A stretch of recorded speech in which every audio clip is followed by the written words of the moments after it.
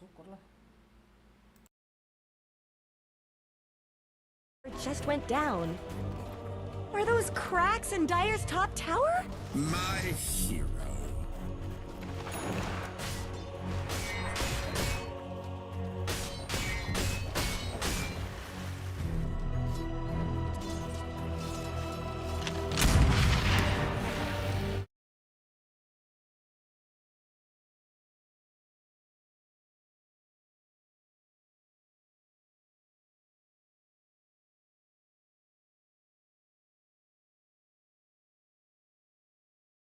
Under attack. Dyer's top tower is falling. Radiant's bottom tower's got problems.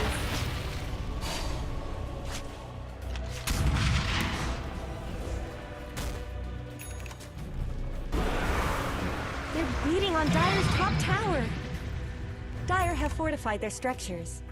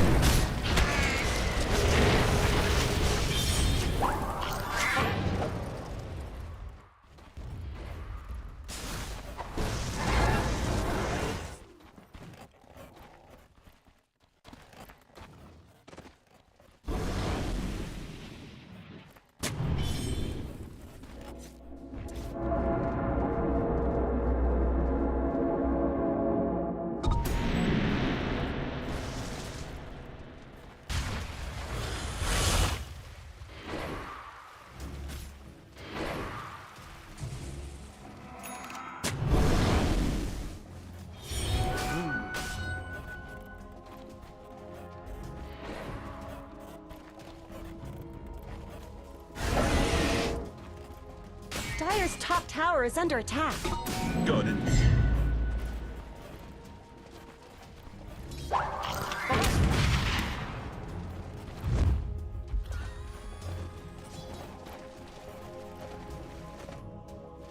Are those cracks in Dyer's top tower?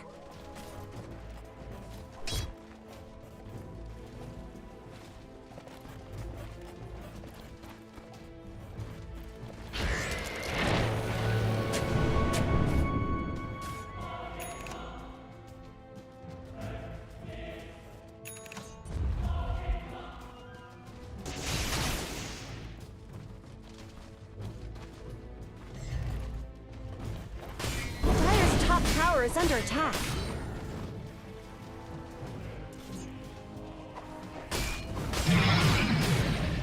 Not much good's happening to Radiant's bottom tower.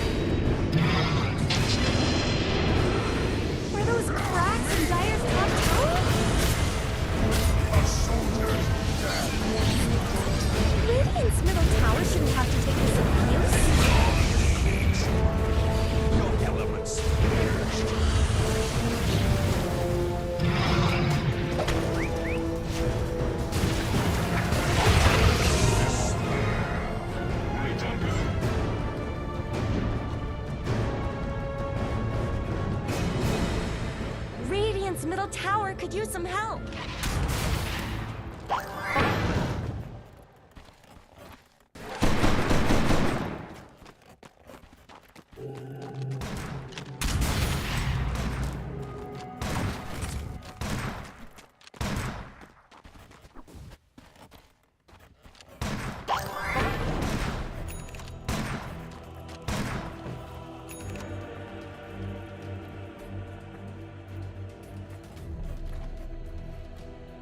a little humility. Have a little humility.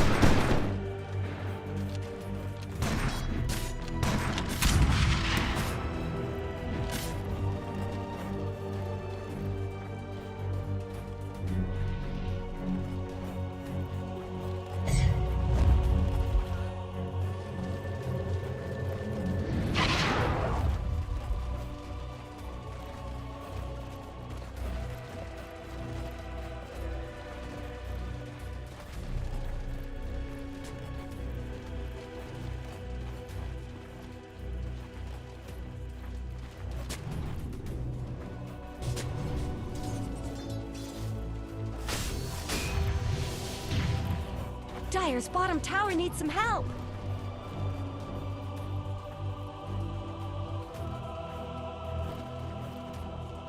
Dire's bottom tower is being chipped away. Dire's bottom tower has fallen.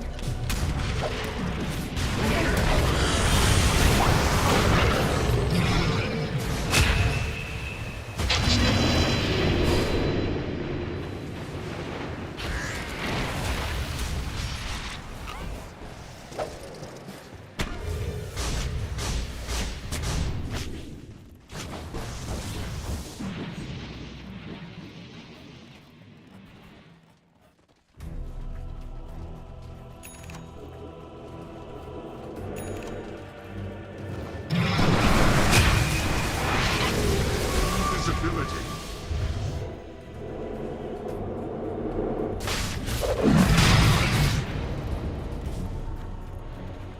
Ada jokem orang Indonesia.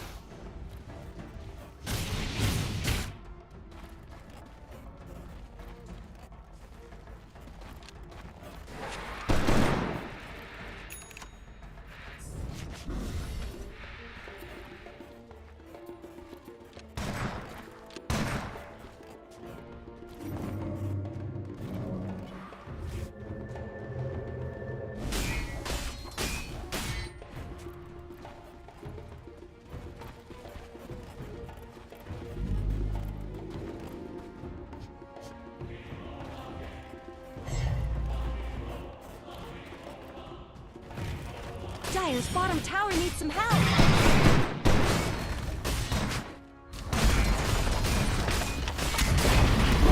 Dire's bottom tower always did get short shrift.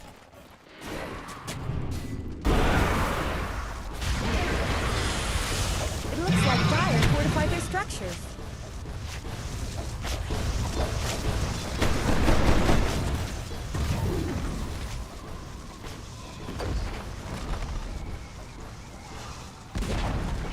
Dire's bottom tower has shattered to little pieces. Dire let all their bottom towers fall. The barracks are next.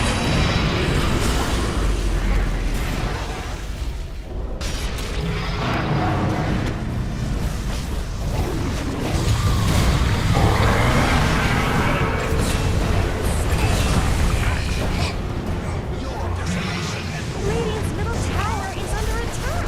Dire's bottom barracks are falling. Radiant's middle tower could use some help.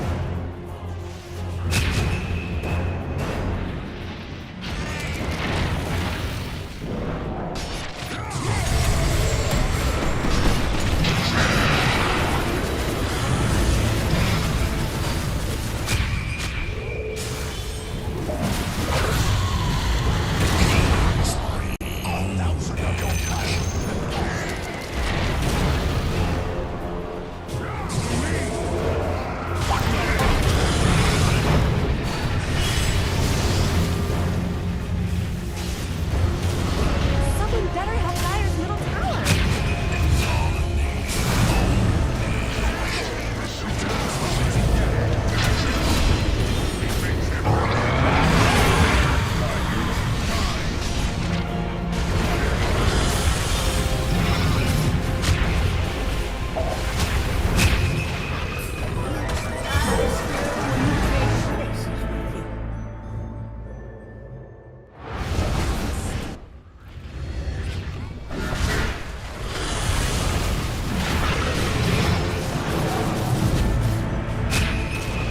Dire's middle tower is under attack.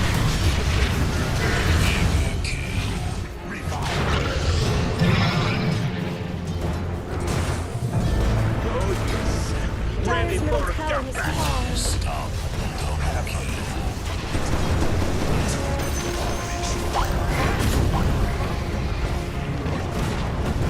Dire's middle tower just went down.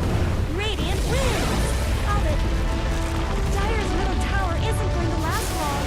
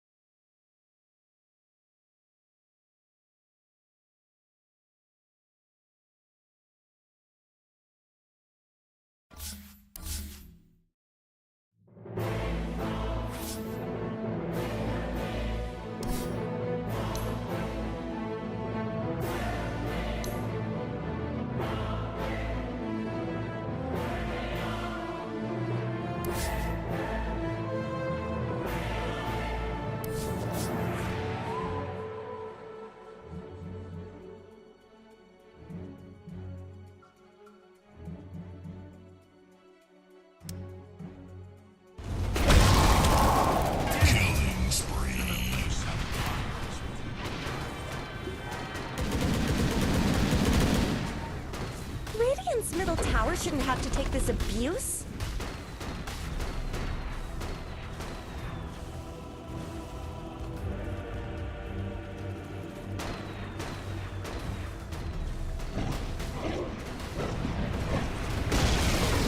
Where did Radiant's middle tower go?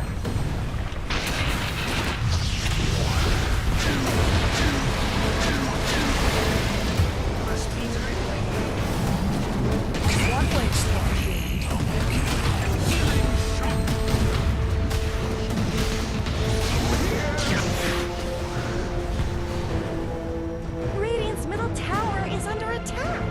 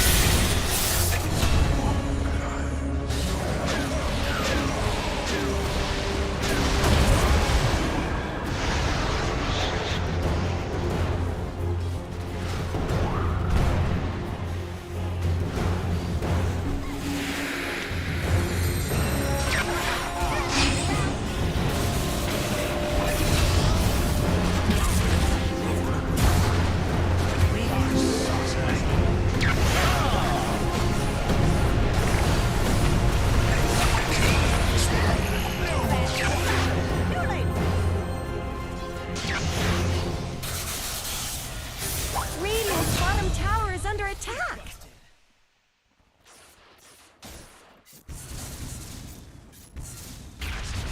Radiant's bottom tower's got problems. Someone better help Dire's middle tower.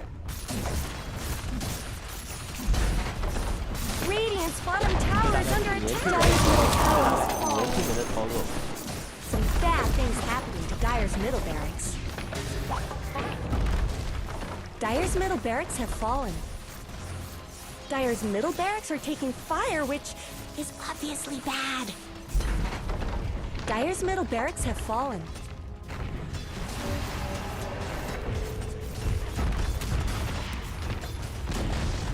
Dire's top tower is gone. Just a cold fog behind. Dire's top barracks have fallen.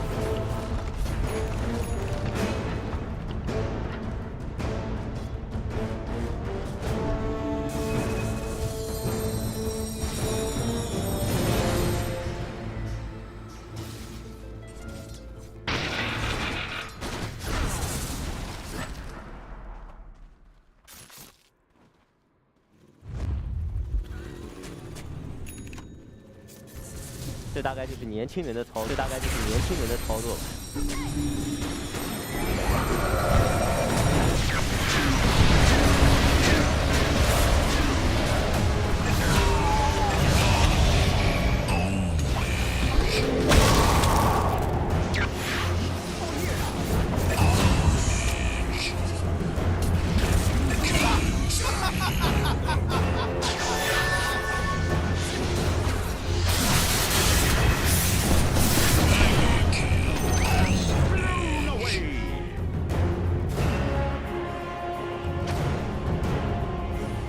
Radiant victory!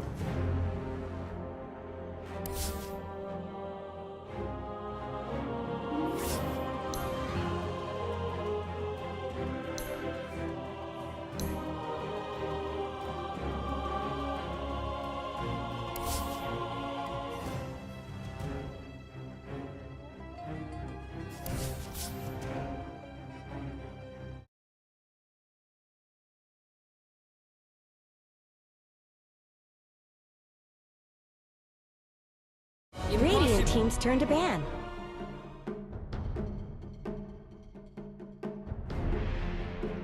Dire team's turn to ban.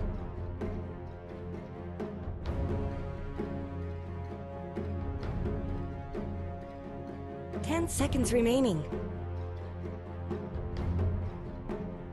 5 seconds remaining.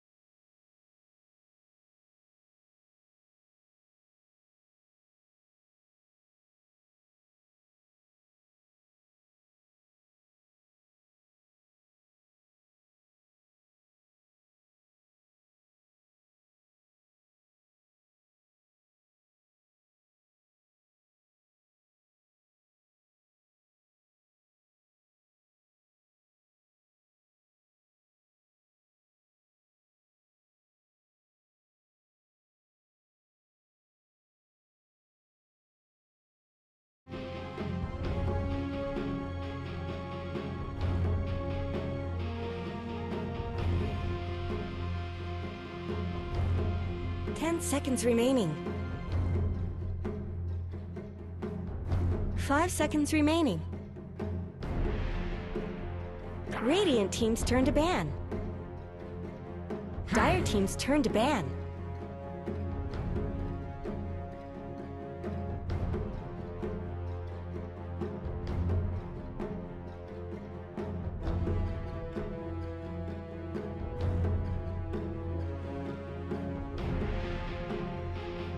Ten seconds remaining. 5 seconds remaining. Dire team's turn to pick.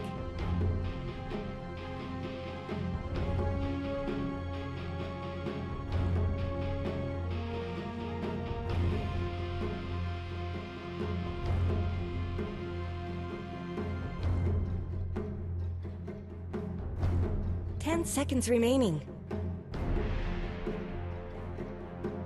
5 seconds remaining.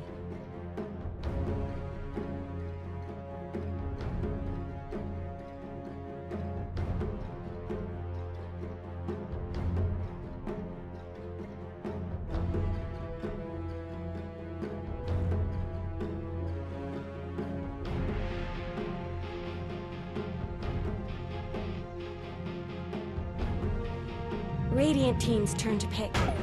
Ripper.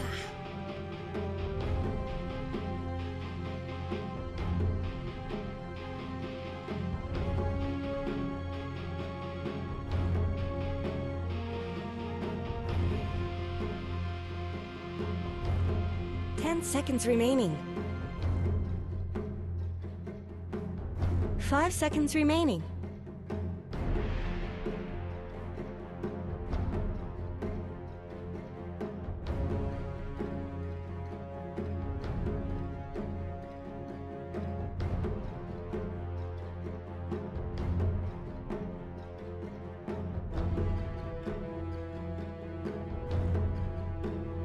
Radiant team's turn to pick. Quick.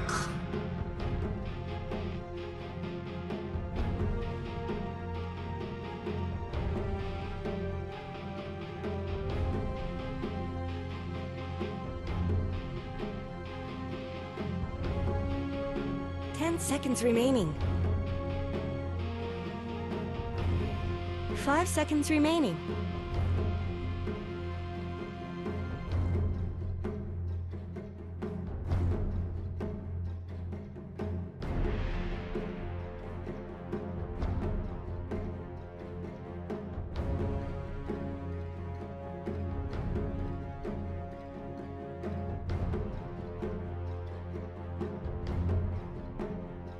Dire team's turn to pick.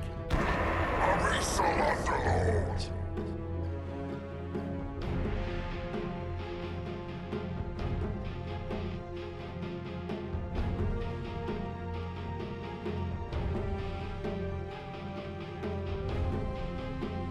10 seconds remaining. Ada 5 seconds alien. remaining.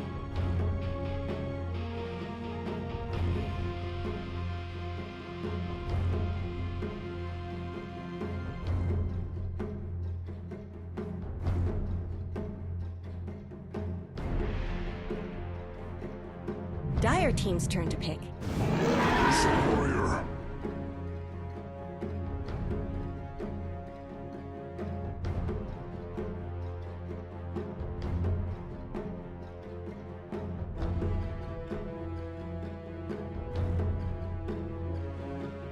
Seconds remaining.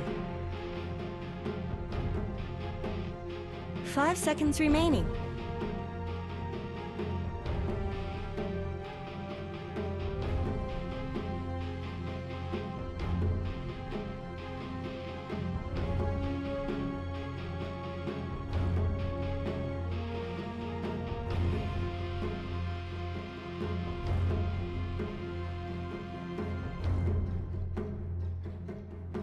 Radiant team's turn to pick. Brewmaster.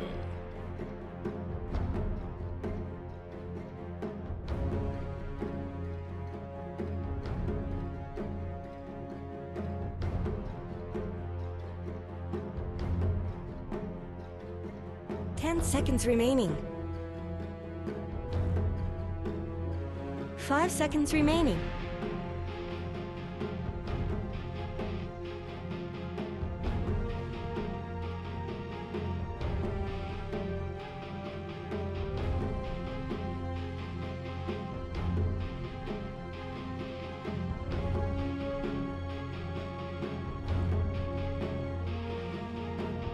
Radiant team's turn to ban. Storm Spirit.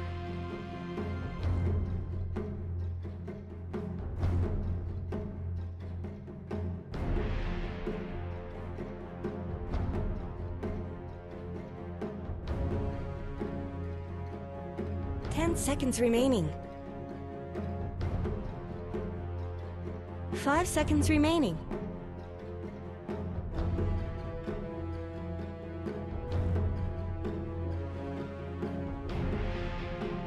Dire team ban.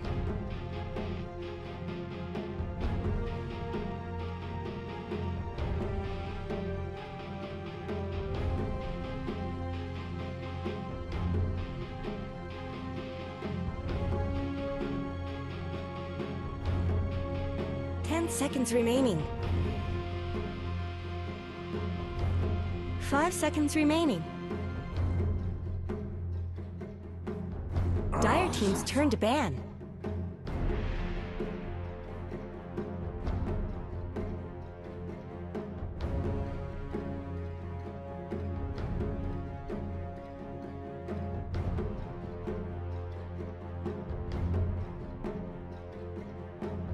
Seconds remaining.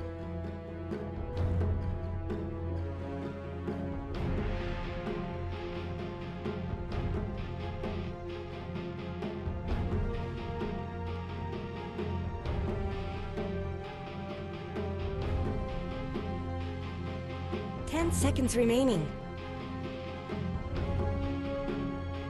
5 seconds remaining. Radiant Team's turn to pick. Dire Team's turn to pick. Drow Ranger.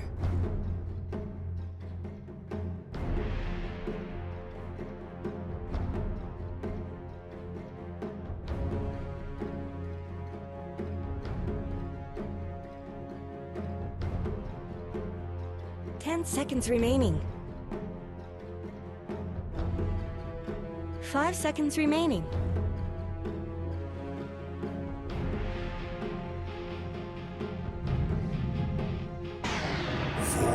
Choose your hero.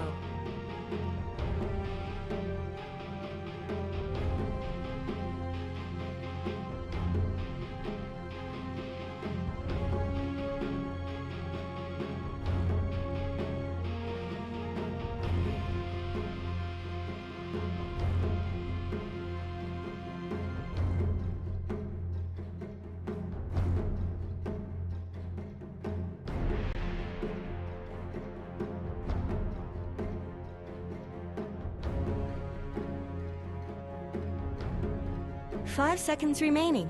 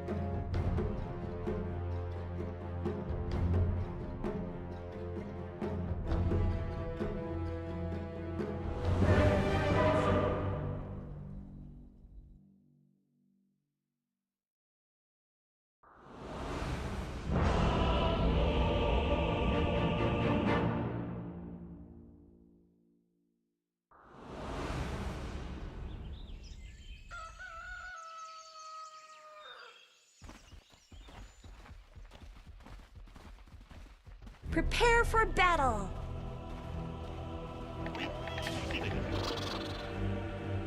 Huzzah!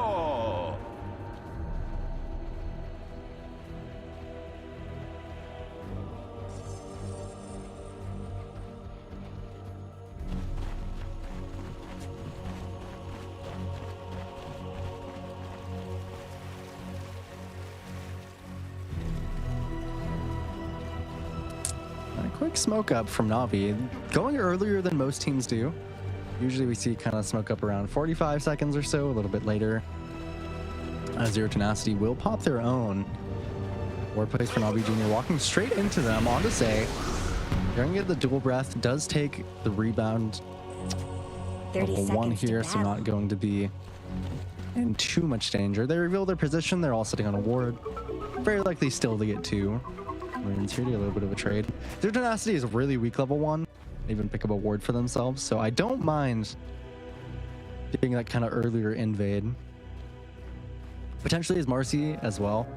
Picking up the rebound level 1 is not your favorite spell. You do have pick me up on stay. That's something to be watching out for the whole game, is that this Marcy can be a little bit of a kind of a save hero instead. Always be on the watch out for that. We do have vantage point on the Drow. I know generally for Drow players, it's just kind of a mixed bag. Some of them really like playing with being able to move on the multi-shot. I personally really like that one, but vantage point, it does deal 30% more damage from the high ground. That can be nice for farming some camps. Ooh, Dire's Can be courier pretty got decent killed. for the Those mid things game aren't once you cheap, do get know. your shard. Mid lane should be relatively even here. And on this bot side of the map, they blocked the wave into the tower. They did have initially 3 heroes down here up until Hugo went ahead and TP'd top.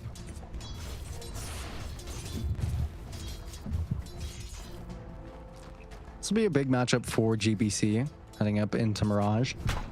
Very much a skill matchup. I would say that Storm is generally just favored. You do kind of have that little bit of a range advantage here.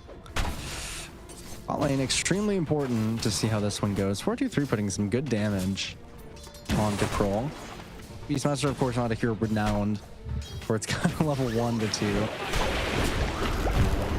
Mostly just a past in that early level. Say, I will say, in terms of support pairings with the Drow, the Marcy is pretty up there.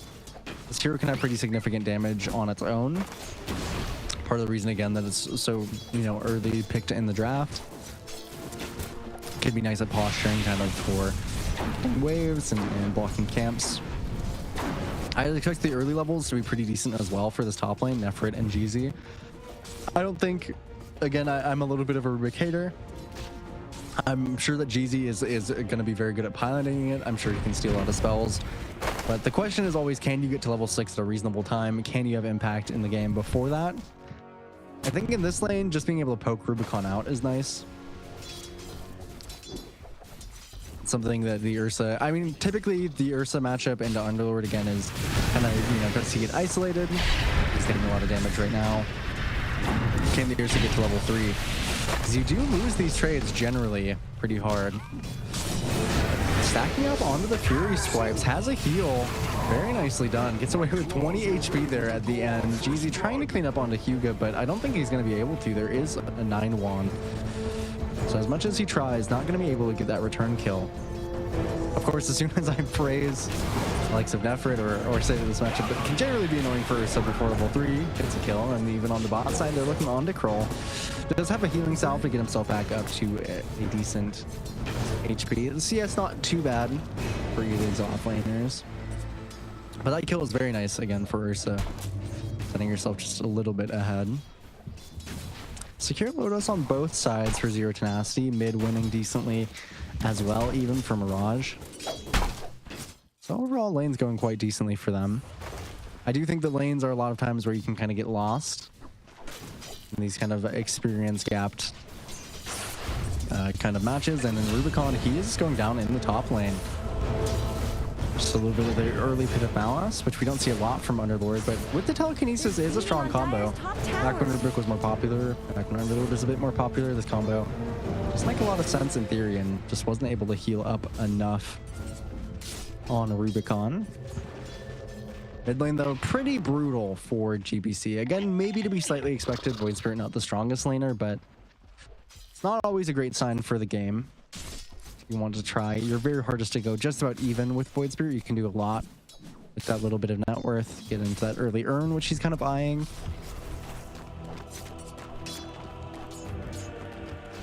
See if there's any shenanigans around. I mean, no shenanigans this time around the water runes. Doing some good damage on the Huga, actually. Doesn't have a huge wand, so it looks like he is just going to go down. A little bit out of position, and it's very easy with this Rubik to punish out of position heroes. Nicely done by them. 4-2-3's lane also not going too bad at all. Decent CS so far. These early levels can be kind of brutal for Drow.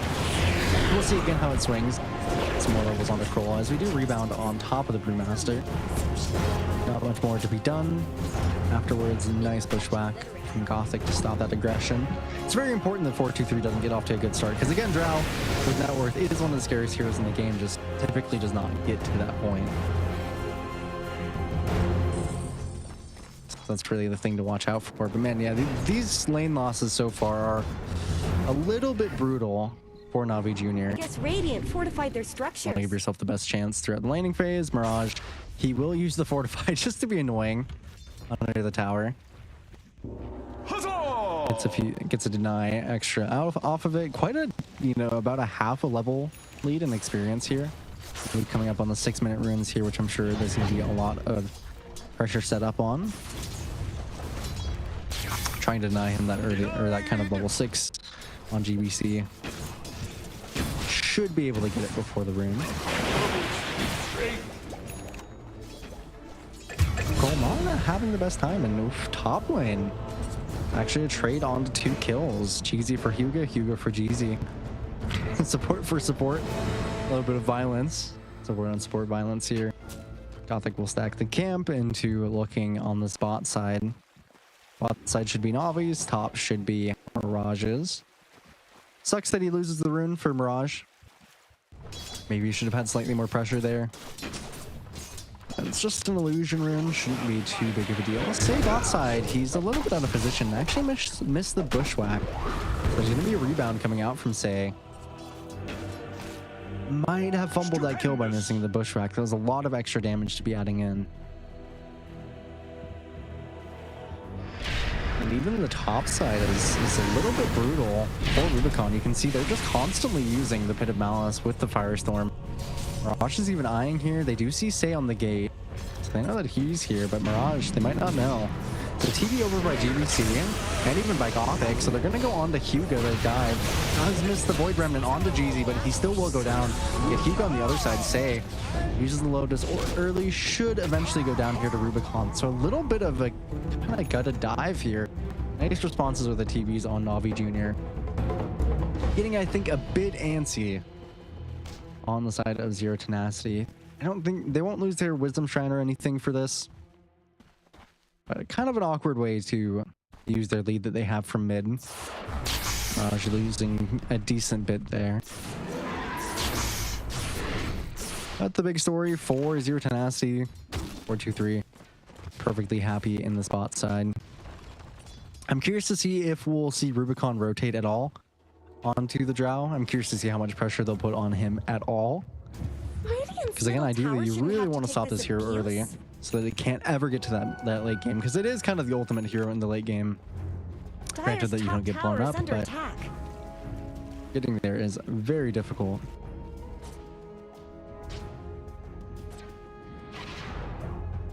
1-2-3, very content in the spot side. 8 minutes can show up. They're going on to Gothic here. Even gets the amplified damage, so nicely done. It's a 2-for-1 on Mirage. Say does have to finish off the kill with rebound, which means he's going to get grabbed in by the Void Remnant. Takes a decent bit of damage, but he's actually just fighting with the bodyguard. They get Hugo on the side. Nice fade bolt there, and he's going to go back in on GBC, but he doesn't have any way out here. Doesn't have the Resonant Pulse for just a second. This amp damage is doing so much. What a fortunate rune to get right at the timing of that fight.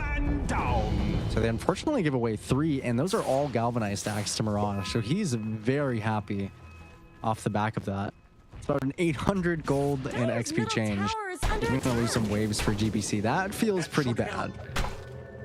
Sets Mirage a decent bit ahead of the pack, and he has a good Storm game ahead of him. There's a reason they picked Storm when they did. It is not an easy game to lock down this Storm. 4-2-3, doing some decent damage onto him. Actually ends up channeling the gate for just a second on Kroll, as Netford is showing up.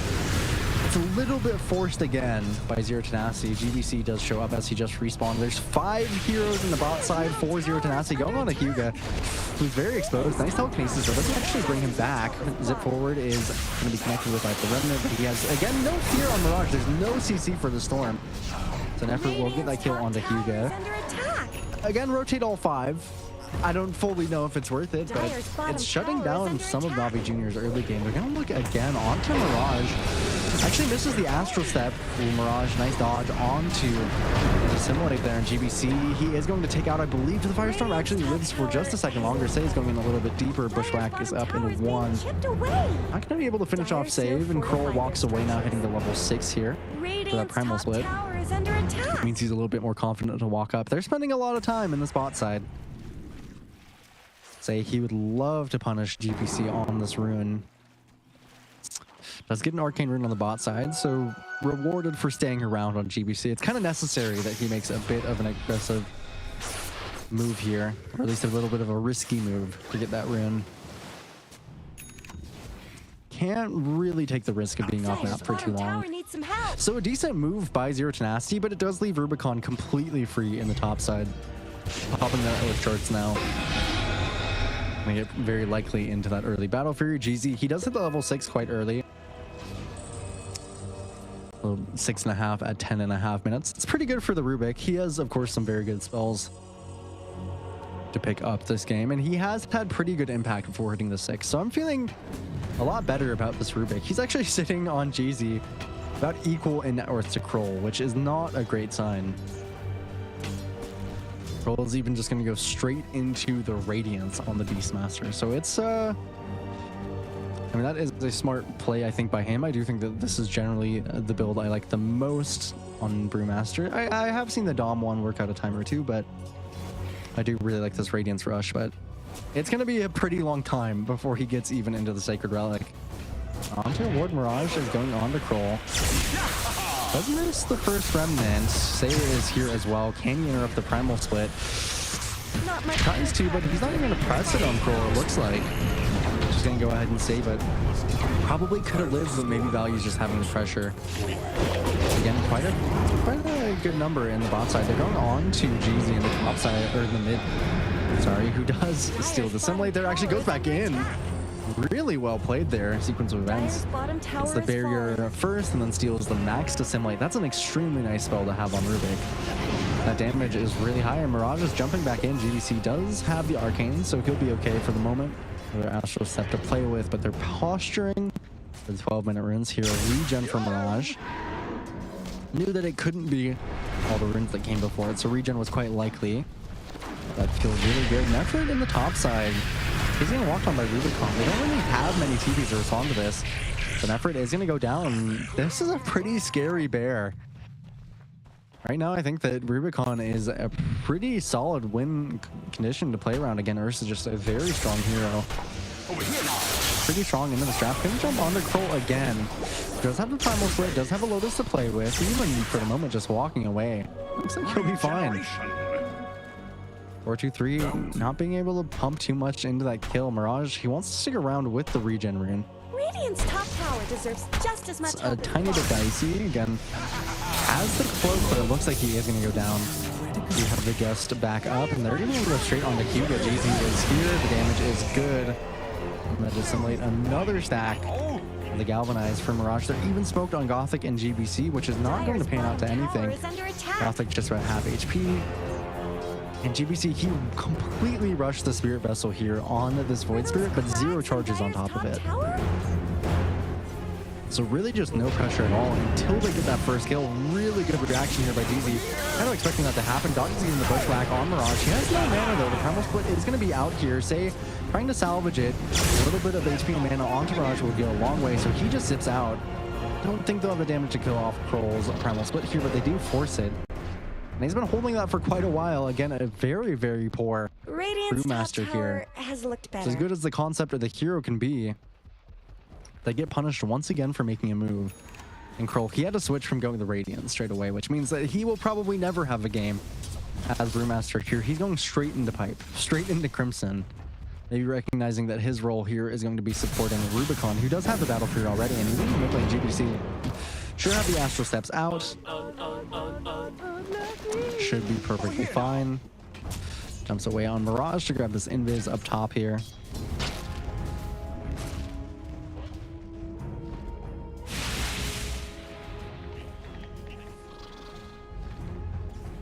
Not getting too many objectives for the side of Zero Tenacity. Rubicon is definitely starting to worry me. I will say Blink already on this Ursa. 8.4k net worth at 14 is pretty disgusting. Level 12 as well. He's just been left completely to his own devices.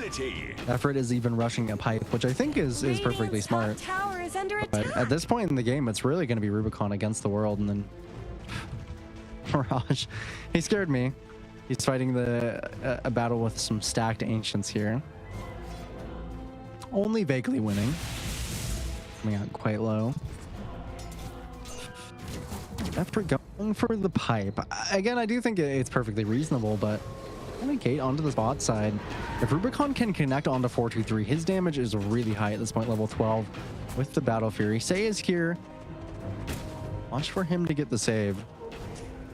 Gothic straight onto him. Doesn't even know on 423, and Sei just walked away. That's going to be an easy pickup for Rubicon. And potentially even starting to knock on this tower. This Ursa is big. And certainly scary. Lots of wards even in the bot side. They're going to look onto Hyuga, onto Mirage, but rotating over through the gate is stopped promptly. Mirage read that one quite nicely. Even the ice path. It's another stack of Galvanized for the Storm. Mirage is having the kind of game to counter Rubicon, or the comic opposite game of Rubicon. Will be very strong in this early game. Going to get an extremely fast Kai Unsonge. This Ursa Radiant's bottom tower is under maybe attack. could be quite annoyed by Beating on this Dire's Mirage top Storm. tower. He's eyeing top. Straight on to Nefer. He's got a campy. She's not getting hit by the bushwhack. Nefer taking a lot of damage. First up to stacking up. Does kill the sharpshooter onto Jeezy. Gets that kill quickly onto Gothic. GBC has a shield rune and resonant pulse. Really greedy onto Mirage. It does have quite a bit of mana to work with, but actually it's burst down immediately by Rubicon. So just feeding this bear more and more. They're going to keep going forward, and then it's on Sei, so he is eventually going to go down.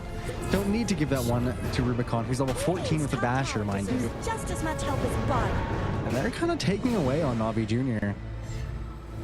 I mean, particularly Rubicon when I say they. He is the top hero by a mile, about 4k up on that Ursa. So he's going to look at Roshan extremely soon. He's going to be extremely strong on the side of the Tormentor timing. 423 is just not quite there by any means, and yeah, full Basher for Rubicon. This is getting really out of hand. This Basher also threatens Mirage a lot, who again is kind of really the big threat for the side of Navi Jr. The rest of them not very strong at the moment. Nefrit as well and went for the pipe straight away onto this Underlord. A pipe does, again, nothing into Ursa. So we'll see if that actually pays off for him. I think it was a bit too late to switch on his organization by the time he was looking at it. Threaten GBC, just a quick dissimulate will get him out. They're really kind of gathered on this top side. Rubicon very likely calling to start the Roche early. He has good reason to. He's extremely strong on this timer. Rubicon, he's eyeing Jeezy. They would love to get this Ruby killing. He's walking up just a little bit too far, so he's going to go down eventually. Sister Shroud attempts to give him a moment of reprieve, but it is certainly not enough. Straight in the rush here, Kroll doing his due diligence. It's extremely poor on the side of Navi Jr. here on the Brewmaster, but he's here to tank the Roshan. He's here to buy the pipe. I think by all means necessary. I mean, his pipe timing I think will be honestly nicer than Nefrit's. All things granted. Full Aegis onto this already intensely fed Ursa. Raj cleans up the mid lane with the haste. But I do think the tools to deal with the Storm are pretty decent. Coming out now with Rubicon, since he does have that Basher, he really threatens Mirage a lot. And so as much as they can play around Mirage, that burst potential is always going to be there. 423 finally finished his Manta style, so his farming is starting to pick up. He's slowly starting to graze Radiant's top tower where Rubicon once was. What I missed? Quickly on to GBC. They're trying to finish him off. It's not quite enough up until he goes kind of the predictable direction with the dissimulate there. Maybe if he went to a different side there, he could have actually astral stepped out. Overall, nice pickup for them. They need everything they can possibly get on the side of Zero Tenacity. If they can pick off the rest of Navi Jr., they can keep that lead that they've had for most of the game, but it's been slowly dwindling. The likes of Rubicon walking down onto that ward near where 423 once was. Doesn't actually know where he is anymore. Walking into the jungle on Sei, stealing their triangle. And the ball of Zero Tenacity is generally stronger than that of Navi Jr.'s. Granted that Rubicon is not there. So any move that Rubicon can't be a part of is a good one. Tormentor timing is up. There's amplified damage on Mirage and a pipe onto Kroll. Rubicon will solo the Tormentor, as Ursa can when you were this far. Give away the shard. Because Hoodwink did get nerfed in the latest patch, but still an incredibly strong shard. Giving that amp there.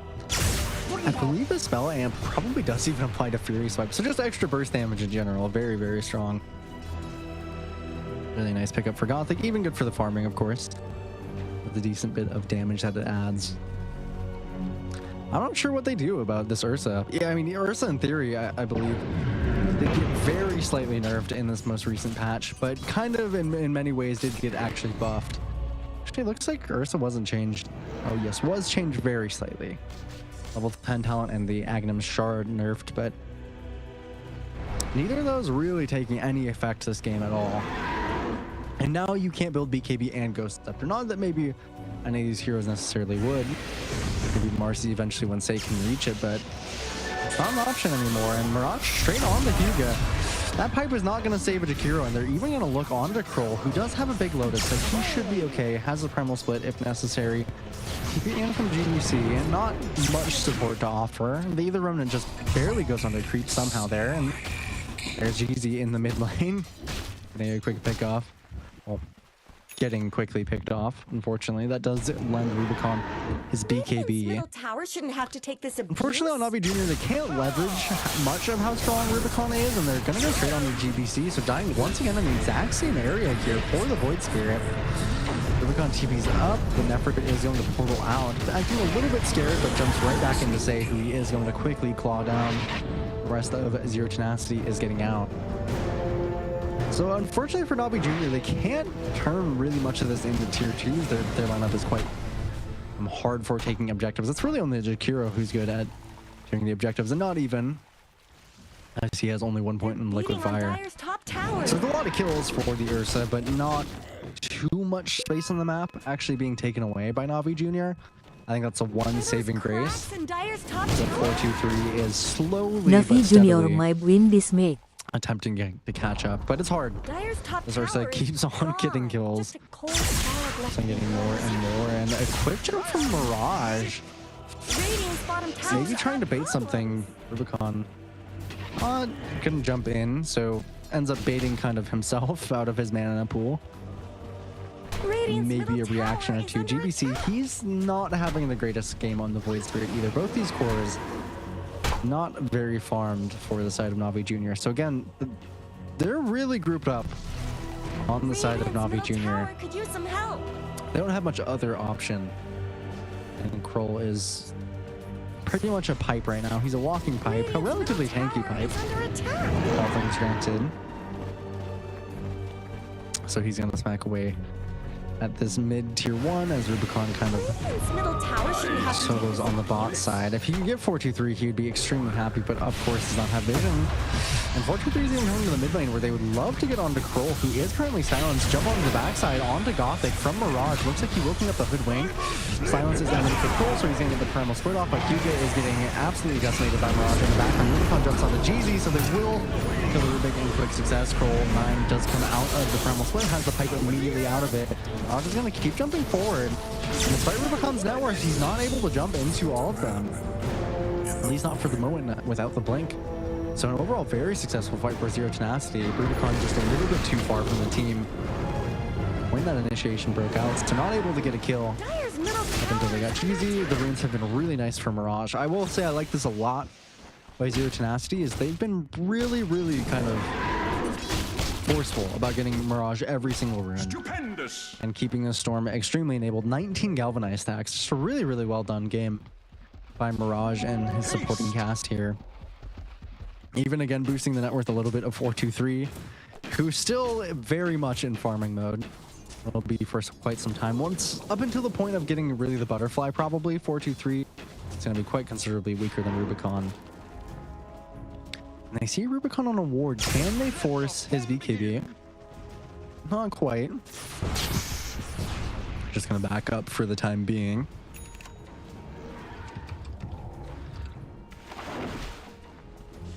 So a little bit standoffish on the map. Again, Navi Jr. just don't have much map space to actually take advantage of It's only Rubicon who is their serious threat. GBC it's just about to finish the Ags at 25 minutes, so very late for the Void Spirit. Very defensive build coming out from Kroll. So yeah, any core that isn't the Ursa is not exerting any pressure. The Rubicon is incredibly strong. Maybe eventually they will head into this mid lane. They're slowly losing things across the map. Nefrit even finished up himself an Ags during all this time. So Ags on the Underlord is very annoying for Ursa. Just having that extra pit of malice. Sometimes you end up forcing the BKB much earlier. We'll finally get the mid lane here. Dire's bottom tower needs some help. Canceling his blink. Gonna jump in with the pick me up. Rubicon can turn here, and he's doing a lot of damage. Really nice burst back. Does pop the BKB early, but taking a lot of damage actually. Fun 4-2-3. Still has the range to work with. Mirage is going to jump in. The Remnant does hit for the moment, stopping Mirage from being there. Really nice Ags pick coming out. Rubicon, he can still blink out. But the same way, he's going to be caught by another pit of balance. These are so obnoxious. GDC is going to be taken down. Mirage, he does want more. Just to be a little bit careful about how far he goes. Isn't going to be able to catch anybody else. The Glimmer keeps giving Hugo just a moment to live. These fights just not particularly panning out for Navi Jr. The only threat is Rubicon, and having to pop that BKB early means that he can really only do so much into the Pit of Malice. Curious to see what his next itemization is here. Quickly pauses onto Rubicon. Maybe that's the solution. Leave the game. It seems like it is going to be lag. No form of BM here. Do you think Rubicon can get scarier? I'm really curious, though, again, what his next itemization is. I think finishing the Abyssal is perfectly reasonable, but I'm not sure that he needs more burst damage. Maybe something like maybe something like a straight-up Refresher is reasonable, given how many BKBs he's going to need. Maybe a Disperser or the likes is actually a little bit of an interesting concept. Maybe straight Ags. Not quite convinced of any of those. It just feels hard to buy any item. Lotus Orb, I think, is queued up later in the game by Kroll, which would be really, really nice to have. Force Staff would be really nice to have on Hugo. So any supporting item that they can get for Rubicon feel quite nice, even for GBC, because he's not getting into any way to deal with these pits for quite some time. Effort is going to pose a huge issue for GBC.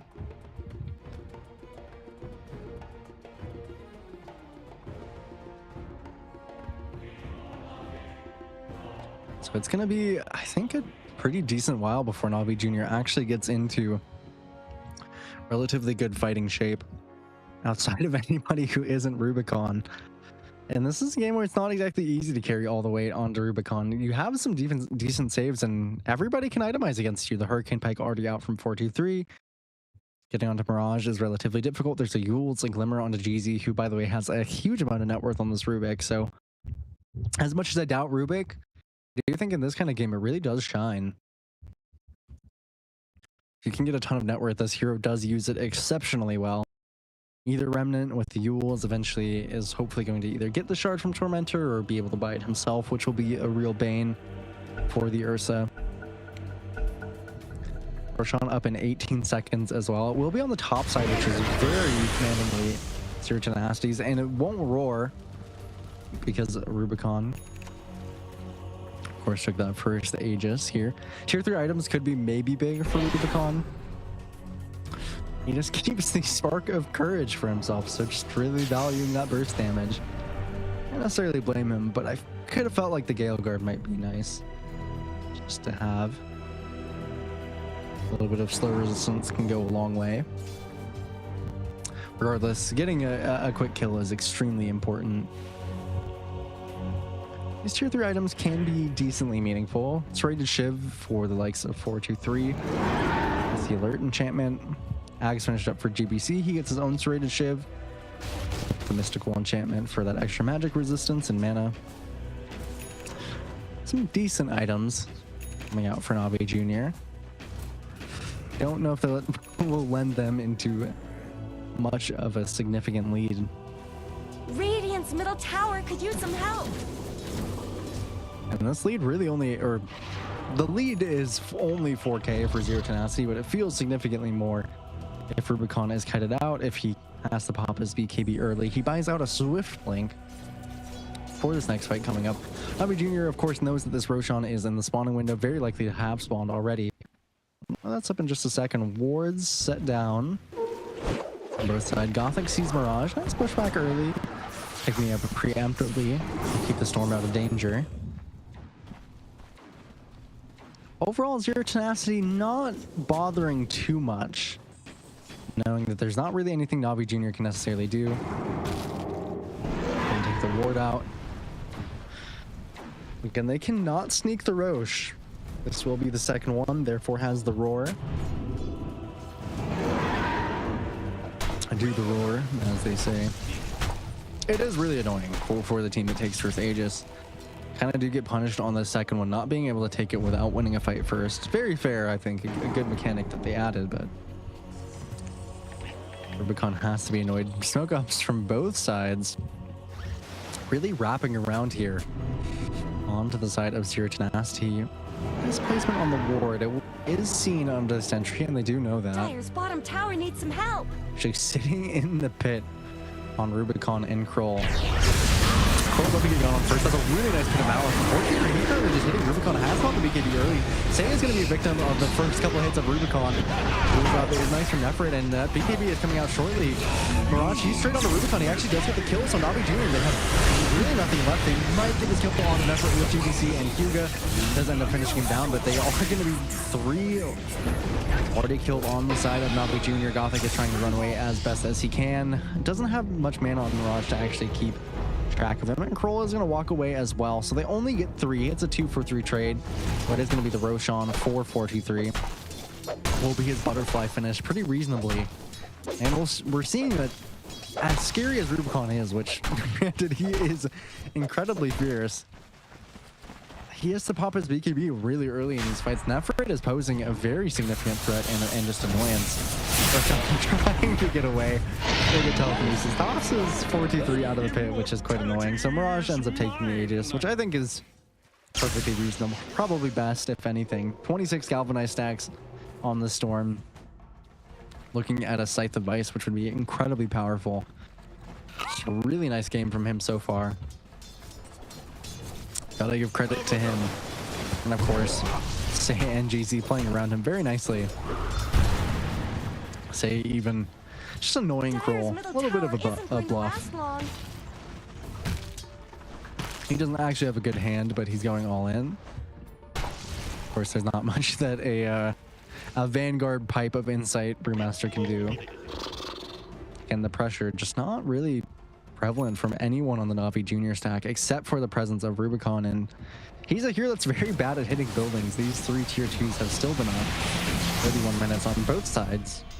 For Rubicon, he would have loved to get at least one of these. They do get the shard, and it goes on to say, not too bad of a shard, being able to go into enemies. Not the one that I think you would have preferred, as GZ's shard is incredibly strong. Were those cracks in Dire's top tower? But it's nice to have. A little extra damage doesn't hurt. The extra movement speed for Marcy herself is pretty decent. It's overall just a very quality of life shard. Mirage putting some pressure into the top side himself. Looking towards where Nefrit is, but realize that it's not exactly a kill. Nefrit is very tanky here. Has some really obnoxious utility. I like the Yule's pickup from him. Again, recognizing Rubicon is the only issue in their smoke up. You catch Hyuga as a victim here. 4-2-3 kill on the him. Does have the butterfly level 20. 50% gust self movement speed. I go on to Kroll with that gate here coming through. Not going to really be able to do anything for him. Can pop the Crimson if he wants to. And taking a while to die might not even be necessarily a good thing.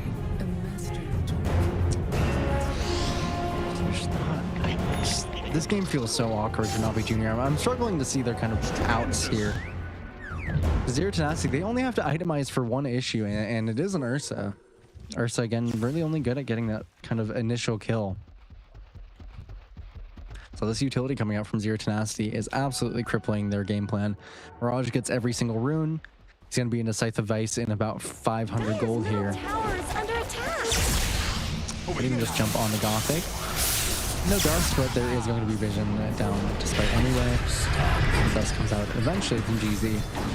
Another set of galvanized stacks for Mirage, eyeing up towards 30. That is the Scythe of Vice finished as well for him. So we'll get this tier 2 pretty comfortably. This timing is very scary from Zero to Nasty. 4-2-3, he's finally farmed. But this is the point in the game where Drow is significantly scary. The serrated Shiv is adding a lot of damage, has the shard with the vantage point. Actually does work on towers as well, notably with that shard. Hurricane Pike Butterfly, just really, really good itemization from 4-2-3 to deal again with Rubicon. So there's really nothing else to do. Has to Crimson Guard up the towers, not exactly a good omen. So won't have that if a fight breaks out. Likely a fight's not going to break out because Rubicon is not even here. He's thinking he needs to finish his MKB before they ever try to touch 4-2-3. Probably is correct. Dire's middle barracks have fallen. So for the moment, he is just going to be away in the top side, farming back as a team on the likes of Zero to Nasty. The gate here, Rubicon, he's forced in range early. The Hex comes out, he will be able to BKB TP out. A borrowed move from Nightfall. The nice thing about Underlord is that they can just come back right to where they were, and even a smoke up. This is a really, really smart play. By the side of Zero to Nasty, it'll kind of get away with Nephrit being here. Of course, Navi Jr. is aware of the potential. Say walks onto the high ground. He's got a BKB straight onto Gothic. They're going to pop both ores, the Crimson and the Pipe. Cool, that's about all the impact he has in this fight. They're going to lay out soon. Say he's being looked at by Rubicon, who does not have the BKB, mind you. Does have the Enrager. He's getting some up for the moment. He's at half HP, even gets Jules from the backside. Hugo is going to go down. Say jumps in like a madman. Raj, he is going to get this kill on the Rubicon eventually. Even through the Enraged, 4-2-3 is just a tower at this point, and the game is just over. There's nothing more to be done about this game. Cole, he's got nothing left in the tank. Say is going to jump back in again. They're playing to the limits here on this Marcy, but he knows how strong the team is behind him. GBC.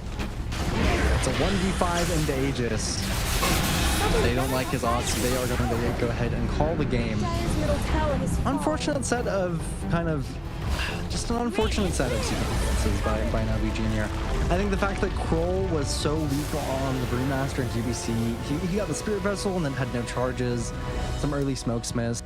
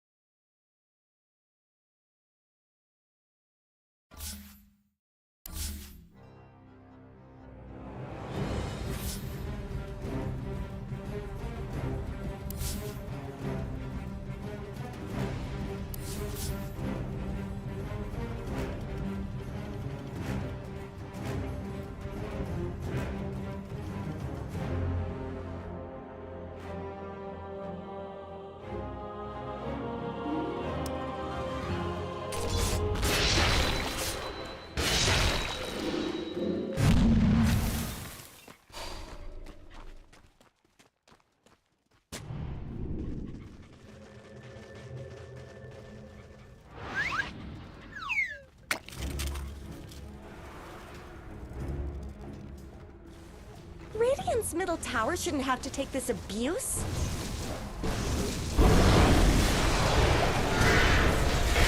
Radiant's middle tower could use some help.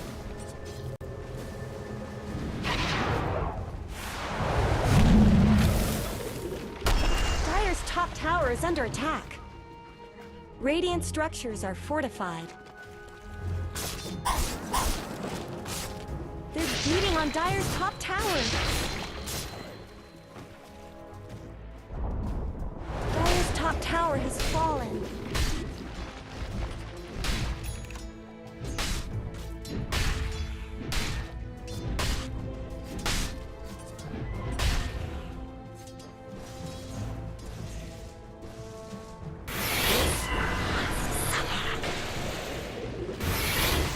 Dire's middle tower is under attack.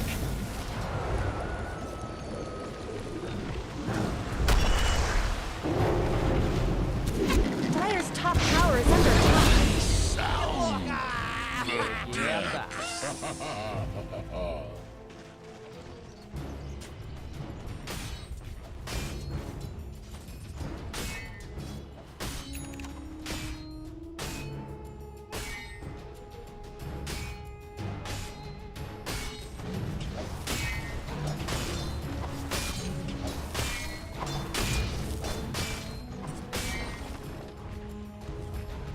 Someone better help Dire's middle tower.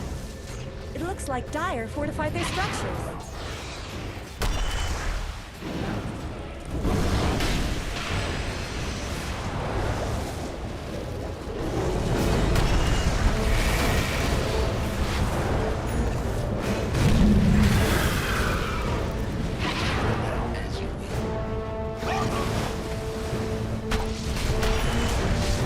Dire just denied their middle tower.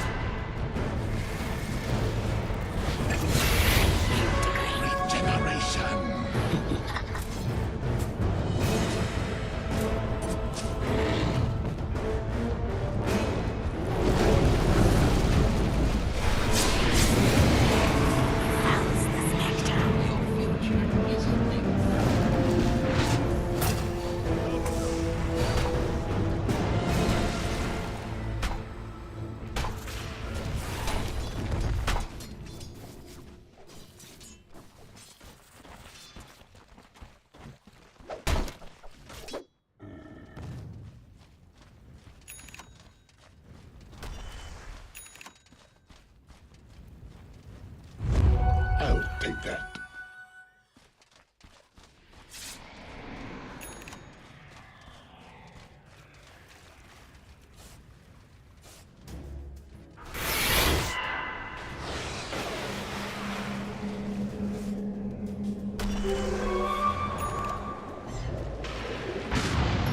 Dire's bottom tower is under attack. Dire's courier has been killed. They always go after the courier.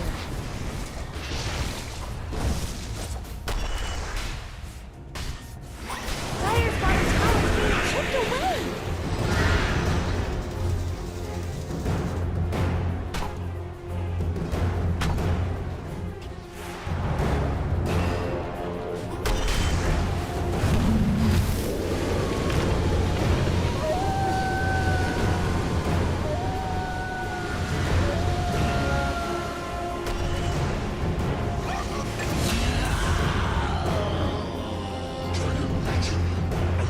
Terima kasih Sultan Nisa 0198 untuk close-nya.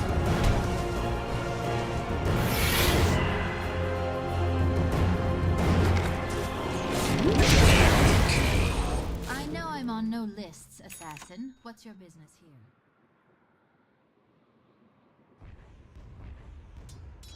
Are those cracks in Dire's top tower?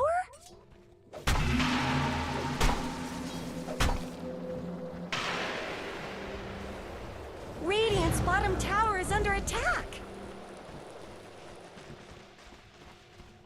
A soldier's fortune.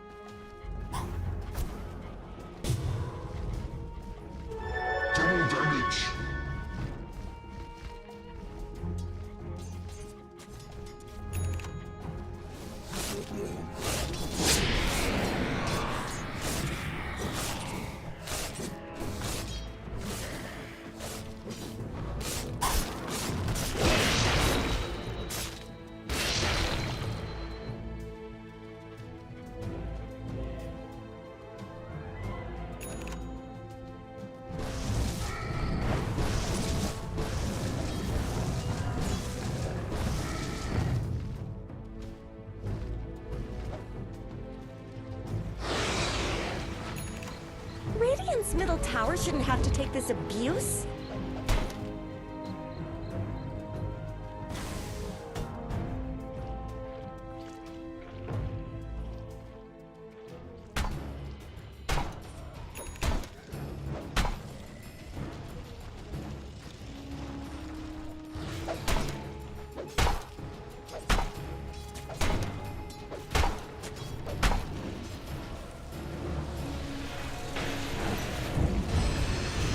Not much good's happening to Radiant's bottom tower.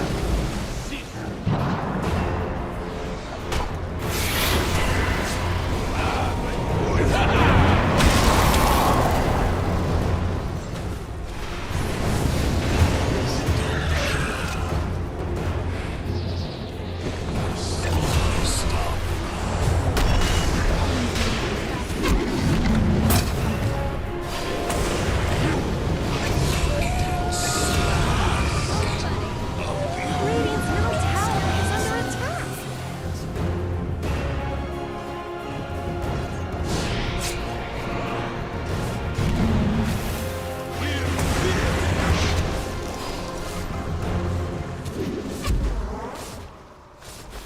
Ooh, Dire's courier got killed. Those things aren't cheap, you know. Worse for you on the elemental plane. Gang WR.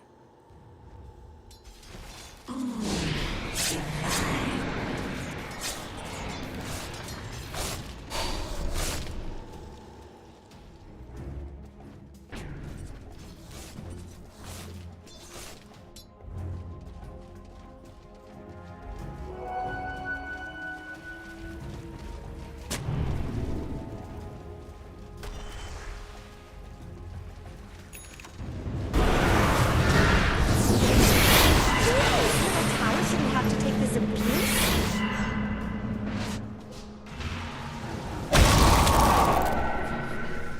Radiant's top tower deserves just as much help as bottom.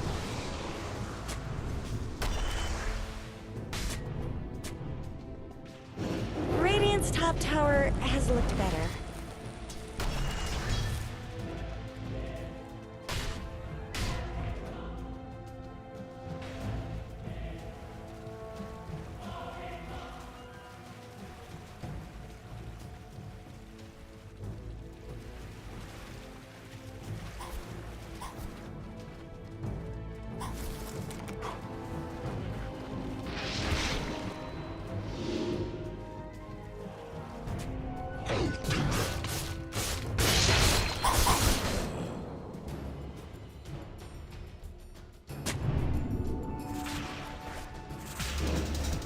Radiant's middle tower could use some help.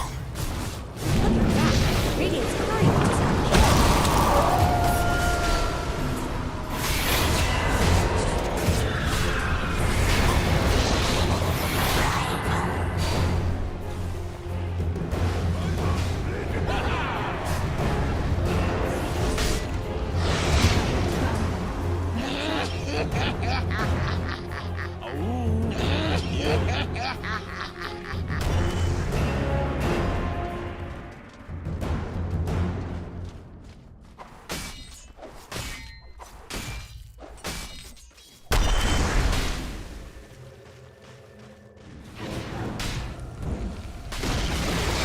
Radiant's middle tower has fallen.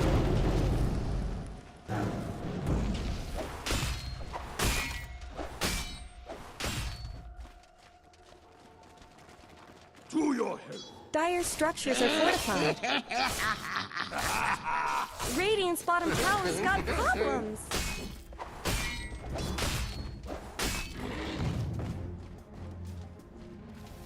Not much good's happening to Radiant's bottom tower.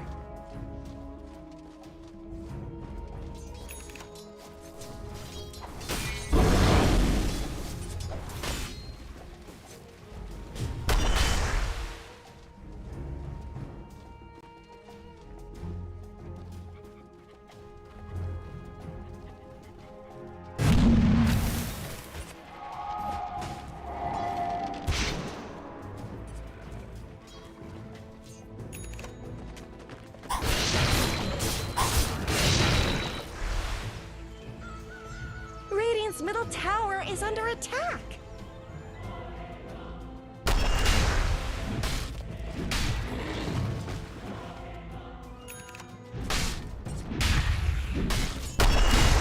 Dire's bottom tower is being chipped away. A soldier's fortune.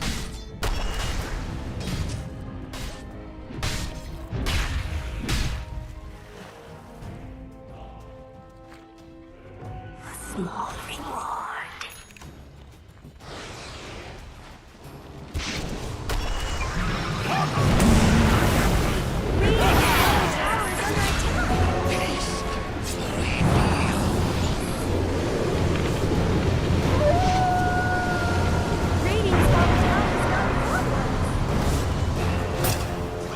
problems. Not much good's happening to Radiant's bottom tower.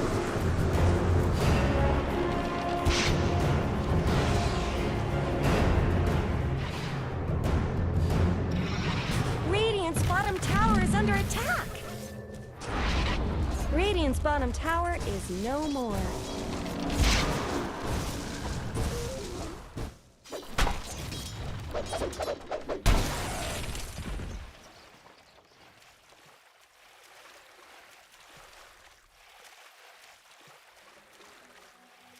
Radiant's middle tower is under attack.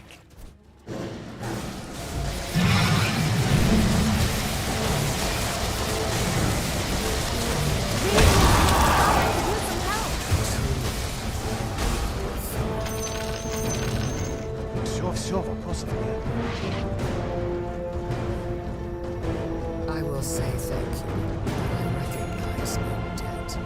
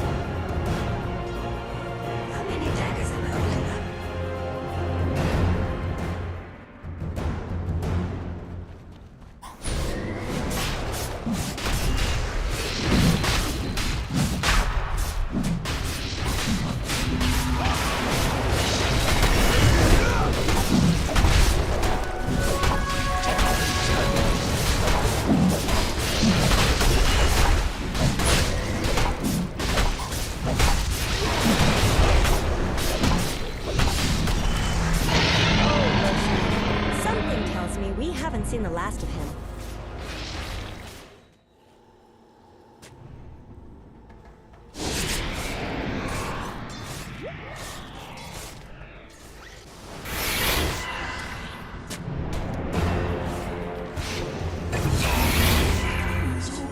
Hahaurgang 09.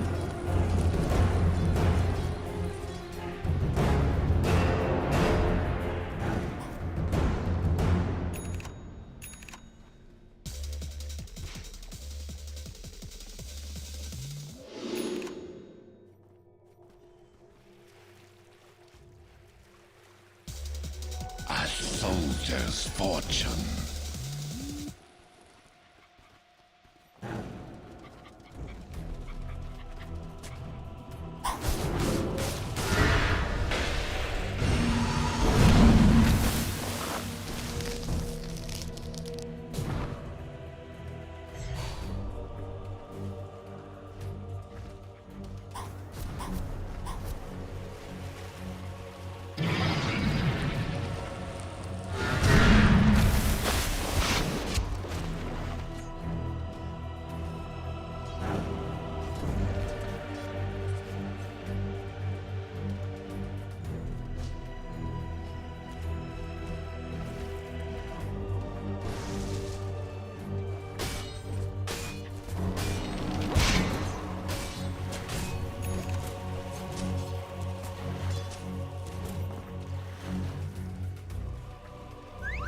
Invisibility. Radiant's middle tower shouldn't have to take this abuse.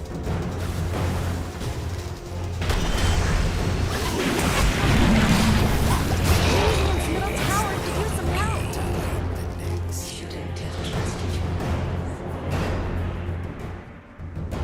How many daggers am I holding up?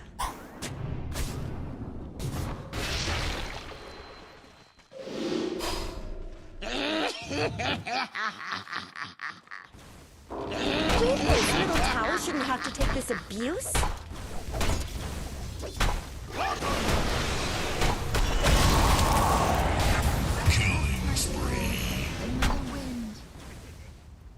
Radiant's middle tower is under attack.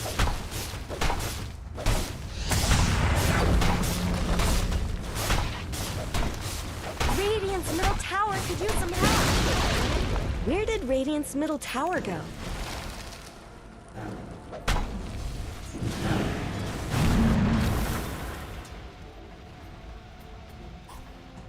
Dire's bottom tower needs some help.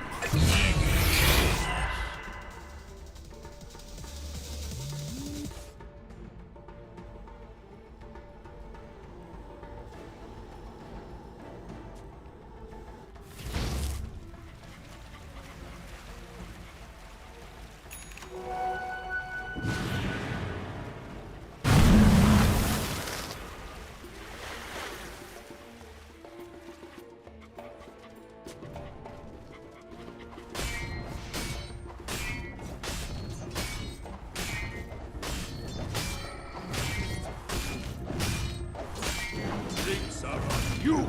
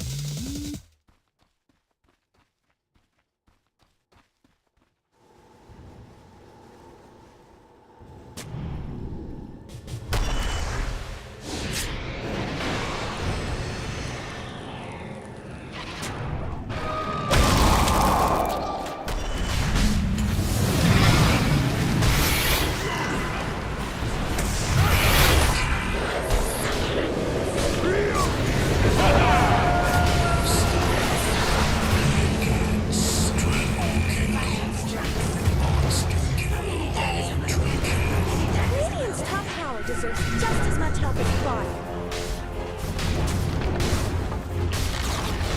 Radiant's top tower has fallen. Dire's bottom tower is under attack.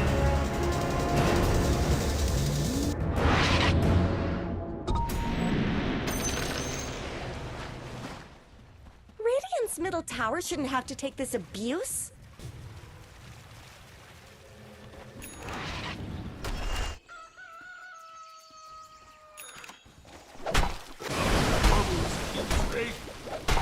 They're beating on Dire's top tower.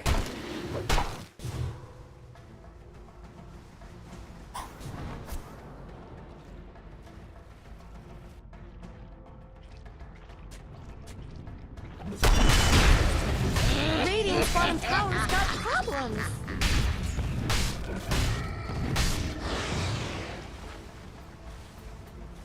Not much good's happening to Radiant's bottom tower.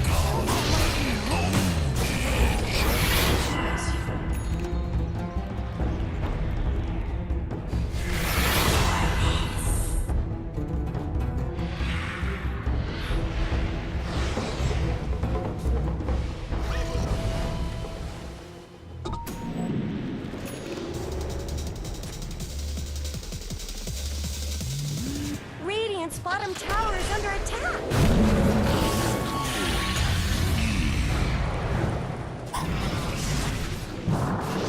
Radiant's bottom tower's got problems.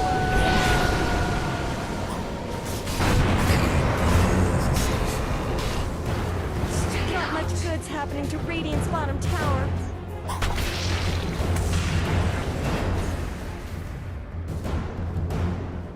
Radiant's bottom tower's got problems.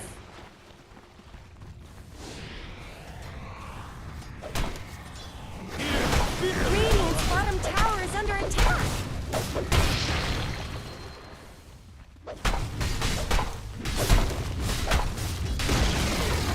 Radiant's bottom tower has fallen.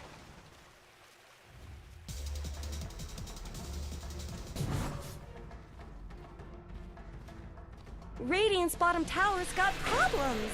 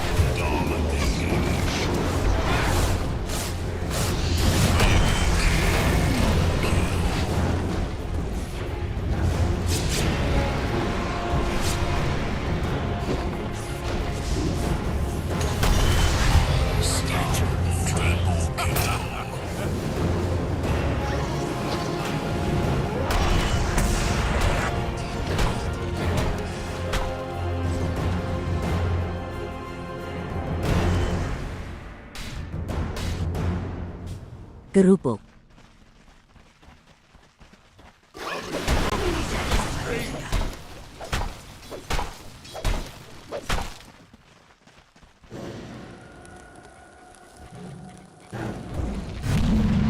A soldier's fortune.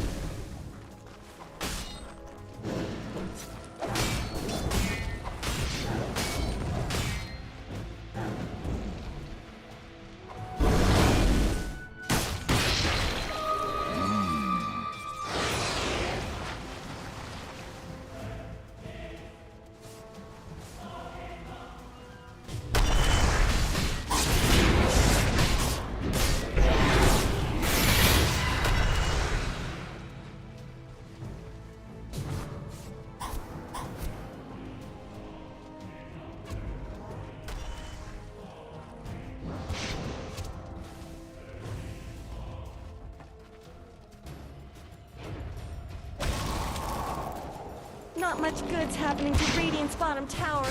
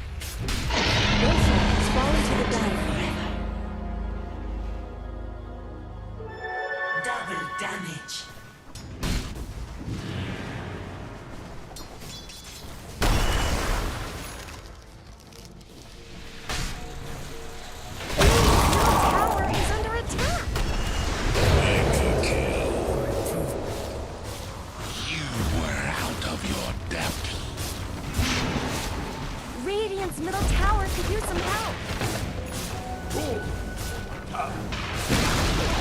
Radiant's middle tower has fallen.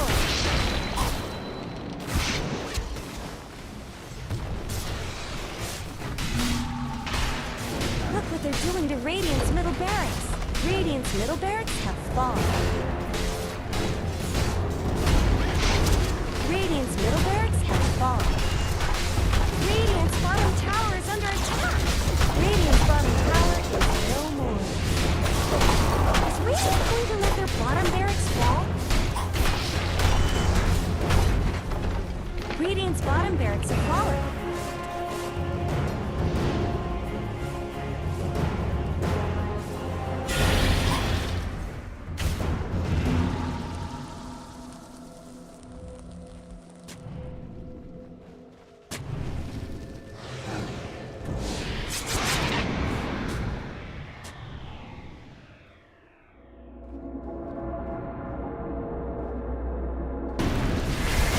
Radiant's courier has been killed.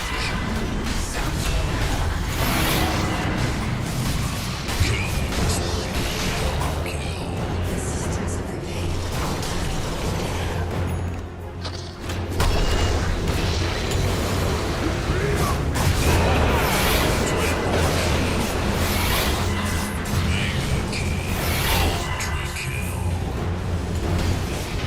Player disconnected. Dire victory!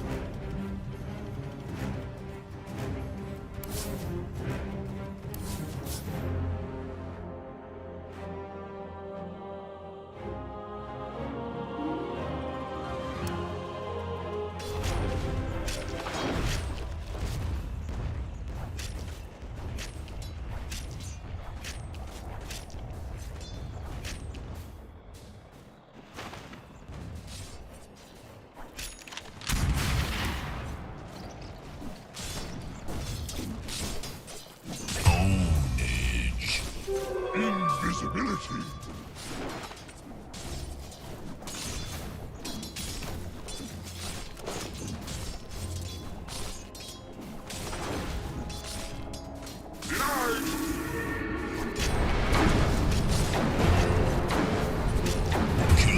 Radiant's middle tower is under attack.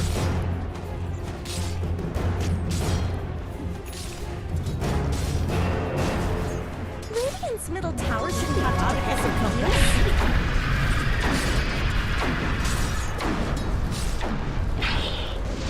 Radiant's middle tower could use some help. Dire's top tower is under attack.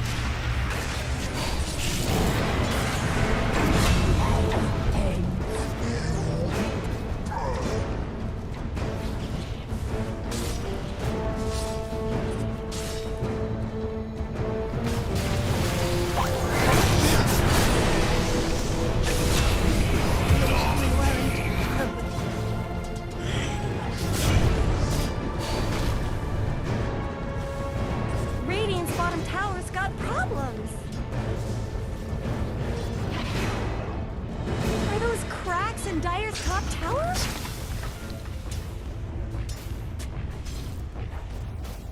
Dominating.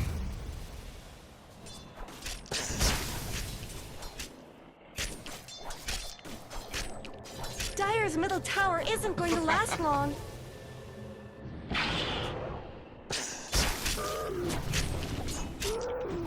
Dire's bottom tower needs some help. Radiant's top tower is under attack.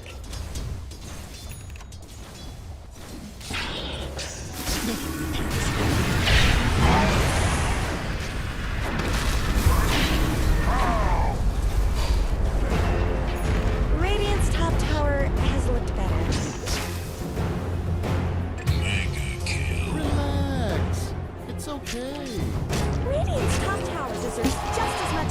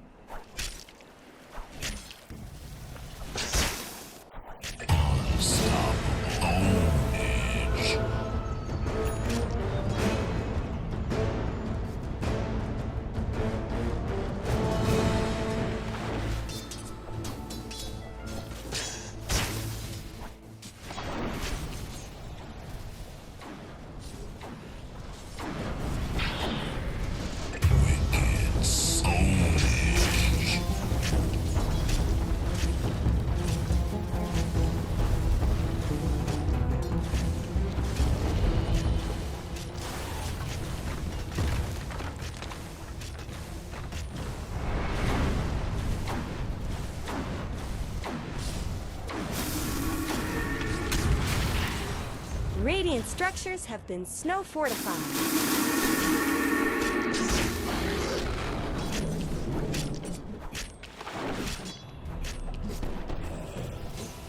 Radiant's middle tower is under attack. Where did Radiant's middle tower go?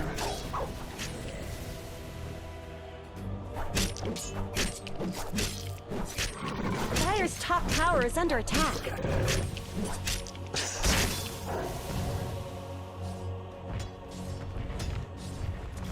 They're beating on Dire's top tower.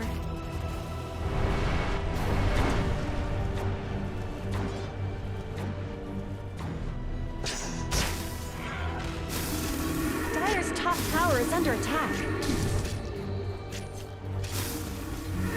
Monster kill. Not much good's happening to Radiant's bottom tower. Are those cracks in Dire's top tower? Radiant's bottom tower is under attack. Godlike double kill. Radiant's bottom tower's got problems.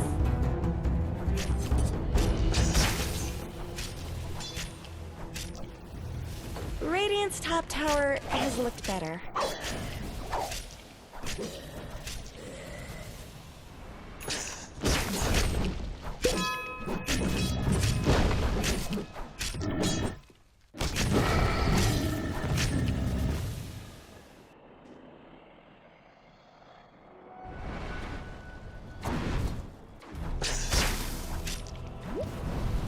Not much good's happening to Radiant's bottom tower.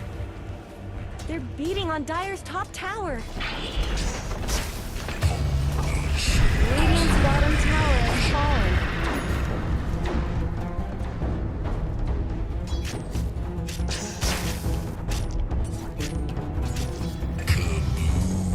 Double kill.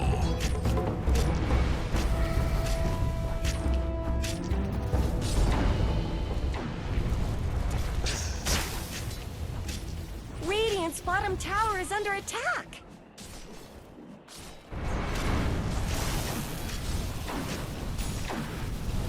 Radiant's bottom tower's got problems.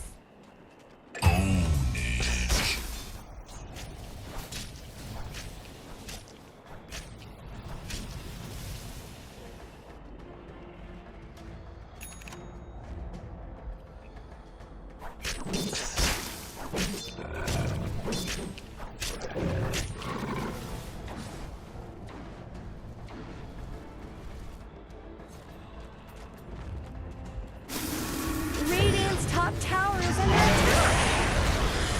Radiant's top tower has fallen.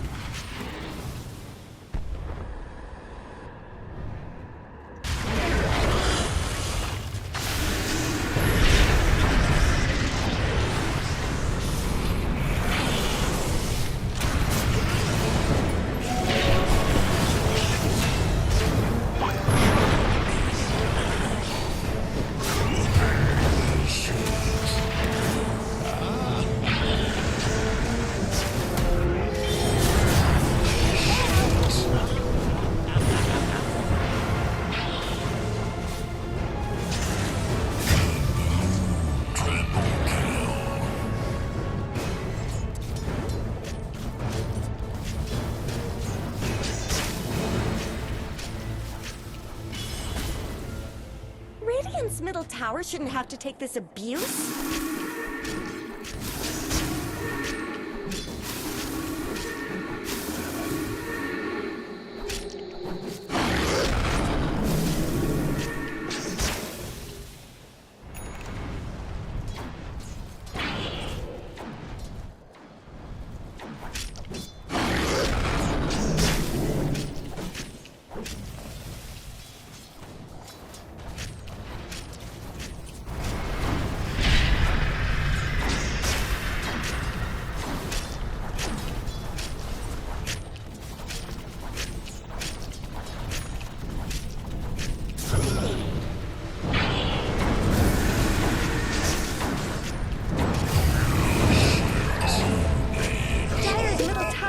going to last long.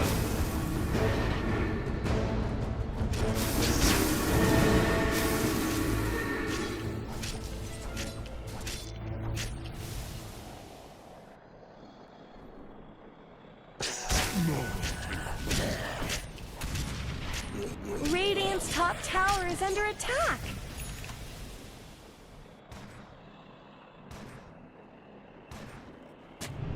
Radiant's bottom tower is under attack.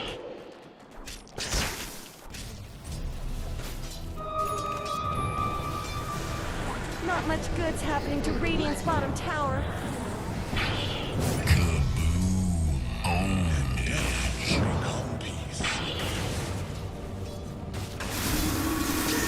Radiant's middle tower is under attack. Radiant have fortified their structures. Radiant's bottom tower's got problems.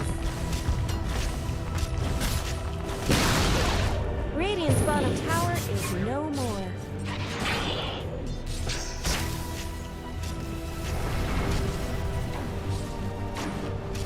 Not much good's happening to Radiant's bottom tower.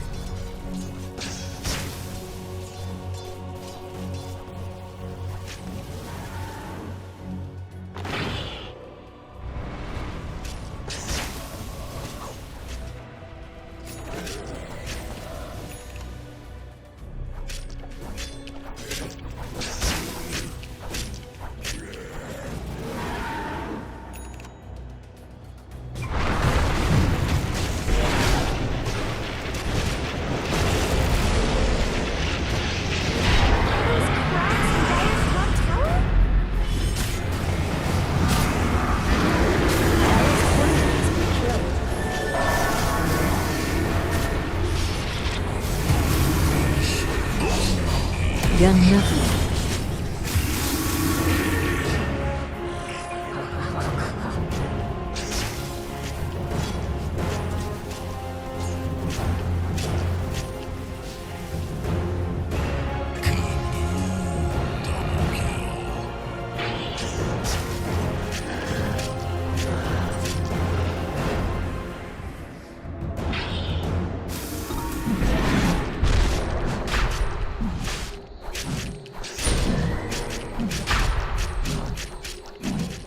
Radiant's top tower deserves just as much as its bottom.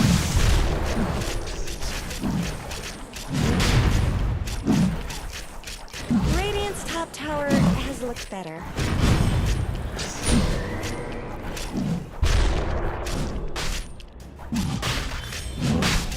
No sun's down. I fetched an Aegis once.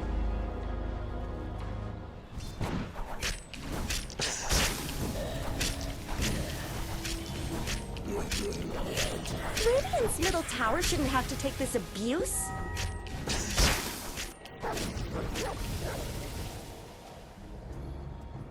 Radiant's middle tower could use some help.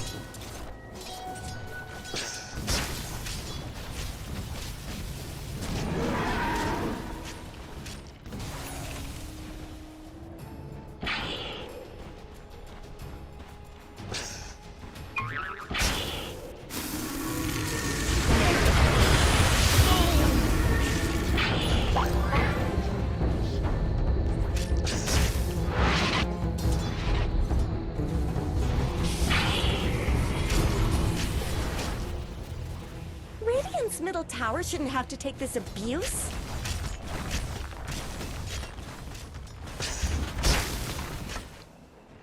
Radiant's top tower deserves just as much help as bottom.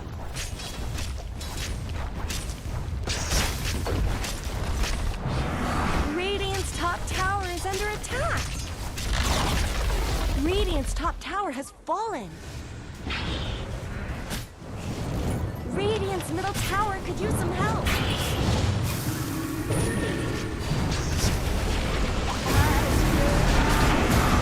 Radiant's middle tower is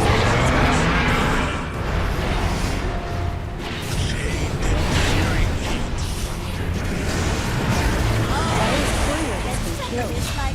What did that courier ever do to anyone?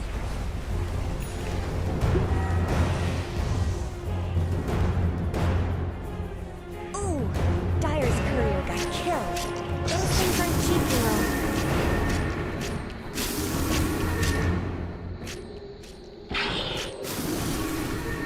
Never reviewed school.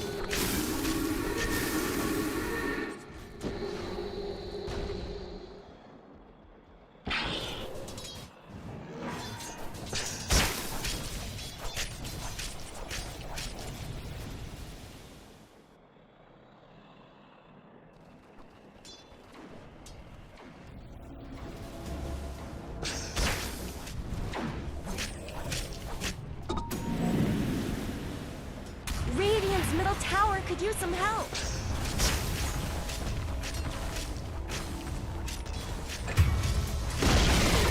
Radiant's middle tower has fallen.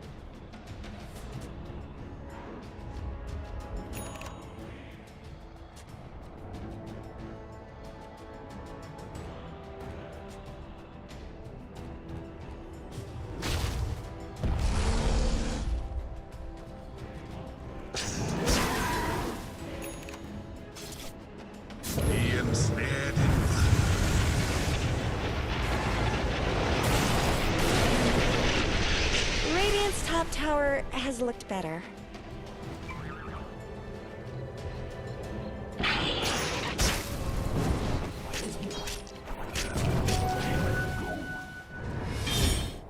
Dyer's bottom tower is under attack. 省着点吧，小朋友。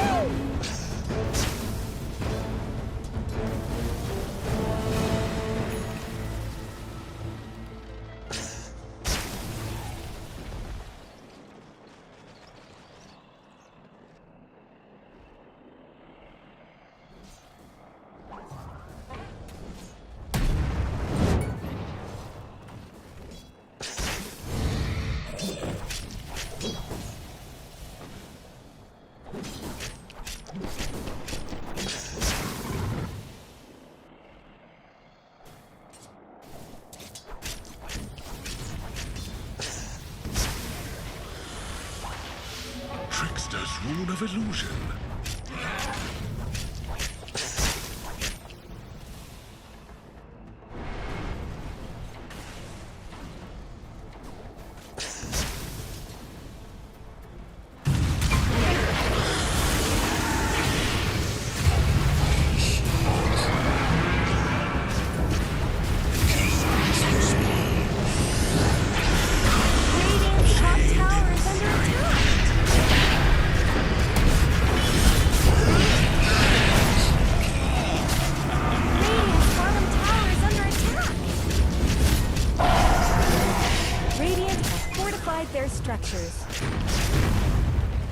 bottom tower's got problems.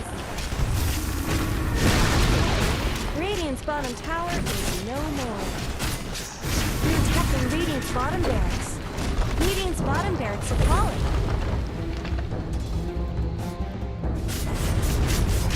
Radiant's middle tower shouldn't have to take this abuse.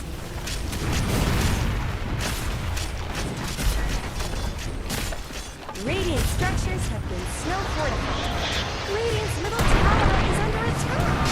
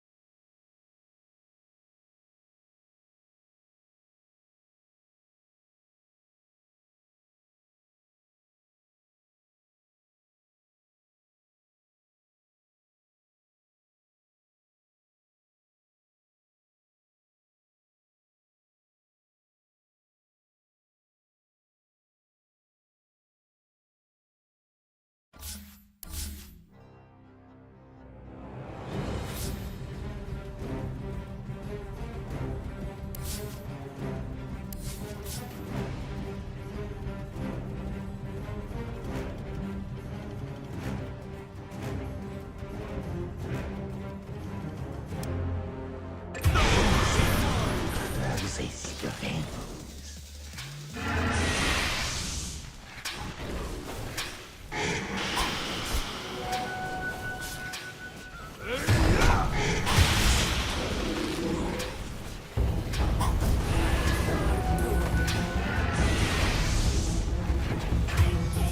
How many daggers am I holding up? From above.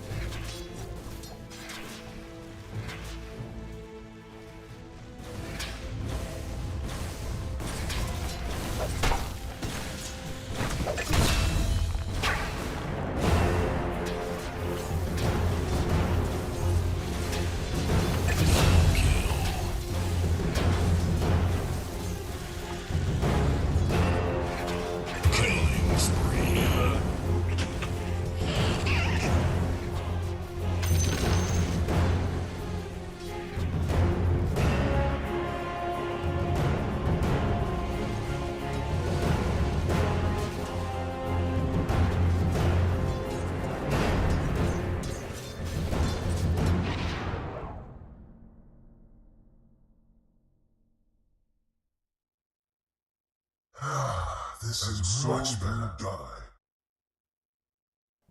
Тихонечко себя ведем. Легенда, легенда. Тише, тише, тише.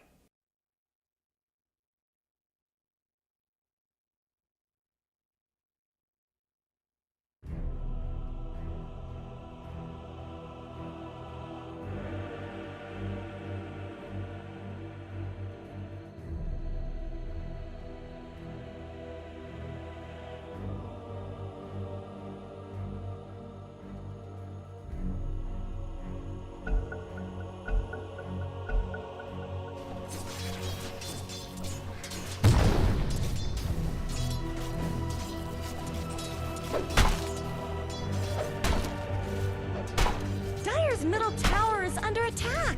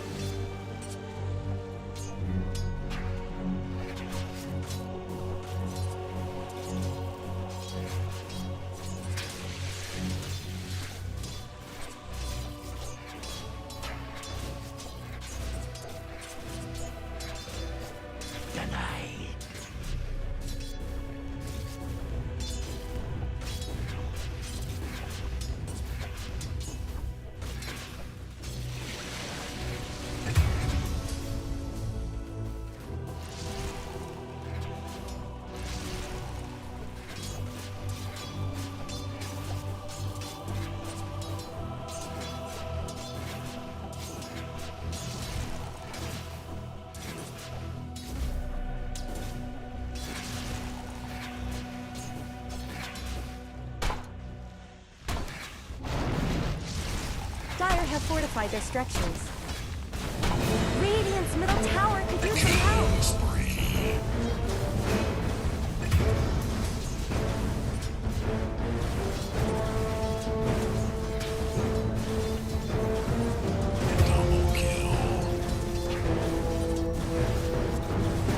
Radiant's bottom tower is under attack.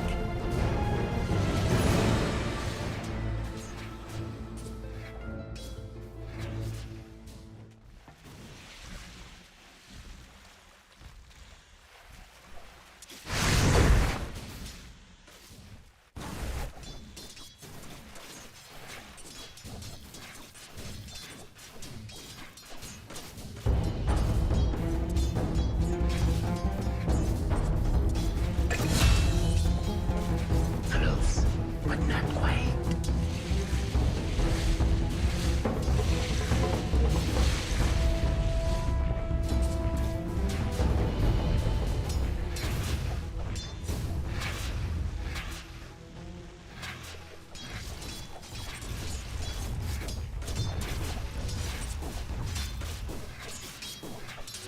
Got it.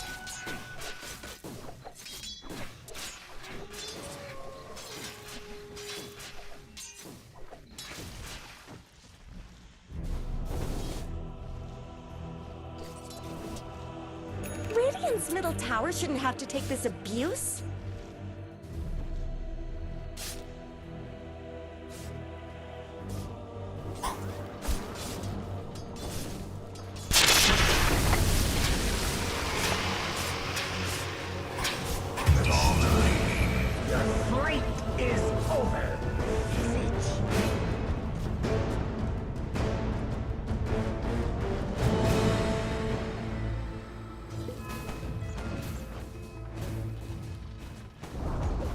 Radiant's bottom tower has fallen.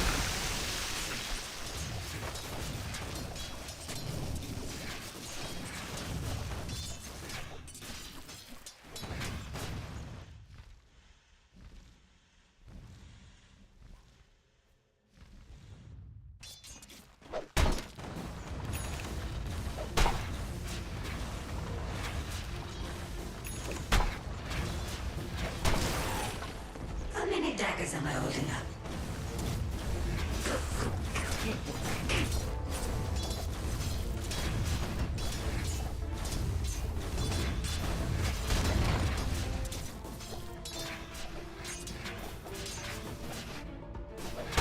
Легенда.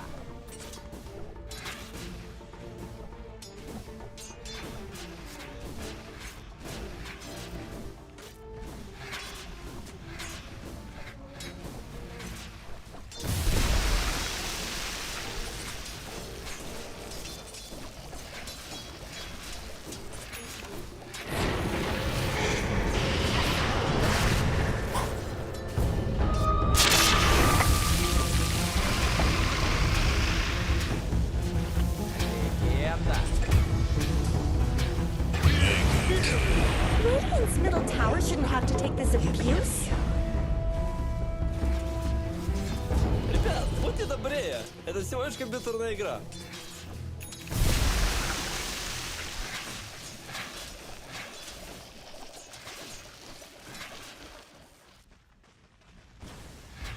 Radiant's middle tower could use some help.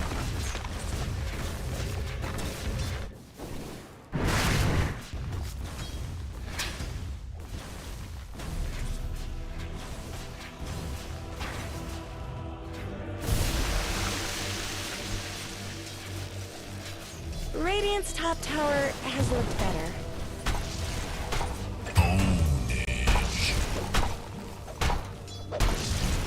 Radiant's middle tower is under attack.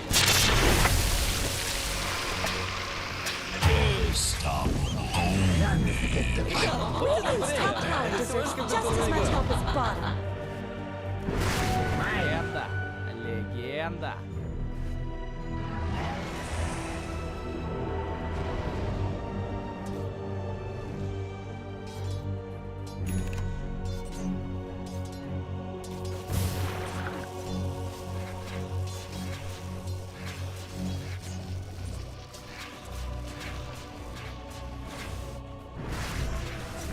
Radiant's middle tower is under attack.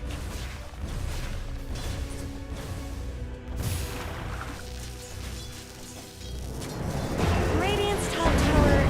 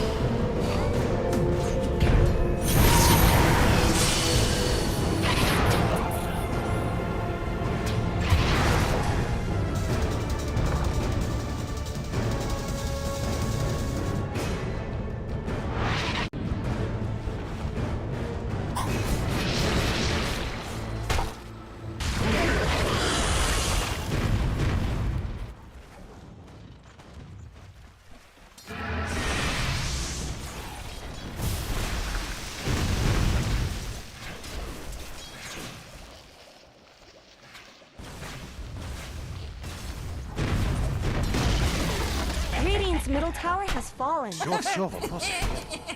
Тихонечко себя ведем.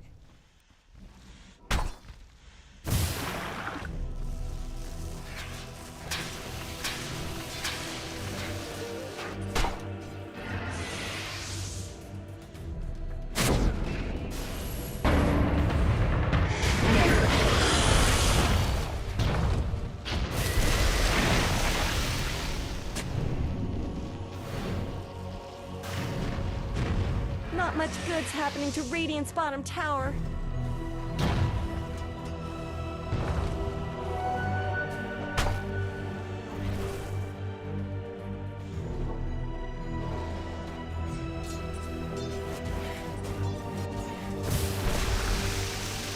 Dire's top tower is under attack.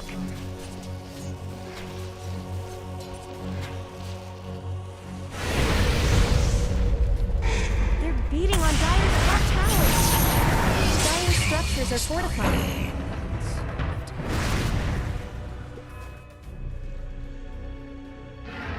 Dire's top tower is under attack.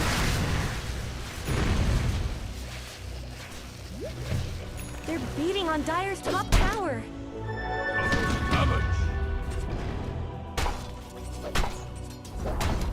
Dire's top tower is gone. Just a cold fog left behind.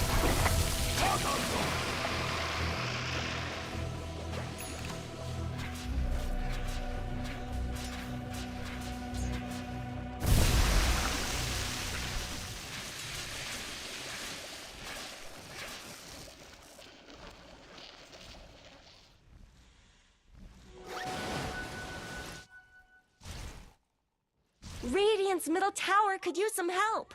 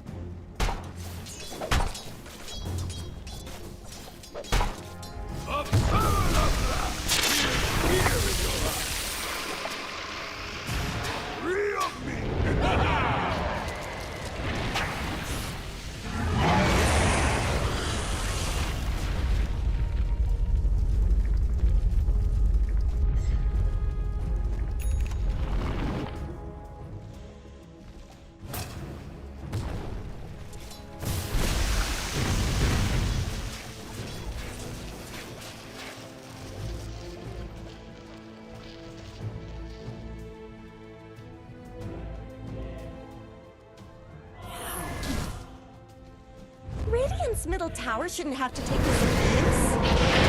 Someone better help Dire's middle tower.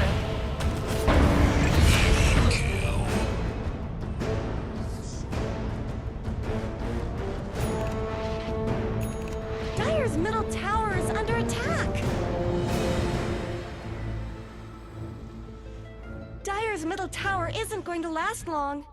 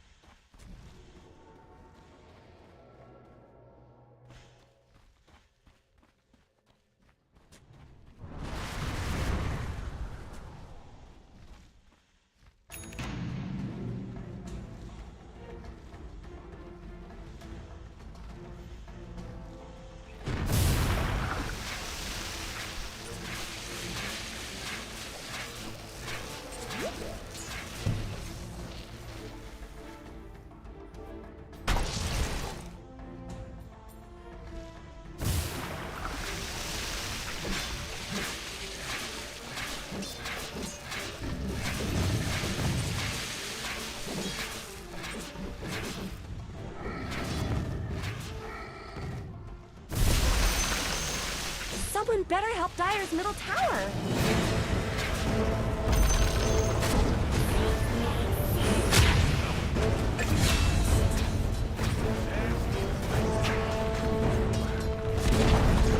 Dire's middle tower has been denied.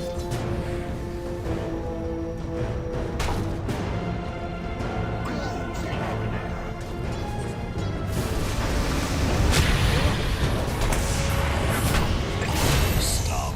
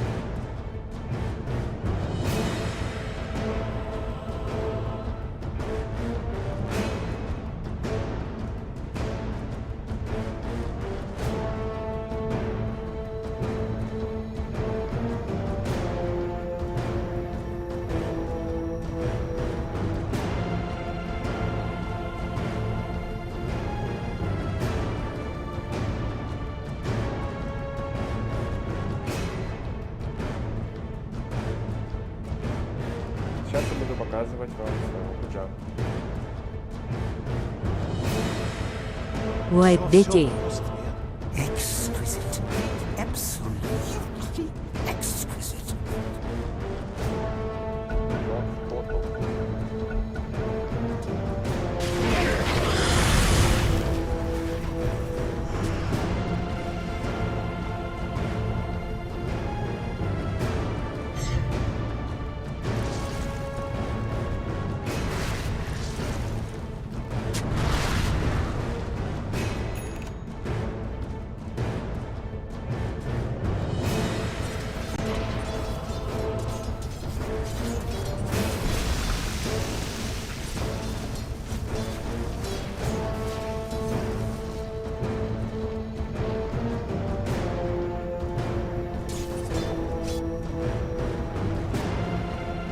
Got it.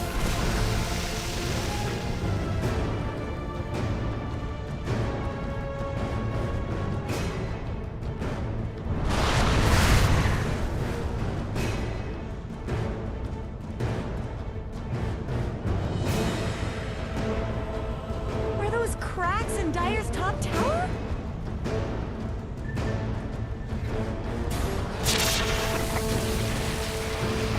Dyer's top tower is under attack.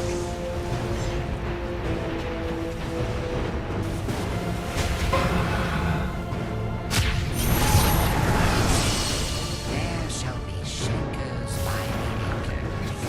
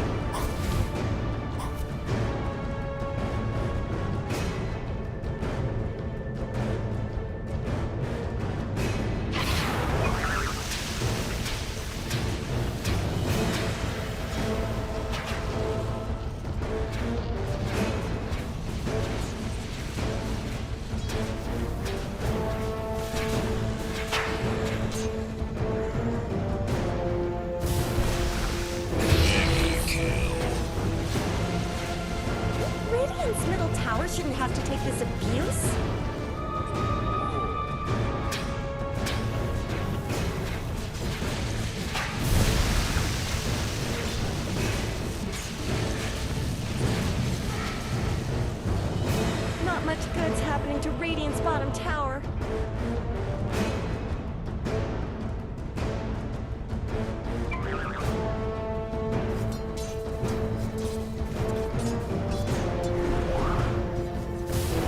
This should make my life easier.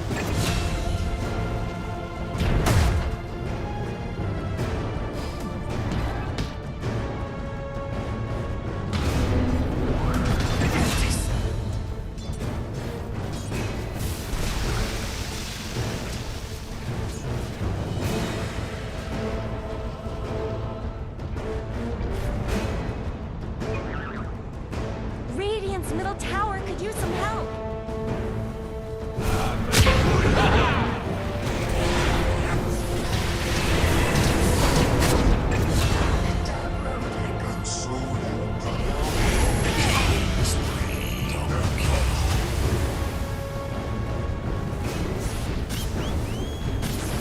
Dire's bottom tower is being chipped away.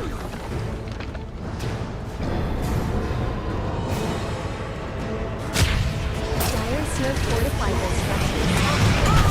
Dire's bottom tower needs some help.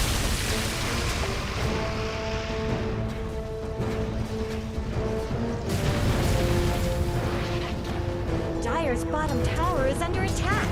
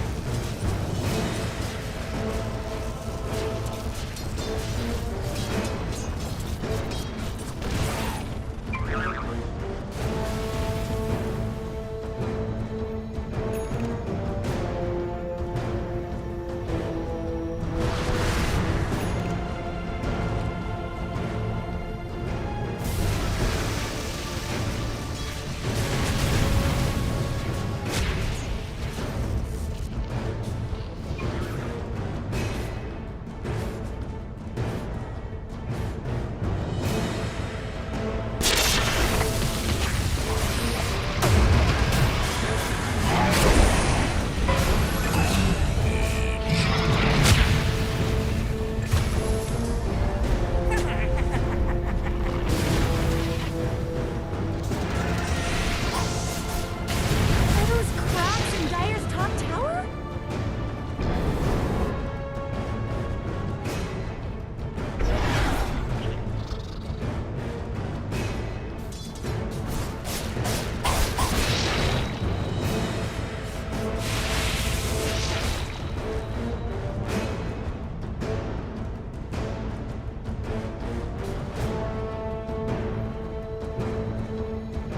Radiant's bottom tower is under attack. Radiant's bottom tower has fallen.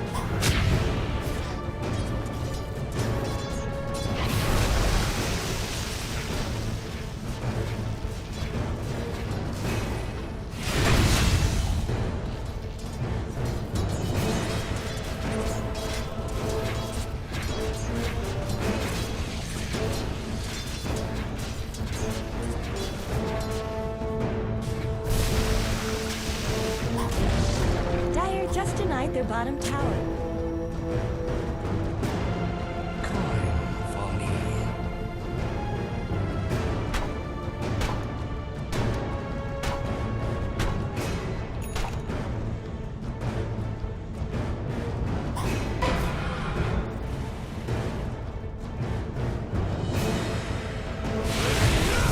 Dire's bottom tower is being chipped away.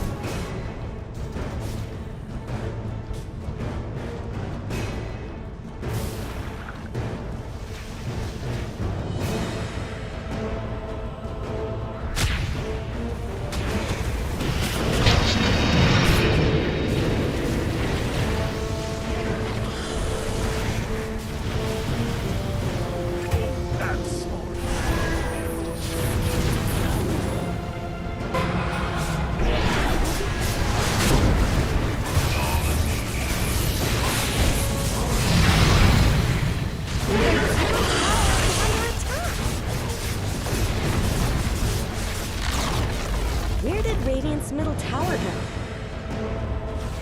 Radiant's middle tower is under attack. Radiant structures are fortified. Radiant's middle tower should have use.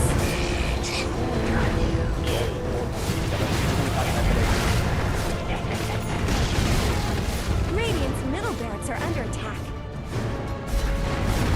Radiant's middle barracks have fallen.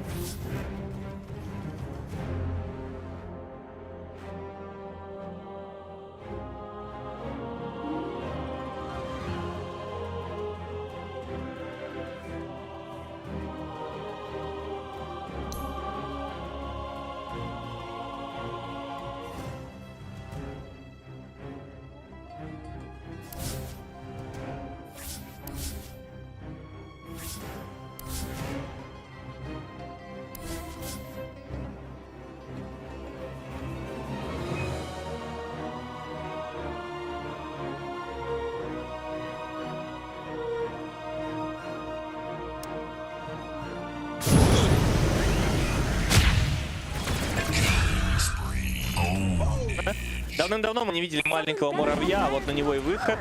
Немножко он тут замедлен, хотя при этом бегут на стампиде. Кентавра, и, по-моему, зомби перестал быть. Дикей на развороте, Дикей его вытаскивает ас, но не спасает Undying. Дикей, по-моему, по двоим попал, не по троим. Но, по-моему, можно и на развороте попытаться команде OG размен какой-то дать. Не лучший ультимейт был от Шада. В принципе, то же самое можно сказать и про Дурзу, которая потеряла стумгейс, а теперь атака под тамбой сюда. Как же решает вот этот опилка Undying, что он встает сам. Подожди, у него замакшенный соулрип, он вообще без... у них нет, там баба один соулрип, сколько дэмэджа было, обалдеть, Шад забирает превосходство себе уже.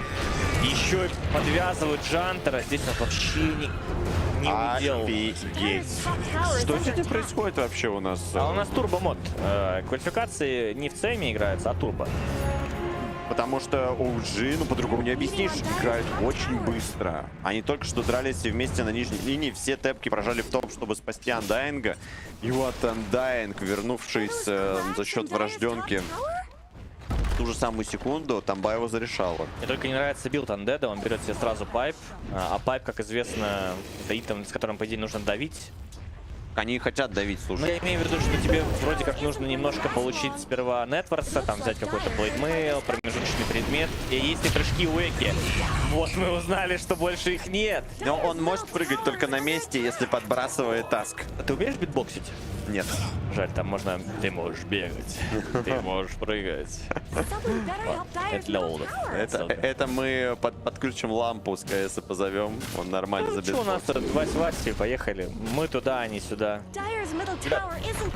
Хоть гранаты научится бросать. Да, мы комментировать Counter-Strike. Я, кстати, вообще не эксперт. Я говорю, в последний раз КС 1.6 играл.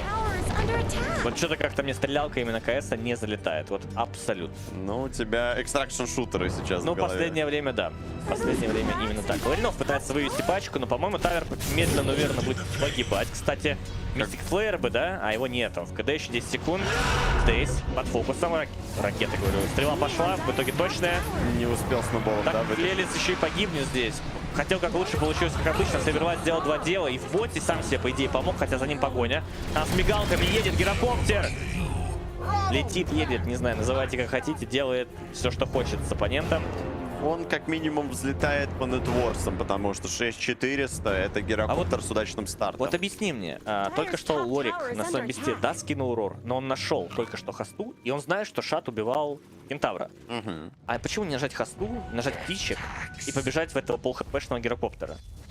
Ну вот как будто бы, знаешь, все эти умные мысли приходят в голову, но Аволос не успевают с ними справиться. Они бегут быстрее, чем эти мысли. Но ты же даже если побежишь Гира, и если даже он развернется в тебя, ты можешь всегда выйти и зафорсить телепортацию. Да. Сделать действие. Ты смотри, Аволос играют чисто от дефа. Они вообще не предпринимают агрессивных каких-то маневров. Они просто позволяют OG душить их. И OG отхватывают, снеся последнюю Т1 вышку на 13-й минуте себе, ну, процентов 60 карты минимум. Соглашусь.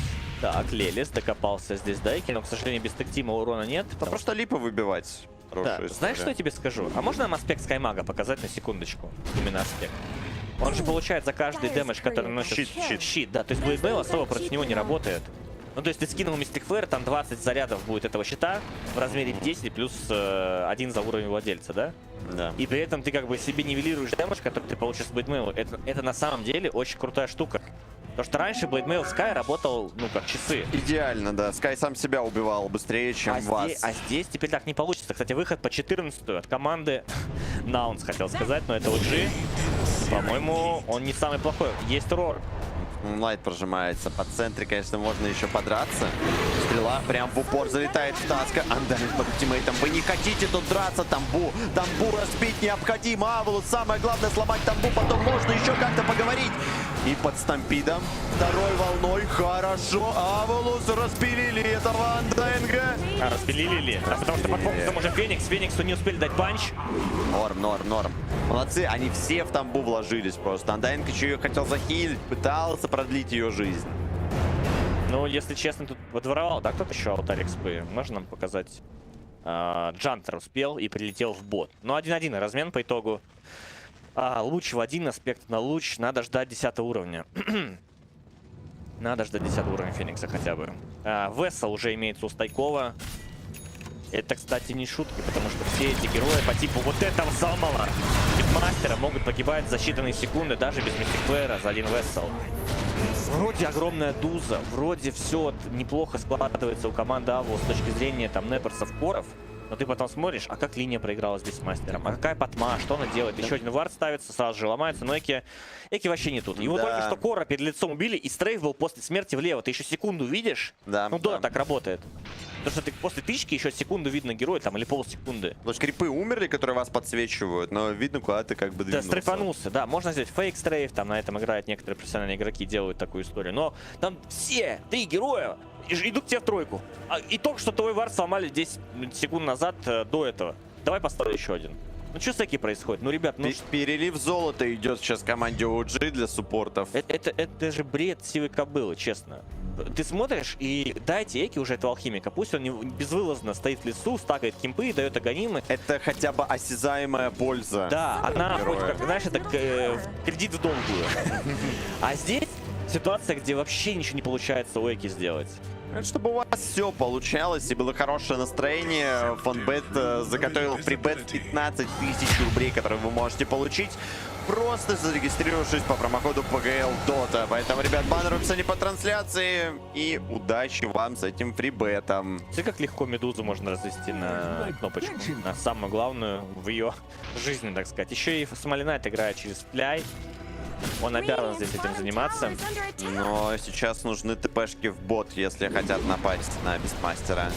А они хотят напасть на Бестмастера. И ТПшка уже есть. Как же вовремя оказывается Скаймаг. буду хвалить сегодня петуха, по всей видимости. Да он уже много делает. Вот этот Сайленс очень зловещий в руках этого Ская. Понимаешь, я бы, может быть, не так сильно заострял на нем внимание, если бы не противовес в виде Мираны. То есть у нас на этих гонках Скай в 10 раз лучше, чем Мирана сейчас за первые, по крайней мере, 17 минут. Ну, есть ненадежный стан, который ты... Да это вообще бредятина какая-то. Ну какая Мирана? Вы чё? Вы Еще где? Еще и ласт, понимаешь? Ласт суппорт, закрывающий все. У вас, ну, возьмите вы Леона. Ты же предлагал Леона. Леон хотя бы там всасывал бы Дузи ману. Ну, это как это под контролем стан, тебе так сказать. Да. Ну, ты можешь его в землю, очевидно, нажать. Но зачем? Как Хекс есть. Ну, ты там как бы в какой-то момент купишь себе блинк рано или поздно. Да и сильная линия только получается. Но здесь, даже сильный мидгейм. Джантер. Луч вверх, пытаться... очень долго стоит свои кнопочки. К сожалению, Джантер в итоге погибает. Ловит его здесь Лелис. 16-5. Да, я понимаю, что в золоте это не такие большие цифры, там 3000 всего-навсего. Но здесь передаем благодарность Медузе. Потому что Медуза каким-то невероятным образом умудряется фармить в безопасных зонах, не отвлекается на ненужные файты, там что-то тиммейты развлекаются, а ты работаешь крипов. И это надежда. Медуза — это главная надежда. Потому что если OG где-то обожгутся, я прям вижу, ну, реальный сценарий камбэка Авалус на этой карте.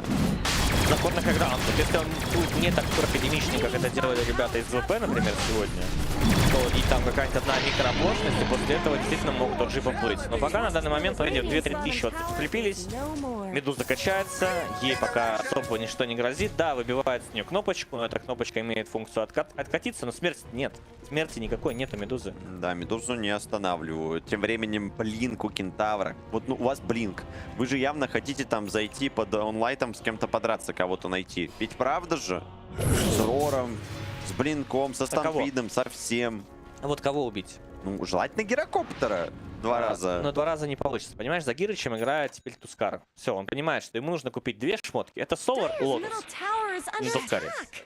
Вот, Солар уже почти готов. Лелис большущий молодец в этой карте. Я бы отдал MVP, если бы у нас такая возможность была. Потому что он здесь делает прям очень много. Я поначалу скептически относился к его лейнингу, но здесь это вот та самая история, как ты из грязи в князи поднимаешься.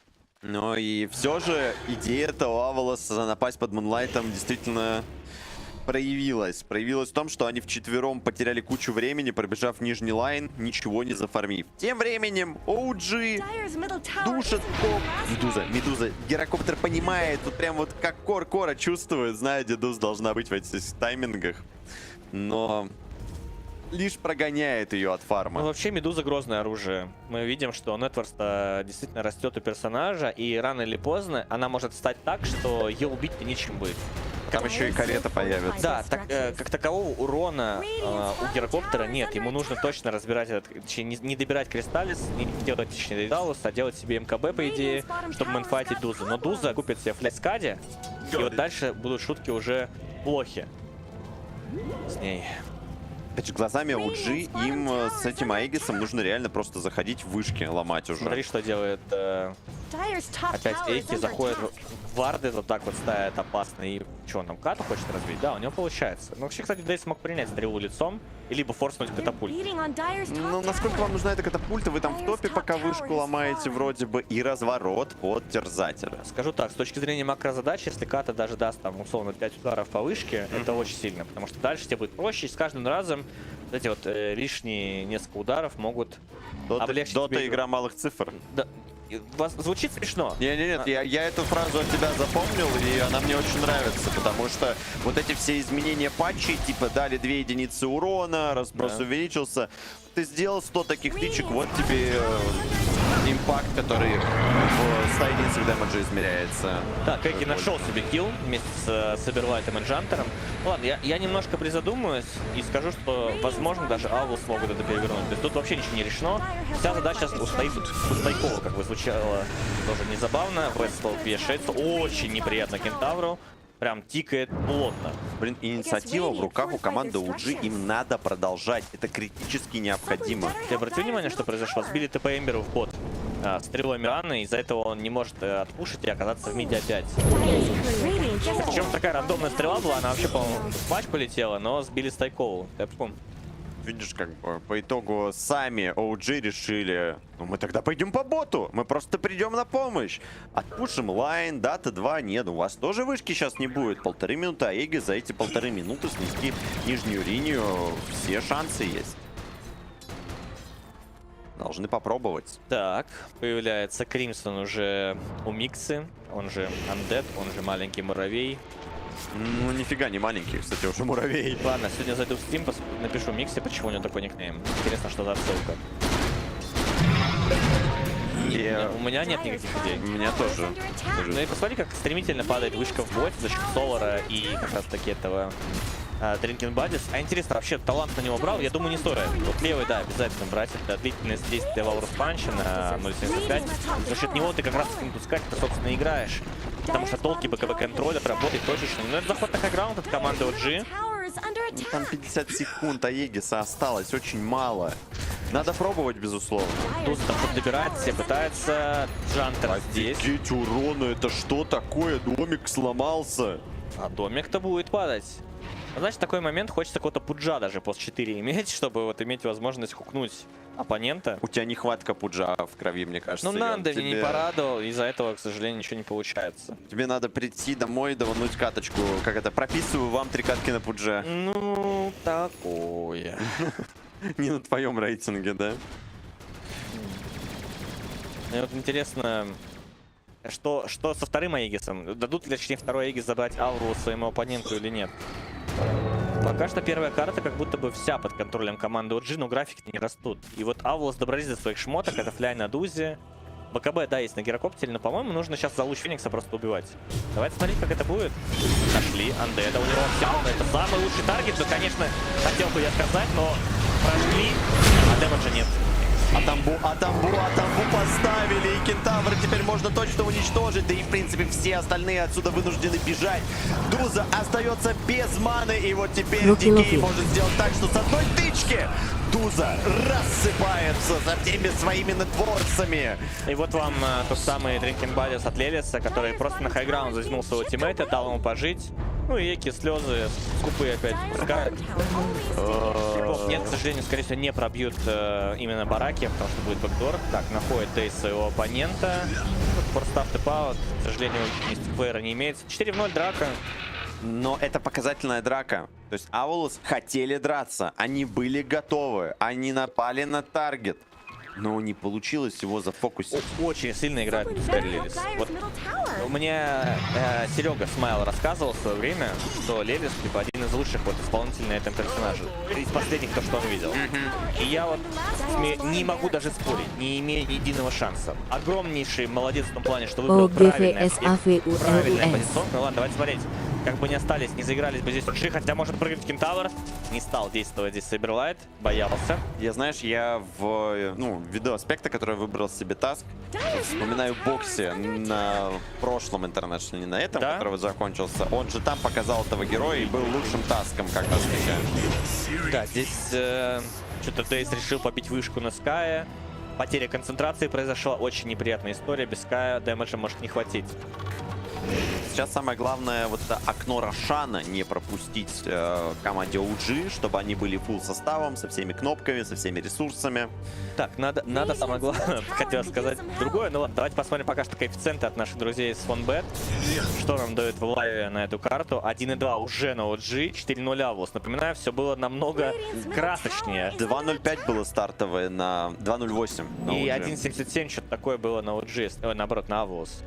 Так, я так понимаю, не хотят останавливаться OG на том, что мы не закончили наше действие. Шат просто топорно идет в эту вышку под Drinking Buddies. Соло как прикольно. Барак сломал как минимум, при этом сломал еще и половину лица Кентавру. Отличный рыв от Эмбер. Тампа ее либо бить, либо убегать. Точнее, от яйца Феникса. Да и с Тампой то же самое работает. Они идеально все раскатили, какие же красавчики на OG. Дальше уже спелов нет, БКБ нет, тычка от флэш-голема. До свидания, дорогой друг. На Кентавре. Увидимся в Шервудском лесу или где-то. Это просто ужас. Ты посмотри, что делают. Как Я же... восхищен. Помнишь, я сказал, что вот если будет хотя бы пиксель вот этой вот академичного захода на ХГ, то тогда все уже получится. И они это делают. Они из раза в раз показывают. Вот зашли, вышли, зашли, отошли, сделали пиков, отошли. То есть у них каждое действие, оно как-то обосновано. И МКП сразу появляется. И тут уже 12 тысяч на 27-й минуте. Это цитанга. А вот, ребята, если фрибета, фанбета бы успели залутать, могли бы эту карту, так сказать... Я думаю, там в одном моменте и троечка на OG была точно. Что-то было, да? Можно было Похожая такие штуки история. найти. Вот. И мне хочется отметить, я в восторге от сегодняшнего игрового дня. Да, он так отличается от вчерашнего. Безыдейные игры, все такое. Здесь мы видим, как ребята, которые упали с верхней не в первом раунде, а там чуть попозже, тем не менее, они борются, и они хорошо играют, что одни, что другие. Я понимаю, что Авлот сейчас все не идет. Это красивая дота, умная дота. Я честно, я вот удивлен, то, что у нас вот OG настолько хорошо заряжены и могут показывать такой уровень доты. Так же, как, в принципе, и ВП. И мне очень интересно будет посмотреть. Я уже Авлот списался, что для меня это... Я говорю, вот когда ты понимаешь, что типа, что у Сайберлайта, что у Эки сегодня утро без перламутра, то, скорее всего, у них не пойдет что-то. Они играют 4 в 5, Йон 4 в 5. Мирана просто чуть ли не дебафает их своим мунлайтом. Есть такой момент. Я прям, опять же, не хочу там всех собак спускать на Эки.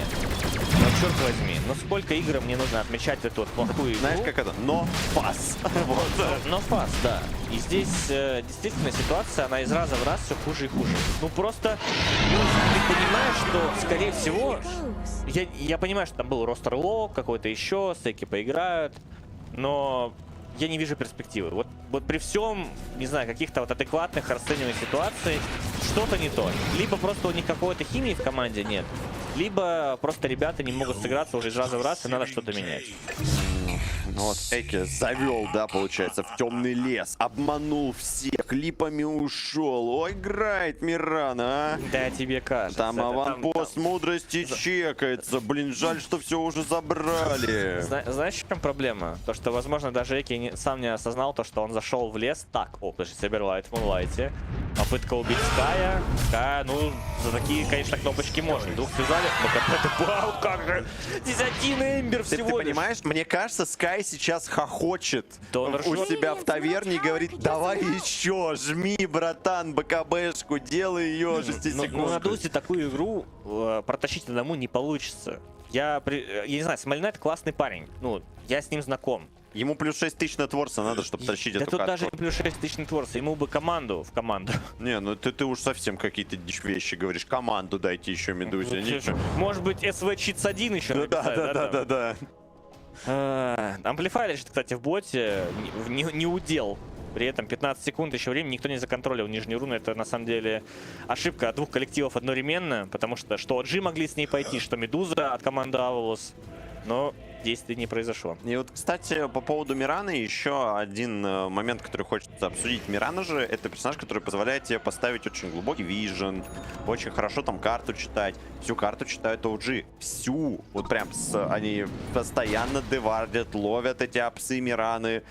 Ну, то есть по вардингу тоже Эки не вытаскивает, что ли? Да тут я понимаю, что, скорее всего, вот когда ты такое видишь из раза в раз, это значит, что ты халатно относишься, ну, зачастую. Я просто говорю, как человек, который поиграл в доту и в компетитив, у меня были похожие ситуации, когда ты берешь нового молодого игрока или даже играешь с кем-то долго, у тебя нет варианта его поменять. А он, в свою очередь, просто сидит на зепке и не хочет импровиться никак. И вот с такими ребятами тебе приходится иногда... Блин, ну алхимик-то нормальный же был. Да нормальный. Я нормальный, он говорил, он дарил всем аганимы, все были довольны. Не знаю, вот из раза в раз смотрю на ситуацию, где вот Эки прям совсем показывает плохой уровень игры. Ладно, давайте смотреть заход на хайграунд от OG. Хорошо. Эмбер в спине просто вырезает пол команды. Эмбер, это вы забыли, да? Он вас всех сожжет. Феникс сейчас погибает от огня. Как это вообще вообще работает? Он же не может от этого умереть, казалось бы. Просто Эмбер один влетел, всех напугал, всех убил. Там из-за спины уже вертолет что-то делает. Ты же видишь, что офигеть. все это время просто под Соларом и Дренкин Бадисом бил вышку. Да. А там саечки за испуг летели всем остальным. Там такие саечки за испуг, там просто скорая выехала за половиной команды Авалус. Обрати внимание на позицию Лелиса. Вот как он стоит. Он прям вот, даже шат идет далеко, Лелис стоит все равно на лоу-граунде. Он понимает, что его задача это просто дать сноубол шаду или там кому-то, кто подставится, для того, чтобы продлить жизнь. Все. И вот вам Медуза хваленная, которая, да, она контрпикера коптера, потому что по рейнджу атаки, потому что покупает скади, ее не пробить.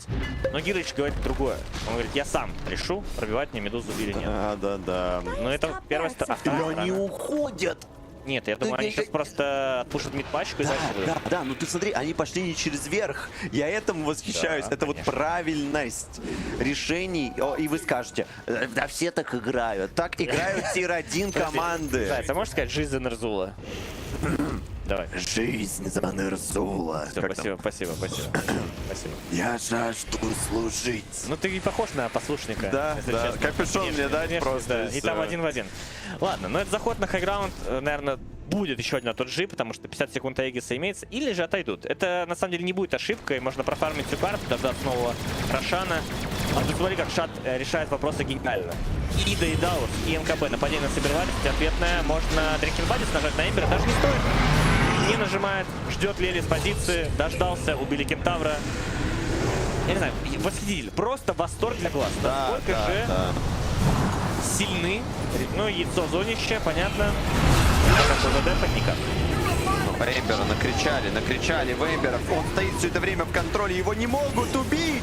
Вы никого не убьете больше! Кричит Таск!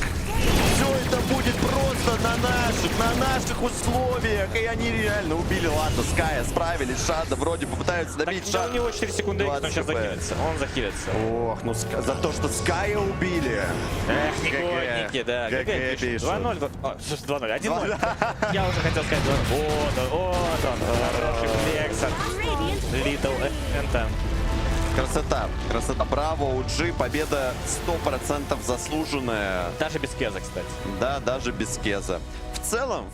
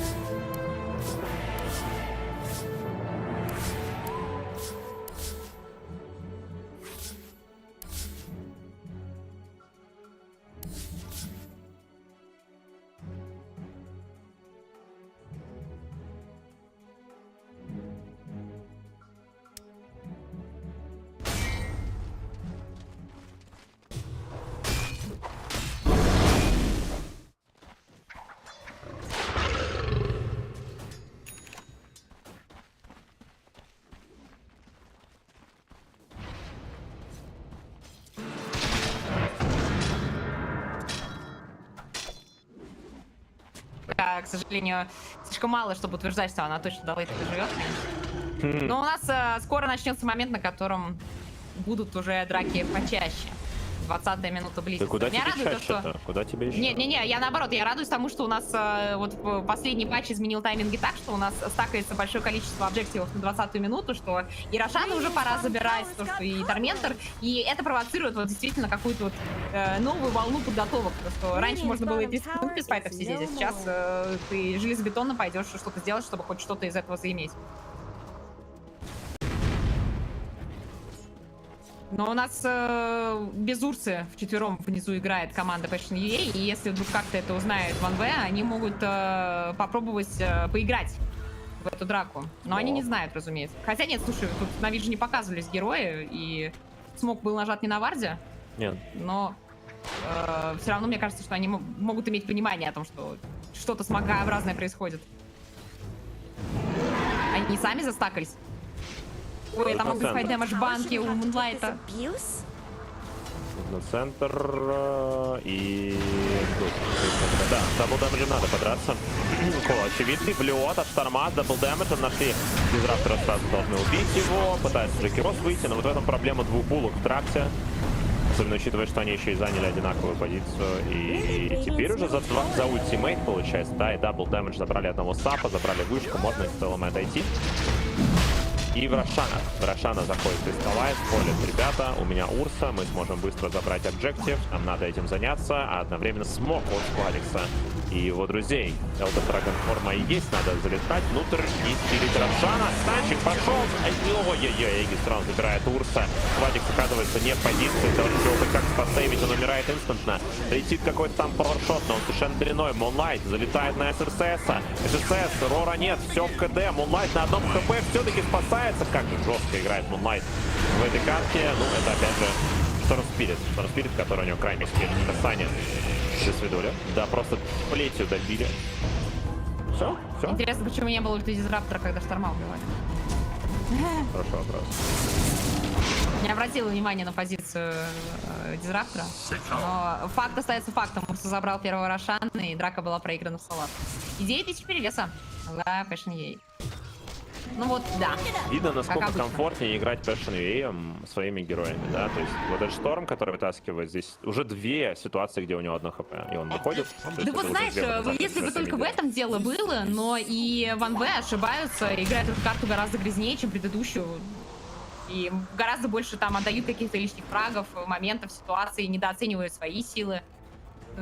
Если бы только просто здесь Шаму было по кайфу играть, потому что он на своем любимом герое, но ведь... Не только в этом проблема, но и в 1V тоже. Ну вы, друзья, пока можете воспользоваться затишьем, который у нас будет в ближайшее время, для того, чтобы забрать фрибети, который вам предлагает фонбет.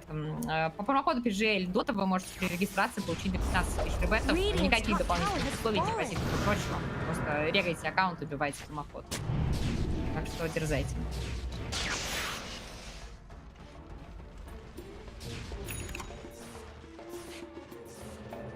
Ого. Пика готова на ВР. Является теперь это важным дополнением под их драфт, я не уверен. Но мне кажется, что БКБшки нужно секунду. уже. Надо БКБшки старить. Надо. Нет никакой защиты. Может, у ДК уже есть там рисунок БКБшки? Мне кажется, что у него, наверное, после блинка других аутов нет что фармить. Пока у нас Кристаллайз продолжается жесткий. Да. Ну, очень. А вот и БКБ Урса. Свиден Стронг много фидит на этом дизрапторе. Ну, не его профиля герой, по ощущениям. Да, он любитель таких, знаешь, крепышей, которые дерутся. Он же был гениальным фидик, помнишь, в своем прайме? Да, было. Но как минимум бабка у него была хорошая, ТХ у него была хорошая, Манки Кин 4 у него был хороший. Ну, пока ситуация крайне печальная для 1V. Могут они отдать вторую карту, пойдем на третью, но, опять же, потенциал к камбэку присутствует сквозь БКБшный армор есть. Проблема в том, что у них герои еще не доскейлились до своего пика силы, особенно ВР-ка. Ждем ее. Но Passion UA прям отыгрывают на все 100%. Я думаю, что в следующей драфте мы просто не увидим Урсу, во-первых, во-вторых, Шторма, и все. И да. Это будет совершенно другая Дота. Бист? Наверное. Ну видишь, они же сами отдали Урсу, мы с тобой это обсуждали и говорили, что, ну, может быть, план в том, что этот Урса будет, ну, закрыт, там, не знаю, да, закрыт. но он не закрыт. А в итоге даже вроде и драфт против Урса неплохой, но почему-то начали ему в один момент резко фидонить. Так, и тут Улет, у нас Стронга очередная смерть, да. Так жестко он фидит. 1-9-1 у него счет. 1-9-1. У него половина смертей команды почти. Да, да. Ну, слушай, в предыдущей серии у нас Хакода что-то творил, сегодня Свиденстронг, точнее, в этой карте Свиденстронг. Видимо, да это, мне кажется, знаешь, флёр просто скорее того, что вторым номером очень плохо играется командам здесь, и все. Вот. Возможно. Я думаю, что это говорит об этом, а не о том, что у саппортов там повальные проблемы одни и те же. Думаю, что сегодня просто плохой день, знаешь. Да, магнитные Луна бури в фазе говорят. Саппорта. Мне бабушка говорила, что магнитные бури, может быть, в этом дело. Но мне кажется, это не магнитные бури, а просто магия квалификации, ребят. Здесь понятных мувов будет меньше, чем непонятных. Но зато какая интрига. Джеки Росс. Ну пока интриги нет, просто продолжается фитфест. Хотя не отдали касание, но очень хочется Мулайт его добить, даже БКБшку ради этого нажал. На всю ману улетел. Гост. Живем. Рор. А скинетик шторм. Все, поставили. А чемодан? А чемодан работает. А урона а дэмэдж пошел. Фокусфайр. Идеально сыграно от Кьюбифая этим рингмастером. Мункуши должен был добивать фокусфайром, но он встал в гипноз от телевизора, и телевизор заруинил фокусфайр. Возвращает Кристаллиса. Кристаллис зашел слишком далеко. У него гида 9 секунд. Нельзя его убивать. Ладно, убили, пофигу. А у него БКБ нет. А у него БКБ нет, его можно продолжить. Ультимейт есть. Он выйдет 100%. Летает еще и Панго в ультимейте. Красиво. Телепортацию жмет прямо под этим всем. Пошла заплевка, бабка останется здесь уже точно, не стоило продолжать заплевочку. Да, здесь его задача умереть, чтобы у остальных было время тэп-аут нажать. И все разошлись, я думаю, бабка довольна. Мега киллстрик, кстати, у Верки, при всем при этом. Но здесь опять была ситуация уже очередная, как Шторма фокусили всей командой и не смогли убить. Ремастер сыграл слишком сильно. Я говорю, Passion EA каждый раз на каких-то супер тоненьких отыгрывают. То есть две смерти Шторма уже должно было быть. Здесь третья должна была быть. Три, да. Но телевизор заруинил фокус-файр. Дэмэдж от Верки уже летит нормальный, достойный. И Шторм там умирал. Но круто играют саппорты Passion EA. Я уже не знаю, что они там сегодня выпили, но пока ребята... Ну, между картами как будто кофейку бахнули, да. Угу. У них, опять же, у них с апом легко играть в доту, потому что у тебя Шторм, Урса, Панго, все три героя врываются, все три героя тебе позицию дают, все три героя танкуют, способны выдержать много урона на себе, и ты сзади просто поливаешь скиллами. Поэтому, ну, супер комфорт. Так, нашли на топе Трипл-Эса. Сейчас ему голову, походу, снесут по-быстренькому. Рорчик отдан, но это уже и не имеет никакого значения, это смерть. Да, монстр-килл для Кристаллайза. СВХ сейчас еще за сотку заберут. А на ботте тем временем нашли Пангольера. Пангич. Просто уходит за счет шарда. Есть еще ультимейт. Но у него есть ульта, поэтому гоняться за ним явно бессмысленно. Ну ладно, первый Аегис у нас задилейли. Кстати, вот с этим Аегисом стоит отметить, наверное, мы же привыкли, что два вышку какую-то уже забирают, а здесь вот Аегис был потерян, а Т2 не тронутые. Ну как потерян? Там он фулл таймер, получается, использовал, да, и на 10-й секунде умер. Так что можно сказать, что все... Ну да, но в объектив не реализовали. В объектив, да, реализация 0. Темп все равно растет, у Пэшны все равно хорошо, 13 тысяч достаточно, чтобы... Но лейт-то с каждой секунды все ближе. А лейт Шторм вытащит, походу. Я пока смотрю на Мунлайта, и что-то нормально у него. Ну ты же любишь до конца верить, что вот оно, этот самый момент. Оно самое, ладно, все, ВРК всех убьет. Если дадут время. ВКБ готово? Это только начало, ребят. Это даже не близко пауэрспайк. Пауэрспайк будет, когда она доедалась соберет. Или на протяжении всего дня у нас скорее была ситуация, где ты говоришь, там, да давай ВРК затащит, а я такая, нет, тут уже не проиграть. ВРК затащит, ребята. ВРК сейчас втащат. Но нет, не сейчас. Не эти тайминги, ребят, не эти тайминги. Сейчас надо валить нафиг, отсюда вас убьют. ВКБ нажато, Рор в Мишку. Мишка в заяве. Это нормально, чемодан помог. Вышел, скелетик билда и все. Окей, касание. Макропира перед смертью. Уважаемая Айспад. Санчик может законнектить, кстати, бывает. Такая ошибка от Сквадикса. Ну ладно. Пола Виртуспро, узнаваемо. Тем временем Дизраптор, Hello. Можно было отдать одного бисмастера, ну там же Кироса сверху, а в итоге минус 4 из-за того, что не вышли. Мункуши, кстати, без ТП. А, нет, с ТП. Он не улетает. ТП из БКБ. Меня это пугает, меня это пугает. Тебя это пугает? Он не улетает. Меня нет. Его спалили! Его спалили ТП-аут, нажми БКБ.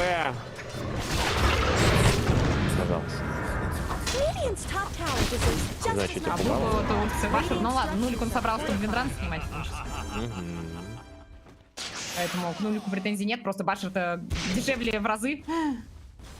Да, но ты не попадешь по ВРК, поэтому какая разница. Я удивлен, что он решил 0 собрать вместо МКБ. МКБ неплохо ложится в руки Урсы. Не самый лучший артефакт, конечно, но все же. Но, опять же, решение за ним. Тоже дэмэдж, тоже армор неплохой, реген, все дела, почему бы не взять. Ну да, в целом да, не поспоришь. И БКБ фармит себе Бестмастер. Понимает, что ему очень тяжело внутри драки находиться. Да, в целом, и вправду слишком много дэмэджа, и мы видим, что даже сквадикс-то еле уходит, будучи бронированным и под БКБ. Так, Аркан Руна на шторме. Бывает, сейчас в кайфе полетает по лицу Драгонайта. Драгонайта нет шансов. Блинкаут, сжат, грязно. Radiant's top tower has looked better.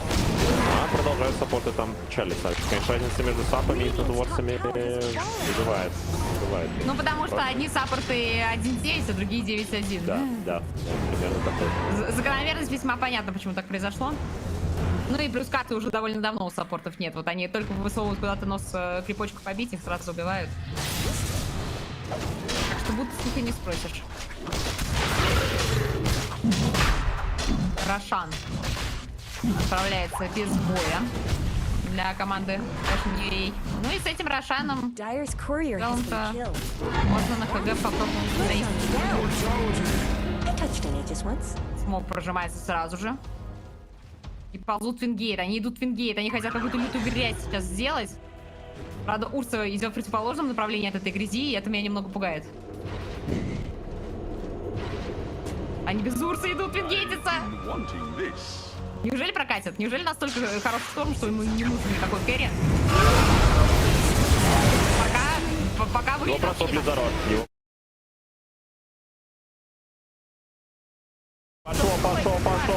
Пошел умирать. Ой, да, Урса Кристайс просто был не здесь. Так нет, а почему? Ну они же видели, что Урса ТП, на мид. Там, ну, вот да, да, они думали, что это халявный килл, а не ожидали здесь увидеть вторых, поэтому их подставила их собственная наглость, давай скажем так. Лейт стал еще ближе. Да, Лейт стал еще ближе, это невероятно хороший момент для АВРки, потому что это затягивает. Это подарок судьбы. Ведет к ее пику силы, который наступит буквально через 5 минут, когда она дофармит себе дэмэдж шмотку, и это будет очень страшно. Да, это просто подарок судьбы. 3 героя погибли, 2 из них кора, причем один из них это тот самый шторм, которого столько времени пытались убить, а он все стрик копил и копил, то есть да, еще стрик отдали. Ну, Moonlight играл безошибочно до 30 минут. Ну ладно, там одна, может, где-то ошибка была, но все остальное время на шедевралчах выходил на лоу хп. Ну ладно, там его еще саппорты, да, конечно же, очень сильно захилили и так далее, но все равно получалось жить. В этот раз нет. 32 минута игры. И вот, кажется, переворот. Урса, правда, соло забирает Торментор. Очень по кайфу. Шарт для Мунлайта. Очень сильный шарт. Мало того, апнутый шарт в этом патче. Но пока преимущество до сих пор 12 тысяч за Passion Day. Это большая достаточно цифра, но не сказать, что закамбэчить невозможно. Особенно если какая-то такая вот ошибка, какая была произведена от Ван от Passion Day после Рошана повторится, то, конечно, игра усложнится в разы. Она и так усложнилась. Поэтому, наверное, больше не стоит добавлять. И, слушай, нет, Далласу тут прям еще фармить. Так что в ближайшее время терпим и стараемся не поставить сюда Игис. А ДК будет делать Кираску. У него уже базовый сетап есть. И, кстати, вот у него появился нулик, очень важный в битве против Шторма, потому что это не даст чемодан на него кинуть. А этот чемодан уже у нас зауренил немало. Да, да, это хорошая контра-кинетику. К всему бассейну.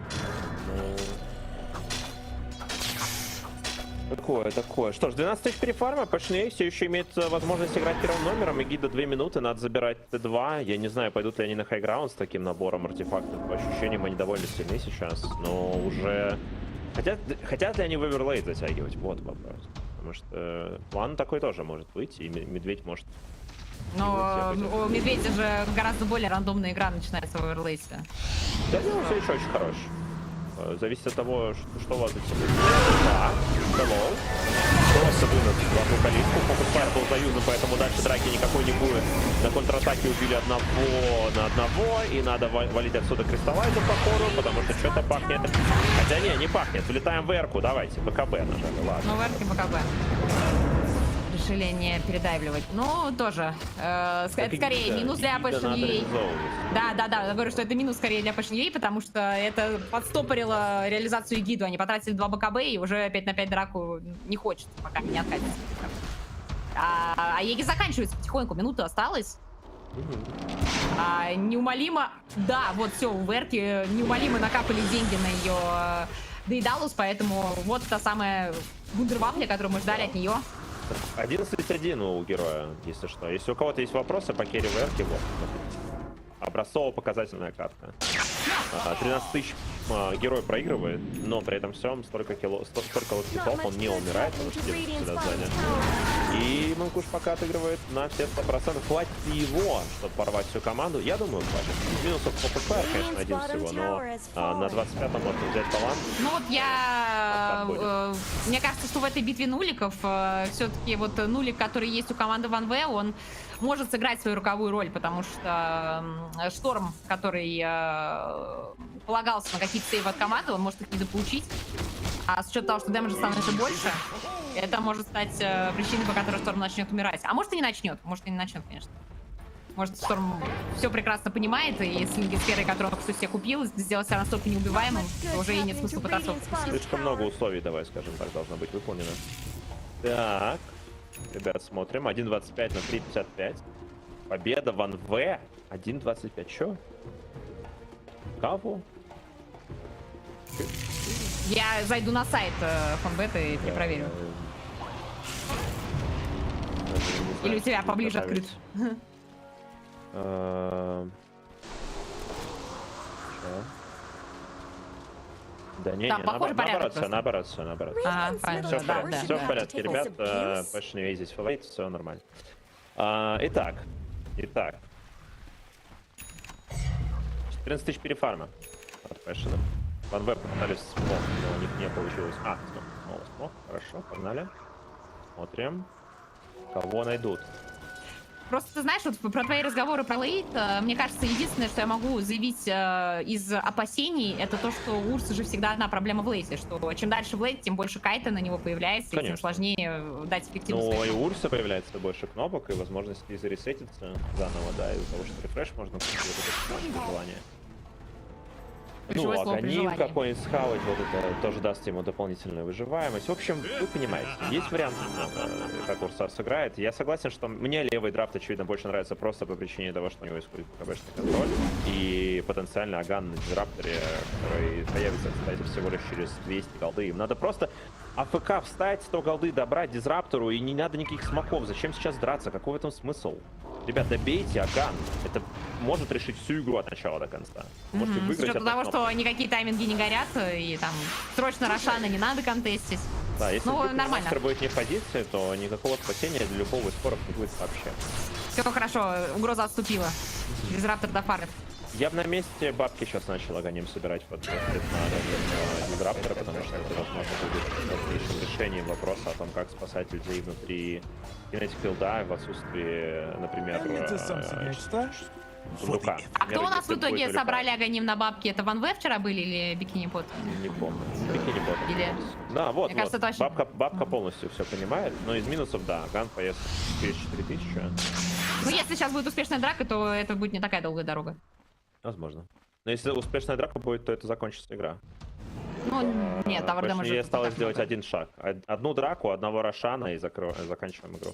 Тут байбеки еще все есть, плюс-минус рядышком еще успеет нафармить. Тут еще тавер дэмэджа мало.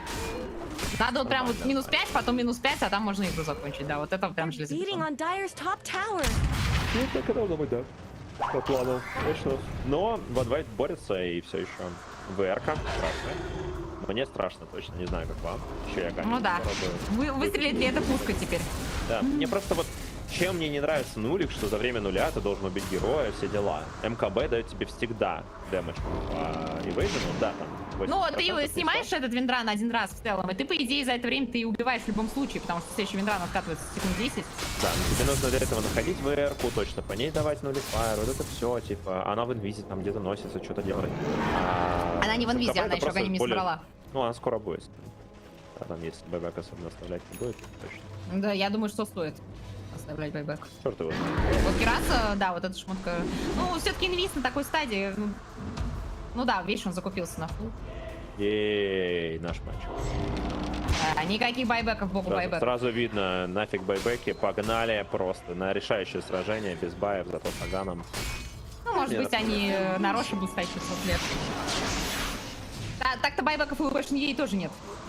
И если не нафармят, то прямо сейчас к Рошану, то из плюсов не будет байбеков и у Мункуши, из минусов у самих тоже не будет байбеков. Так что обоюдо острая проблема. Поэтому я думаю, закончится тем, что все решат сыграть по сейву и все нафармят байбеки. Ну, Аганим летит в эрке. Дальше уже только его есть, чтобы освобождать слоты. Смоком пошли. Так что тот самый лейт наступил. Но проблема в том, что лейт наступил и Урс, и он собрал себе Эбисол. Кто умрет за этот Эбисол? Кого он первого найдет, тот умрет. Ну, Мункуши, то есть в идеале.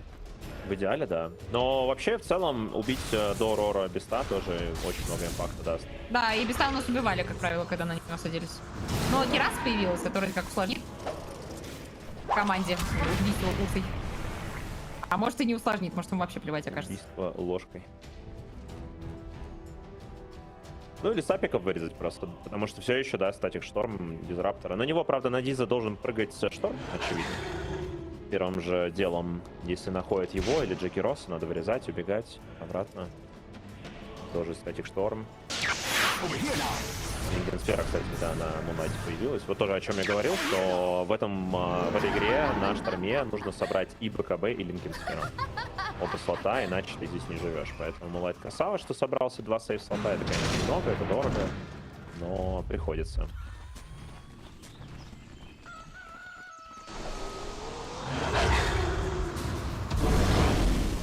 Амплифай. У Мункуша будет? Да, у Мункуша амплифай дэмэдж. Ну все. Драка за игру. Начинается прямо сейчас. Рошан приехал вниз. Позиция есть и у той, и у другой команды. Но так просто Рошан никому не достанется. Сквадикс идет торговать лицом. Смог спалился, понял, что кто-то есть, прыгает на блинке сразу же вперед. И находит турку, которого убьет. Не убивает, пока еще жив, но ненадолго. У Триплайса тоже большие проблемы, Ус по-прежнему живет, и вроде Мункуши в него зарядил пока. Могло ли быть хуже позиционка вообще от Ванве или нет? Мне кажется, это невозможно. Просто нереалистично. Но Мункуши с амплифайд дэмэджем не убил никого. Вообще. Не, а зачем было въезжать вот в эту стройку? Типа, что это треугольник соперника? Ну, я не знаю. У тебя 2 тонких саппорта, которые физиологически не способны жить, если у них нет позиции. Ты выставляешь 2 сапов, чтобы они умерли наверняка. И, очевидно, остаешься просто без поддержки, умираешь сам. Ладно. Бывает, случается, судя по всему, буду смотреть с вами третью карту. Я вообще не так. Опа, покупаю. Голов, нулифайр, вампир.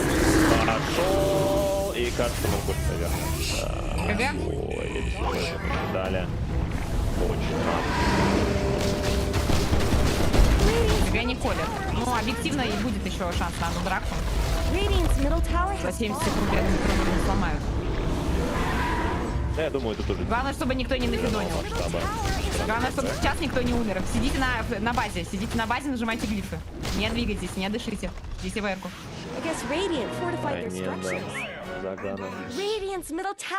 В общем, да, надо банить Урсу, надо банить Шторма. Я думаю, других вариантов нет, значит, что играть.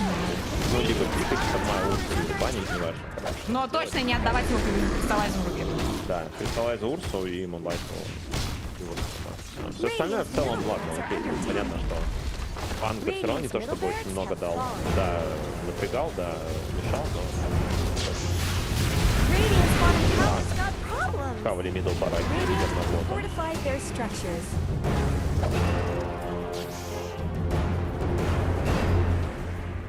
Ну вот, ресурсы все. То есть, получается, пока только одной стороной пожертвовали за свою грубейшую ошибку. Но из минусов, конечно, Егис никуда не девается. Он у Урса есть. Он у Урса будет еще 3 минуты. Но успеет ли сами Пашни еще раз атаковать за эти 3 минуты? У меня что-то ощущение, что нет, что мы до следующего Роша точно тут посмотрим. Ну или не до следующего Роша, а до рандомной какой-то ошибки, которую невозможно посчитать.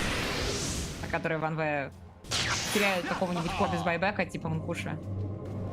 Такое, конечно, здесь может произойти в любую секунду. Так, у Мункуши 23-й левел. Ему нужен 25-й, чтобы пауэршоты пораньше были. Нужен рефрешер тоже, чтобы КБ подлиннее было. 4 аганима, кстати, у нас с одной стороны, 3 аганима с другой. Уже все. Аганимная вечеринка. Ну, Бабка полностью права. Это универсальный способ вытащить людей из-под статик шторма. Так что Бабка все правильно сделала. Мало того, у нее есть блинк, соответственно, она может всегда держать позицию и ждать, когда кого-то нужно будет спасти. Нашли в смоках, ребятки. Ищут на топе фраг. Так-то в целом можно просто на хайграунд летать, забирать там бараки. Ответ, конечно, будет. Тут двойной рор присутствует у Песта.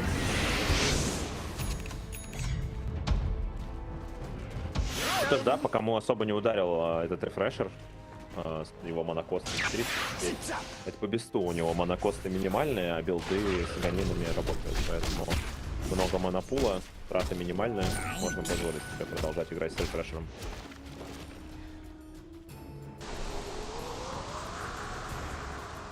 Так, и рефреш Мункуши делает.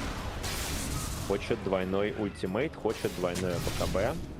Ну, здесь я думаю, что пока самый оптимистичный план это дофармить до рефрешера, а вот в реалистичном скорее байбек хотя бы.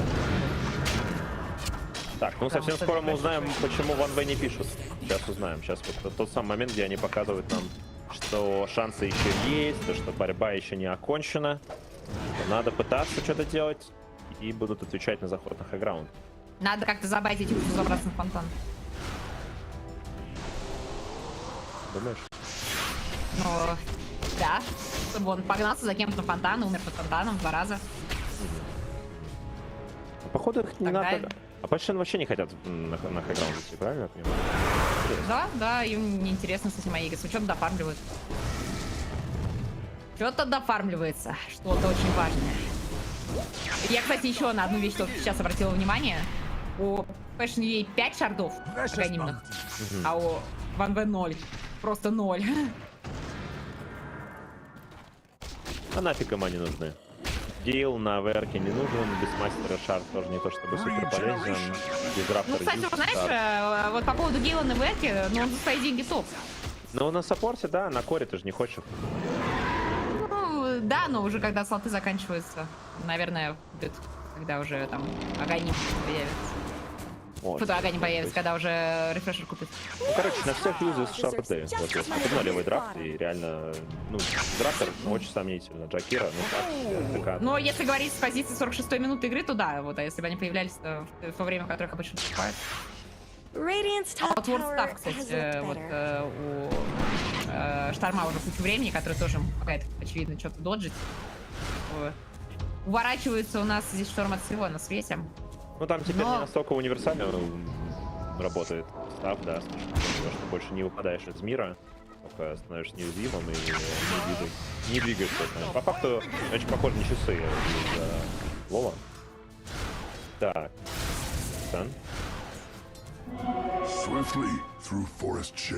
Круши и Касани пытаются дефать дальше. Я не знаю, как вообще двигаться, как ребятам из Ван В выйти с собственного ХГ.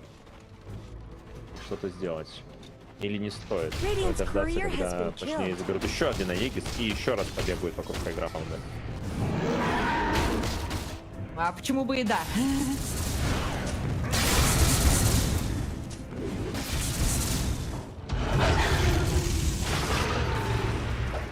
Рефрешер, кстати, у Бесмастера появился, который не сыграет никакой роли, если он будет погибать также в числе первых. Но вроде выглядит уже плотненько. Касани охраняет вар. Страта Team Spirit. Сидишь на одном вижене, ждешь соперника. Дождался. Хорош. Касани, лед на него со стороны шторма. Фаердан, кстати, это он. В линку, наверное, отдал, да? Да, в линку, скорее всего, попал. Ну, слушай, они заставили нажать. Ну нет, фокус-файра, дэмэджа нету. Первый рог был. А куда фокус-файр успел отдать? В шторма.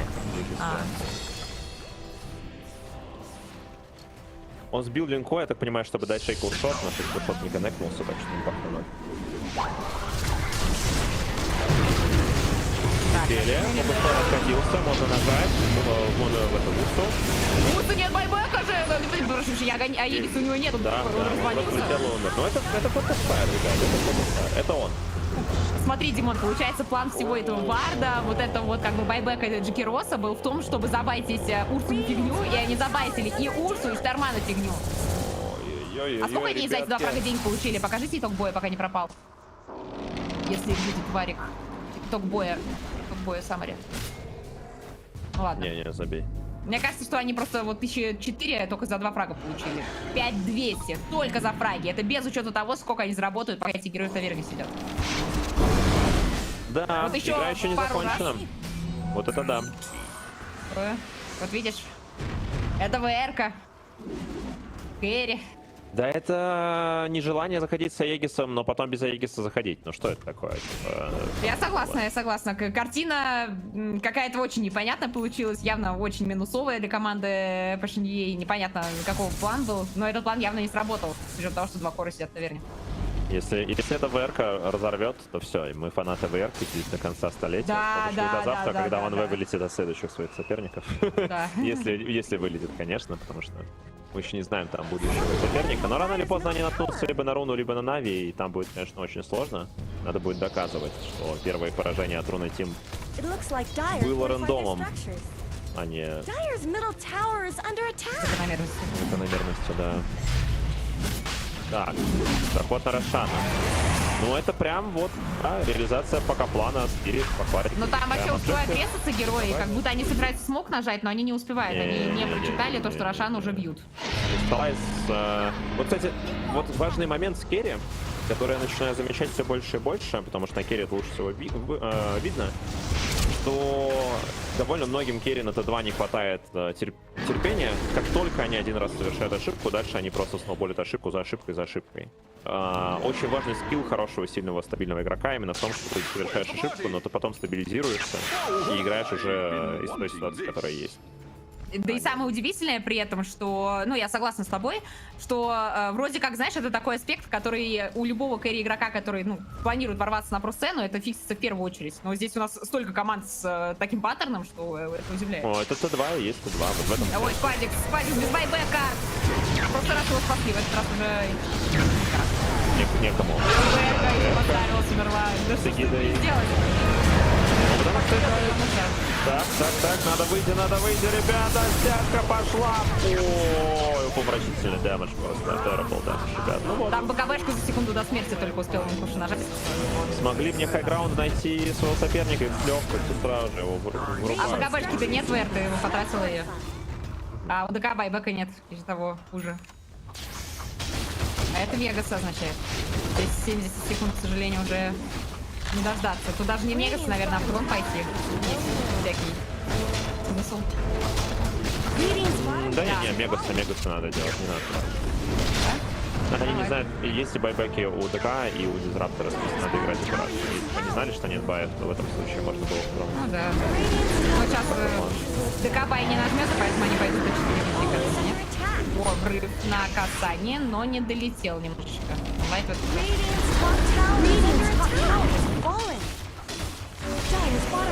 Да. Карта, конечно, получилась. Да, эпично. 50 минут бесконечного эпика. Так. Ну что, 60-й килл, погнали. Там бабка с БКБшкой. Ух, какая. все.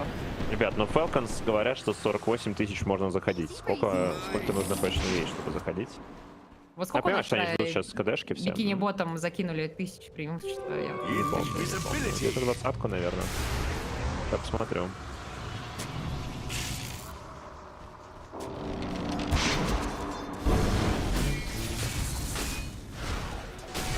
Да, мне кажется, там не больше 30 было. К этому вопрос. Даже меньше, я думаю. Ща. Ой, Хекс купил себе лоун. Ну что ж, и попытка выцепить себе фраг от Triple S и Мункуши. Вышли с базы, пытались найти себе какой-то смока хороший момент, но заканчивается пока тем, что составляется Triple S. ПКБ нажал, Рор нажал, остановил сам Пангольера и дает шанс своей команде выйти. За 2000 было в пределе. Так, подожди, складик скулт у нас. Эписоблейд, ДК, поднимает БКБ, пытается выйти, все это под кинетиком, и можно вроде попробовать добрать кристаллец, но он умирает, он слишком бронированный в ультимейте. Инрейдж работает, прыжки работают, так что сложно зафокусировать, вроде пытаются еще и с Пангольером что-то сделать, но за это время умирает Исмастер после бая. Так что это уже конец. А у ДК, несмотря на байбек, не будет формы еще минуту, поэтому фулбак он не выдаст. Фиксируем. Смерть пациентов 53-45. Radiant's middle tower is under attack. Where did Radiant's middle tower go? Стоят пока у нас 3 оставшихся игрока команды. А что говорят, они пишут, ребята, отвечаю. Ну, как хотят сделать, вот это. Теперь можно написать. Теперь написали. Красавцы. Ой. Да, ребят, такая вот у нас серия. Будет третья карта. Снова ВРК не выиграла. Она и вчерашний матч не выиграла, и позавчерашний, в смысле, выиграла только из-за того, что противник не ошибался сам и отдали игру. Позавчера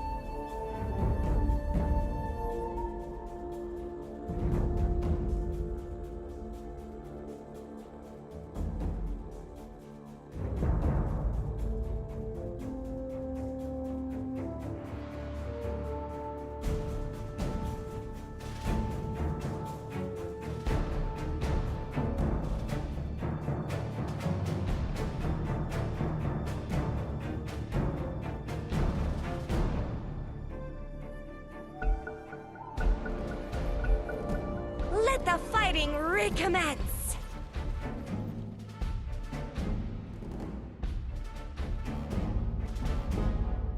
Thank you, you precious weak thing.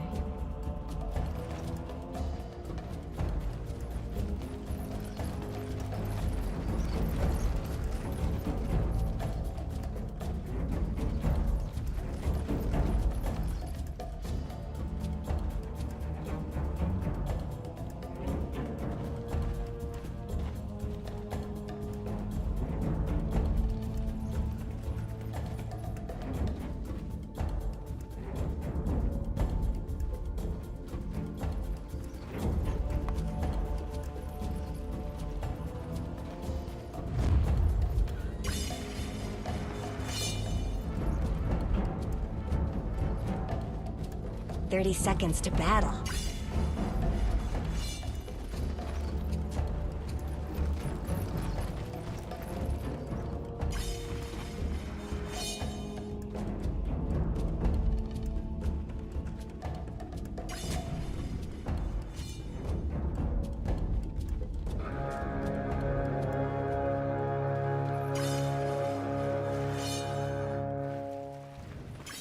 Let's get moving!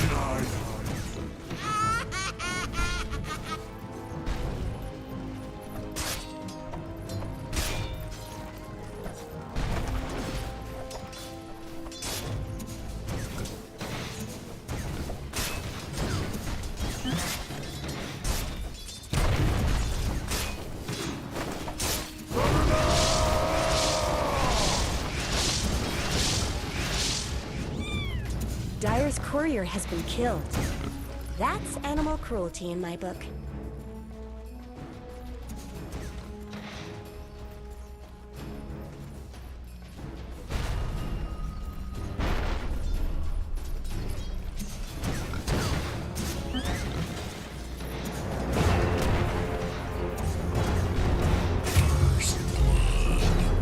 I accept this honor on behalf of storms everywhere.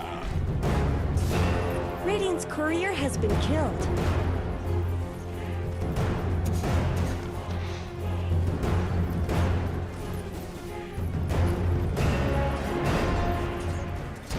Radiant's middle tower shouldn't have to take this abuse.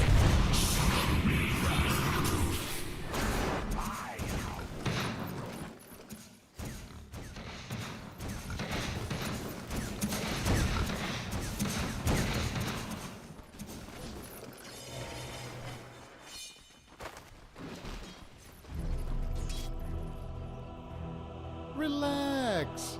It's okay.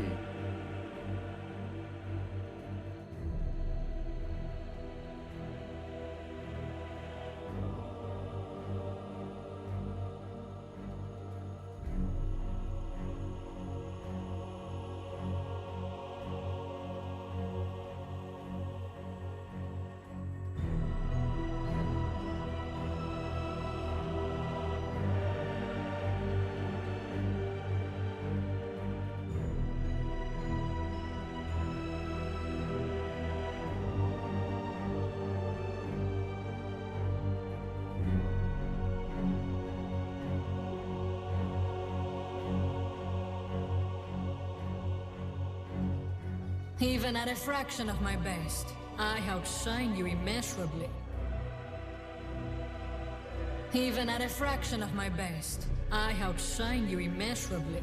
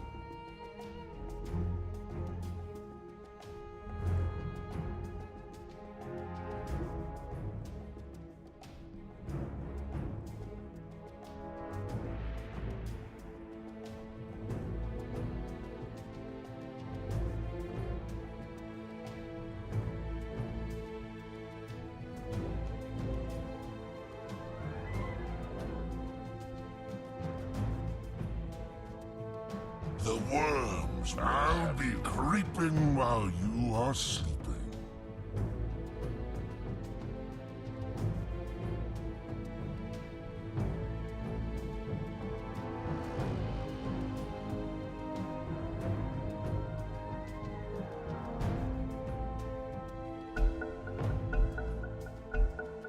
The battle resumes!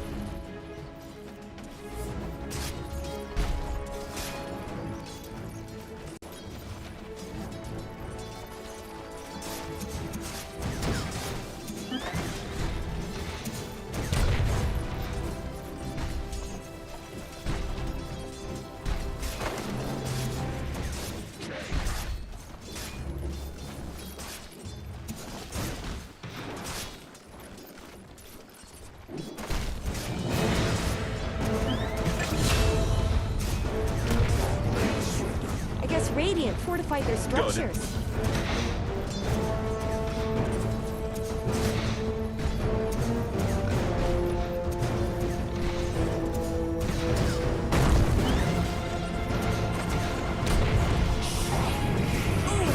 Dire's courier got killed. Those things aren't cheap, you know.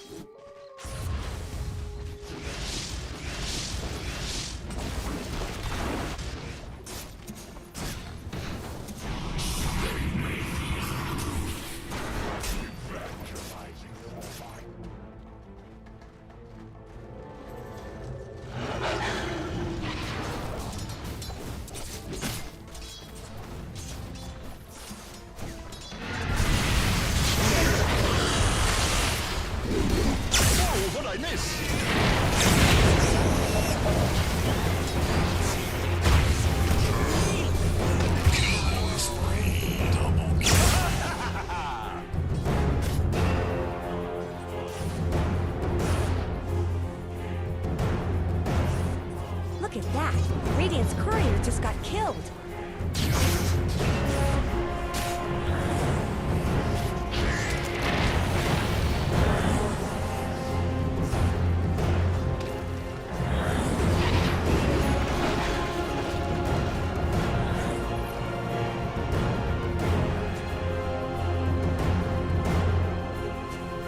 Top is missing.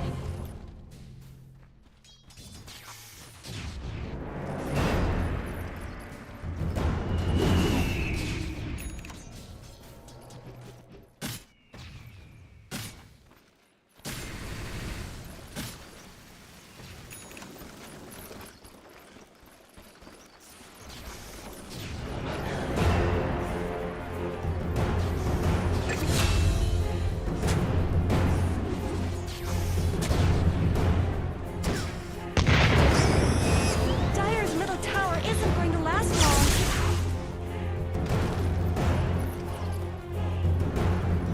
Relax. It's okay.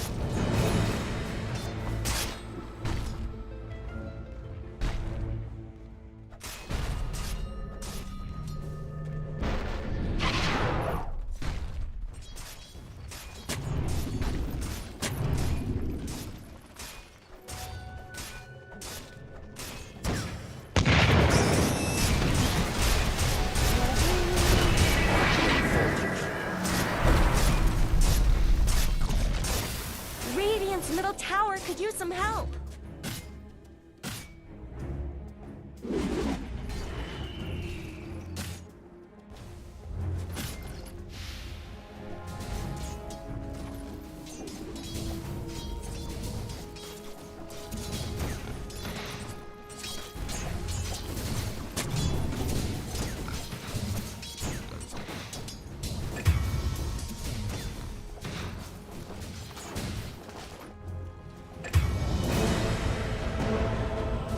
Someone better help Dire's middle tower. Radiant's top tower deserves just as much help as bottom.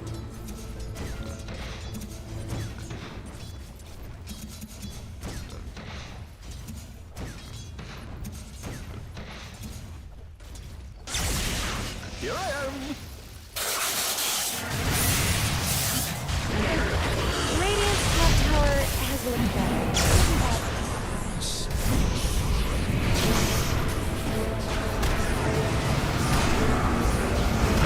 Radiant's top tower is under attack. Beneath your wings are small.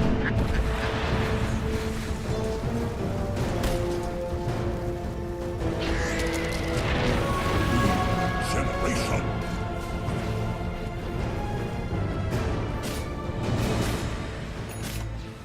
Radiant's top tower deserves just as much help as bottom.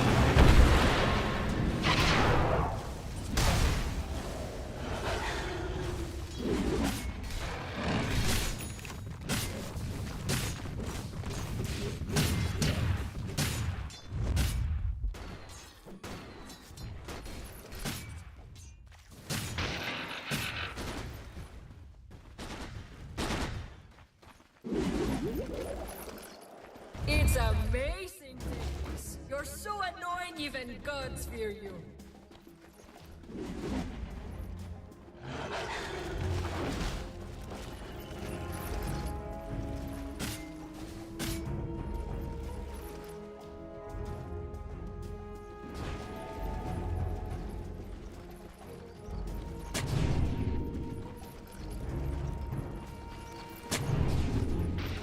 Dire's bottom tower is being chipped away.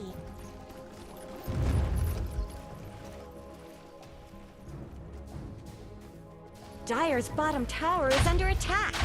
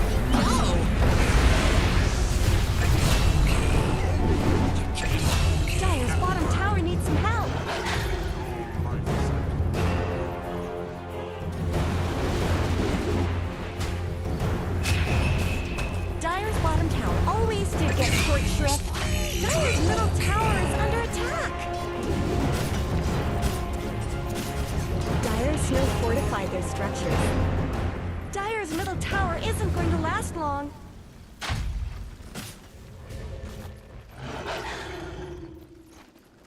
Dire's top tower is under attack.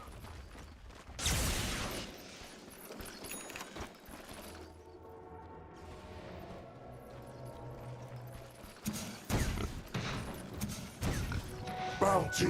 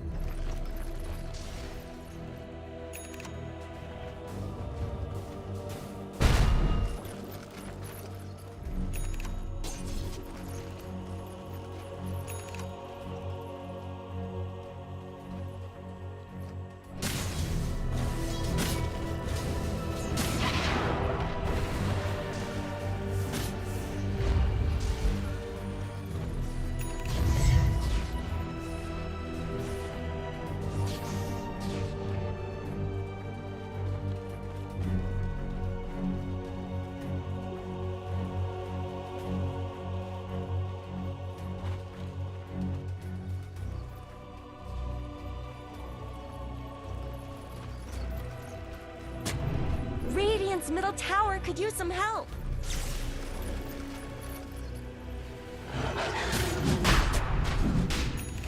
Radiant's middle tower shouldn't have to take this abuse.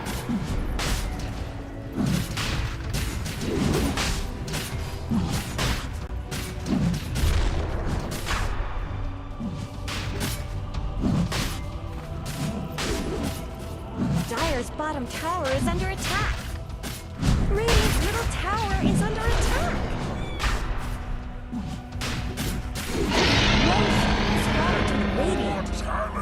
Radiant's middle tower shouldn't have to take this abuse.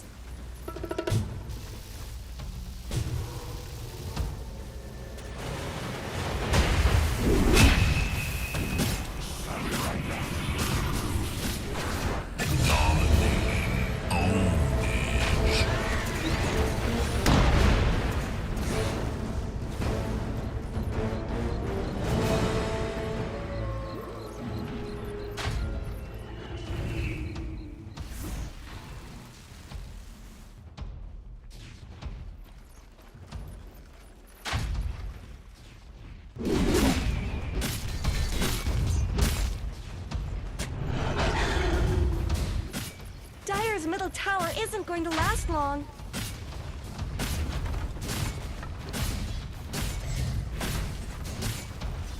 Dire's middle tower is under attack. Dire's middle tower has fallen.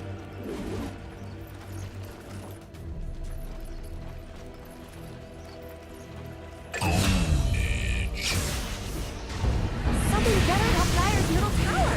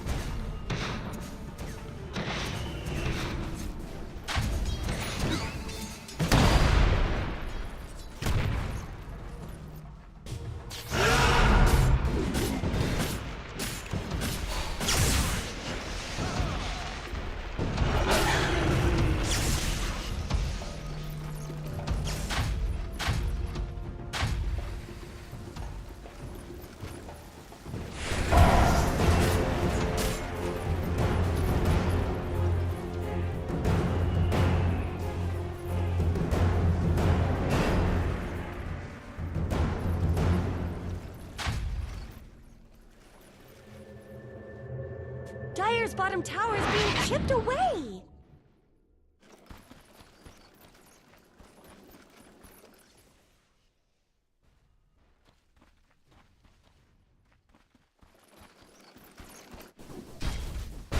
Дополнительный магический урон. Это вообще имбалютая. Он скорость фарма бафает колоссально. Мы встроили вам магический урон. Чтобы был еще урон, чтобы у вас был магический урон, да. 10 секунд до конца Эгиса. Заратенности пока боятся. Сейчас будет смог. Они группируются вместе. Да, прилетел герой. Под конец Эгиса. Хорошая идея. И Аганим к гирокоптеру добирается. Все. Сейчас это пауэрспайк для Зера. Либо сейчас переворот. Хотя бы какого-нибудь, не знаю, миньора, кого угодно. Они идут Торментора брать. Миньор ревильнул. И герой прилетает. Это Тусик. Вот уже варды расставлены. Да, Миньора видно, что выпадает на Тускара. Тускара быстро не заберешь, он слишком плотный. Ассастринг есть, опять прыжок, опять шторма забрать. Ну хорошая игра, жизнь на слух демона, не зацепили шторма. Очень много урона прогорает. Тускар, это рассказ на $1 000 000 какой-то. Бум, отлично прыгнул. Сюда же еще и Тэчис тоже ныряет. Все каленые, добейте гирокоптера, хочется крикнуть. Но не получается, или получается. Да, пришел Керри, Кристаллис воскрес из мертвых. И вот теперь делает грязь. Шейкера опять нет, опять с эхо, и он опять убегает. Да как так-то? Жалко, что у нас нет повтора, но самое интересное, что Гира уже понимал, что на него бежит гирокоптер. И что он сделал? Он пошел, ударил Торментора и умер от Торментора. Да? Обратите внимание, да, сейчас нажмите, это комичный момент. Да. Офигеть, он хорош. пошел тычку, намеренно в Торментора дал. Я, говорит, я тебе фраг не отдам. Ну ладно, это хоть что-то, но в любом случае это 4 погибели от Зера и 3 потерянных персонажа Маус. Ну хоть как-то, но где Шакир? Где? Ну как это? Эхо, нам нужно эхо. Такие потерянные Зера, это вот в прямом смысле. Вот сейчас я понимаю, что Маус не просто банально лучше как команда в макро, в перемещениях и в ингейм коллинге, если так это можно назвать. У них есть капитан, в данном случае я на 1000% уверен, что есть тренер, который говорит, кого мы бьем, что мы делаем. Я думаю, что это не так работает. Тренер, скорее всего, так давно не играл капитан мод сам, что он все, что может, фокусируется на кнопках, чтобы не проседать. Ой-ой-ой, вот это плюха. Все колет здесь Мидван. Думаешь? Да, и Мидван вместе с Ямичем колет. В любом случае, этого человека нету команды Зера. Как бы там оно ни было, и... Он был, просто у них ряд критических ошибок. Вот смотри, обычно у Зера Теннесси колет сам Шейкер. Нефрит колет на бесте том же, вспомни, как он вчера показывал нам. Сейчас у него нет игры, у него не получилось ничего, из-за этого и колет сложно. Так мы ждем, пока он расколдует свои способности. Вот еще одна атака по Shadow Demon, есть Шторм рядом, пока прожимает Бист, смотрит Валоры в молоко, но Пол там от Тусика добивает все-таки да, Shadow Демона. Шейкер опять убегает. Уже мы находимся в том этапе, когда БКБшки слева, ну или их скорое появление на остальных героях не дает тебе ничего. Твое эхо уже сейчас становится бесполезным. А еще через 10 минут, что делать-то? Что делать? Ну, надо думать. Я бы уже рашил какой-то рефрешер, наверное. Что вообще Шейкер собирает? Может быть, Кая Сенж рефрешер? Или Кая Яша? Ну да. Вот у него коричневый тапок, Кая есть, больше денег нет, он шар тебе купил. Там рефрешер сейчас стоит не 350, а 400 маны. Поэтому дорого. Это еще доп нерв Шейкера. Да, тоже удар по герою. Ну что, в смоках Зера, попытка реализовать героя, все еще ждем Слэма. Атака Тускара в очередной раз. Минус Тусик, прыжок от Миньора, выигрывает немножко времени, пока был Фьюри, улетает его Керри. Или Миньор. Ладно, если бы он еще убил хотя бы одного героя на развороте, я бы уже в каком-то крейгазме был. Неплохая вылазка по итогу получилась. 2 сапа стерли, защитили свою двойку и время подкачаться. А качаться здесь надо много, потому что этот гирокоптер, он не наносит пока урона, он достаточно маленький. И кроме гира здесь надо шторма ждать большого. Что там по вещам у шторма? Давайте обратим внимание. Понятно, у него Кая Саша только сейчас есть. Ну, вот Witchblade, я так понимаю, он сюда собирал недавно. Блин, у них вообще урона нет. Вот я на это смотрю, у них просто нет урона. Им надо еще минут 12 подкачаться. Ну вот нам намекают на героя, который должен урон наносить. И он покупает сатаник. Надо понимаешь, жить, ты да. посмотри. Ну, сатаник тоже чуть-чуть дэмэдж тебе даст. Немного, конечно, не богат. А, NFT упало. Все.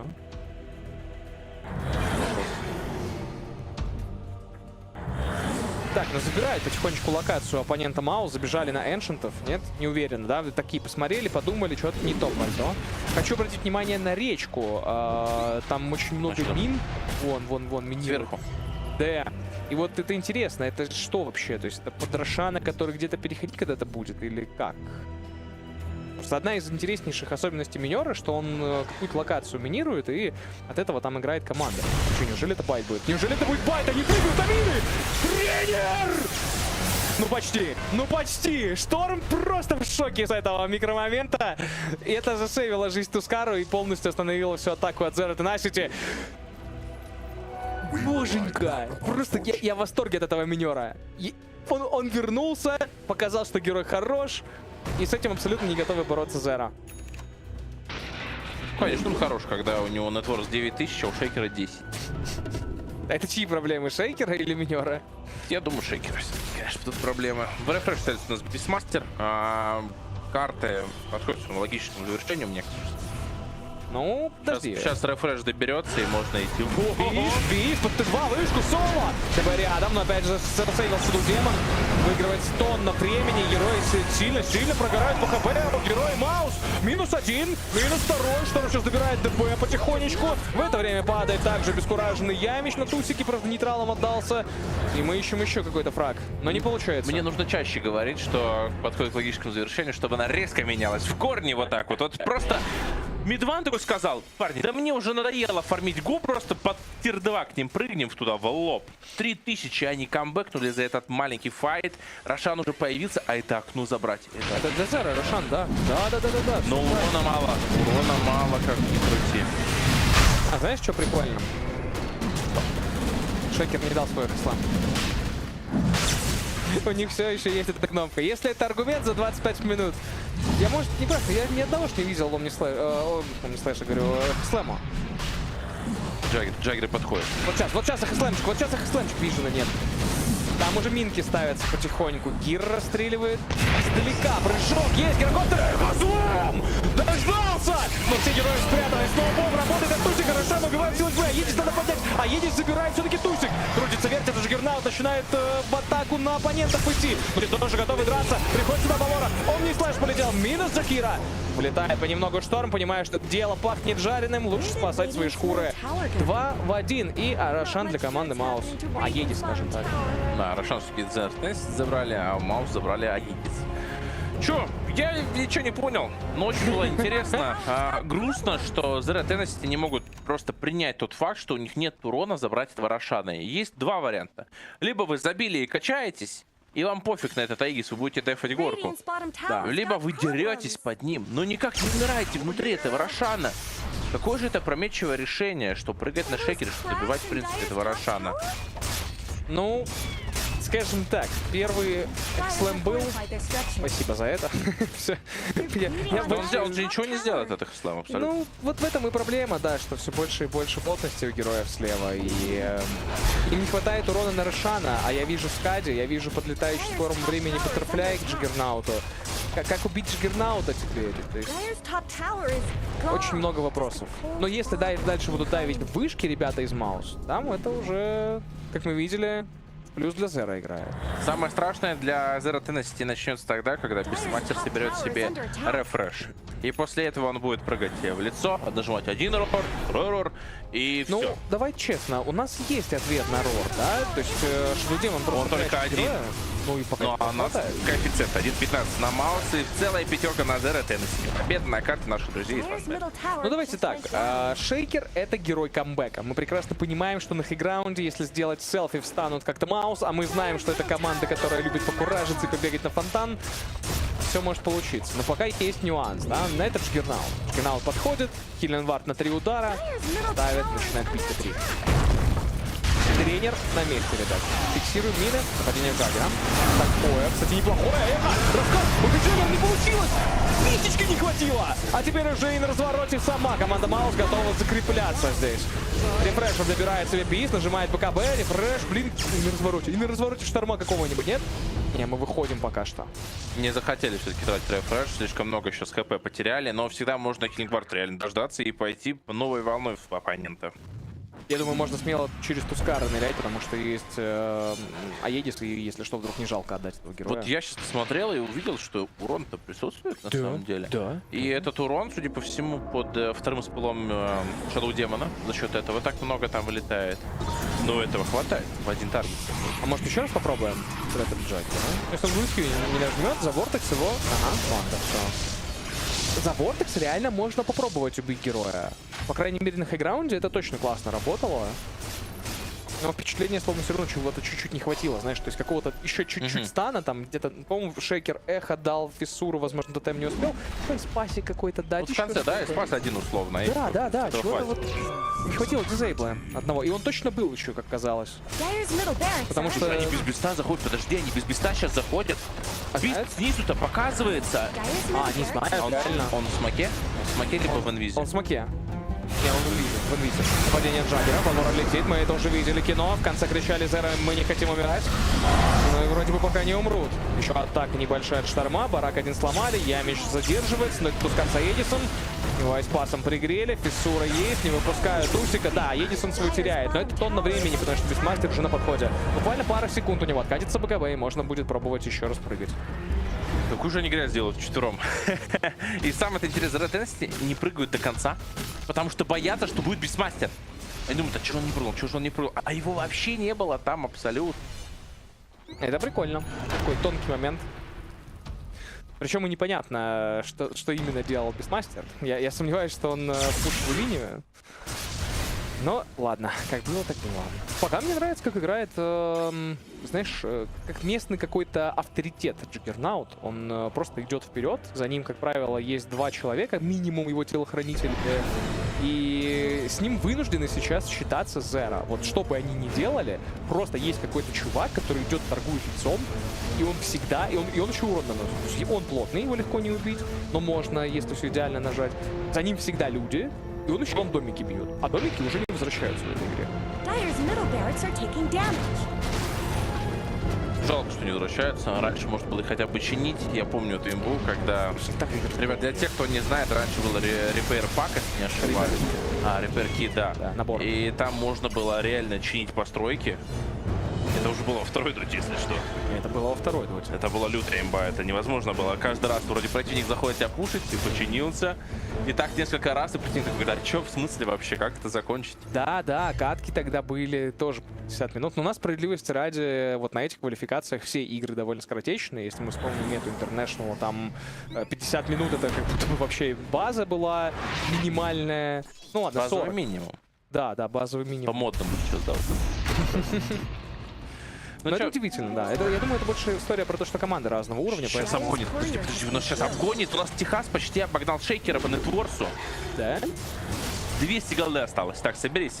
А он не качается, он мины ставит. Видишь, это как раз план отхода, куда будут отступать Маус в случае, если будет атака от Зеро. Ну, она в любом случае будет, потому что вы либо на топе будете играть на линии, либо в миде. Выйти в этот лес это удобно. И видно, что по карте Мауза чувствует себя комфортно. Они закрывают своего оппонента, оставляют ему только клочок сверху. Там пару пачек крипов. Тяжелая ситуация, непонятно, как выбираться. Давайте обратим внимание на гирокоптера. Что там по вообще урону, планируется ли? Ну вот Сатаник он очень добрал. мало. А он хочет фляй себе, блин. Ему нужен Дейдалус. Ему Да. прямо сейчас нужен Дейдалус. И Рапира next, да. Ну нет других вариантов, какой фляй. Ну ладно, окей, в этого нет веры. А чё у Шейкера? Есть какой-то рефрешер у плана? Опять местный авторитет зашел. Он лотус собирает. Нет, ребят, это мы так каш с вами не сварим. Тут мафиозник Кристаллис вам уже базу бить будет сейчас. Всех перетянули, линза прилетела минору. Целится у нас Джаггернаут в Аганим. И да, Линкин сфера нужна. Но, увы, ах, там уже 2 рора, поэтому Линка может себя, в принципе, не спасти. Чем-то Линку сбить можно? Где-то так вот слева, если по героям пробежаться. Аганим. А, ну да, да. Тут, честно говоря, и так Джаггернаут, например. Да, Линка в целом не очень хорошо выглядит. Я понимаю, что они начинают через беста, как правило, да, но если они же договорятся, по-любому договорятся, спрыгнуть одновременно в одного героя, там, такого как Шторм, важного, да, иными словами. Ну, тут, скорее всего, проще будет. Бист возьмет себе шмотку, которая таргетная, чтобы сбивать Линку. Нет, нейтральную. А нейтралки же вроде уже больше не сбивают Линку. Все, что можно было убрали. Вообще все абсолютно. А по-моему все, да, вот Каныч тоже не даст соврать, потому что все убрали. Тоже считали, что это просто имбаланс, где-то была там то ли пика, то ли какой-нибудь еще что-то. Да, раньше были ресурсы такие, мы это все убирали, оставляли там одну какую-то нейтралку, и ее тоже убрали. Хорош штука. Я уже и забыл про это. Ну, это просто нечестно, слушай. Не, это супер важно. Это 5000 нетворса, шмотка. Чё? На топе атака какая-то. Что происходит? Гуляют Зера. В это время мафиозник ломает в бараке. А что? Зера, они абсолютно не готовы. Рефреш, атака еще на вторым кругом уже на гирокоптера. И он умирает. Так они заберут еще Шаду Демона, конечно. Но у них есть байбеки. А в это время команда уже сломала казарму дальников. Отошла, регрупнулась. они дождутся сейчас своих тиммейтов. А где бай? У него только что был бай. Есть, нормально. Он купил, продал что-то.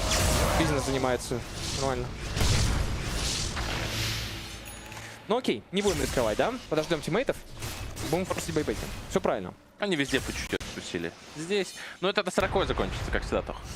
Я уверен. Веришь? Я верю. Это моя боль, чат. Мы вот все карты смотрим. Ни одна не была 40+. Смотрим. Атака на Джаггернаута. Хилка стоит. Ребят, хилку надо сломать. Ему еще глиммер сверху подарили. Это вообще боль какая-то. Они не смогли его убить из-за глиммера одного. Где центры были раньше? Что за ужас? А чья это база тогда хочется полюбопытствовать, да? Что у вас центрик ставится в последнюю секунду. Ну, саппорт добегал поздно. И смотри, они даже опс не чекают справа. Рошан появился. Все, последний Рошан в этой игре. Да, кстати, Тиль, когда у тебя вот такие карты тяжеленные, да, вы играете от хайграунда, и у вас сапы не находят варды в самых дефолтных спотах на хайграунде. Ну, я не понимаю, за что тогда Зера. Они смог разбили. И на варде? Серьезно? Да? Они в позиции стоят, все, они знают, готовы. Они реально знали это, да, это вот здесь был смоук. Ой, и мины взрываются. Все прекрасно понимает команда Маус. И деваться-то некуда, Зера. Они понимают, что если мы сейчас драку на рушпите скипаем, к нам зайдет вот этот чел в галстуке и с мечом, и он сломает все.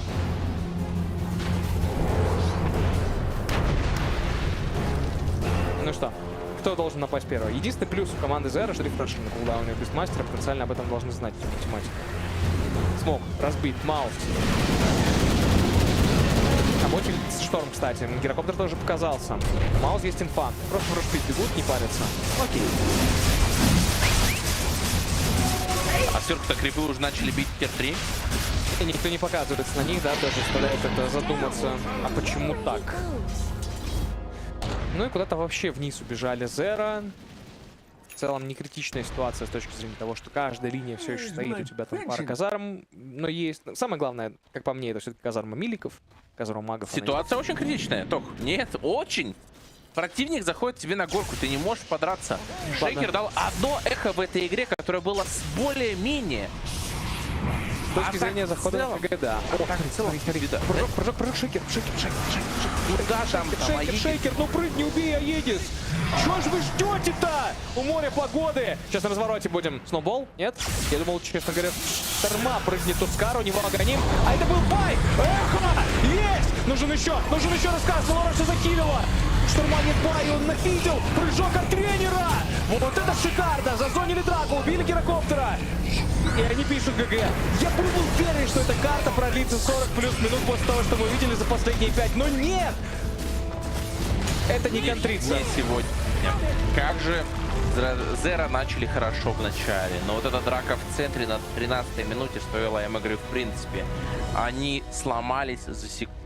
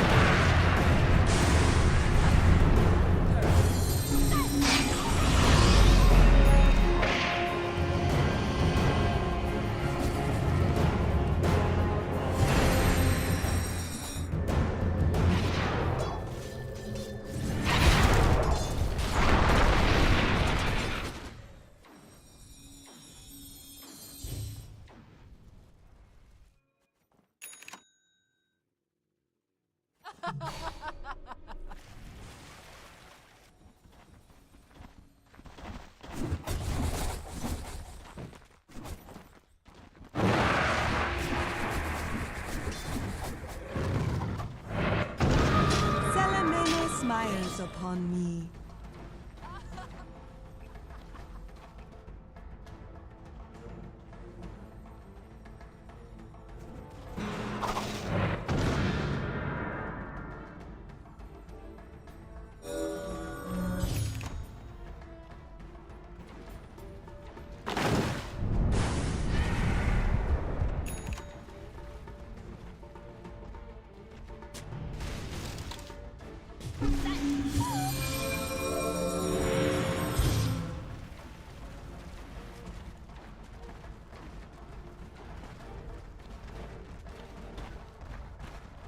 Blessings upon a loyal warrior. Ally.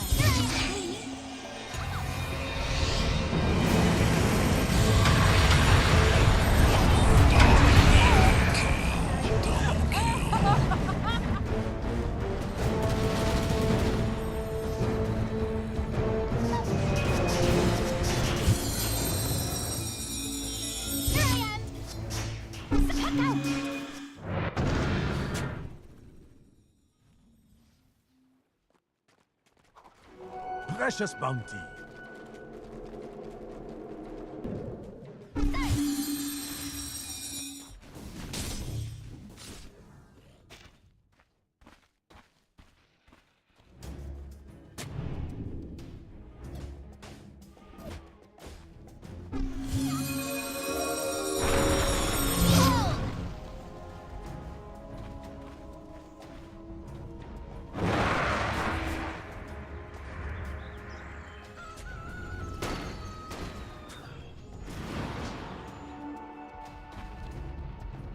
Radiant's top tower is under attack.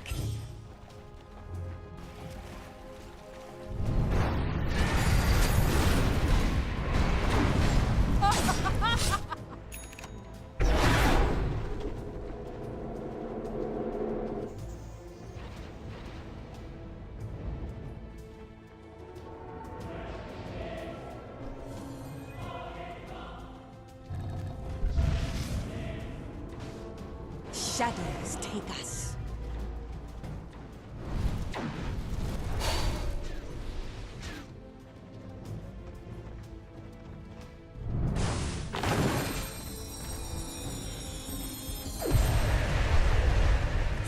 better help Dire's middle tower.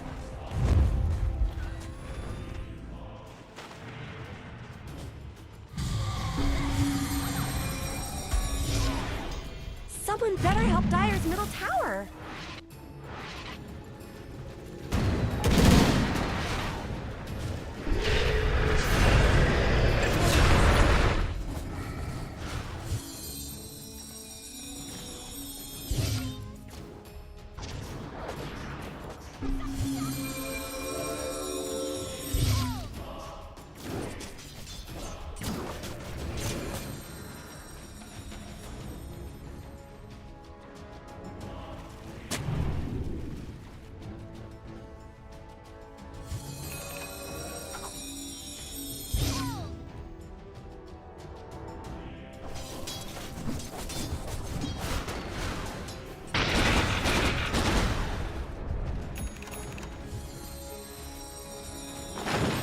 Not much good's happening to Radiant's bottom tower.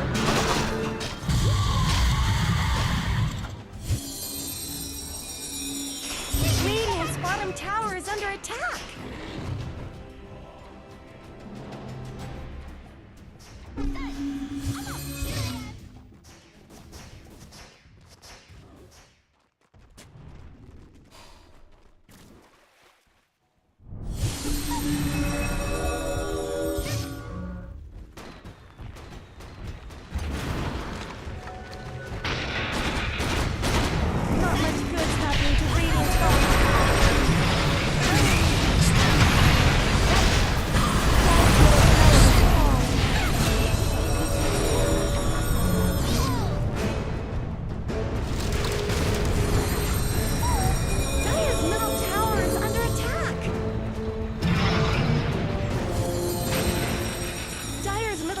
Isn't going to last long.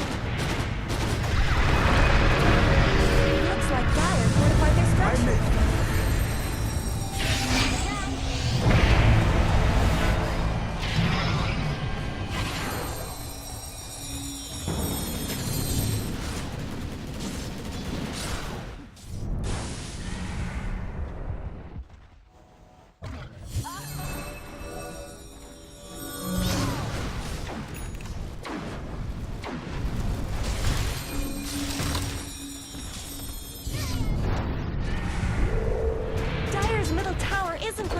Long.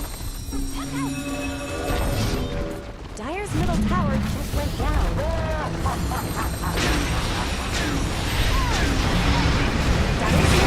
fallen.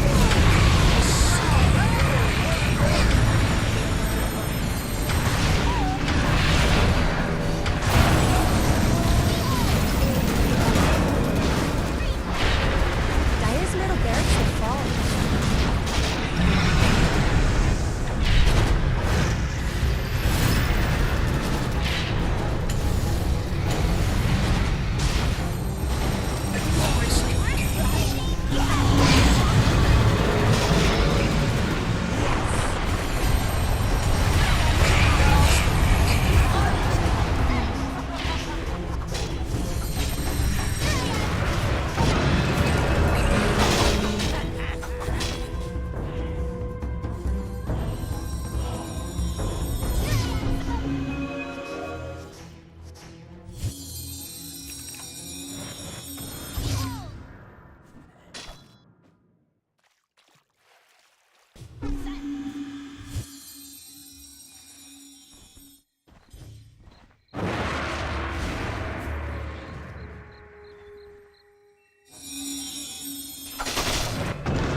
Radiant's bottom tower is under attack.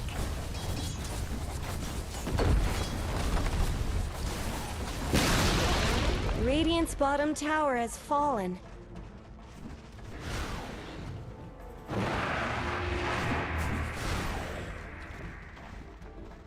Radiant's bottom tower's got problems.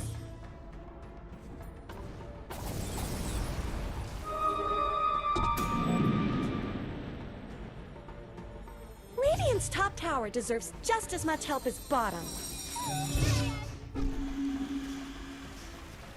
Radiant's top tower has looked better.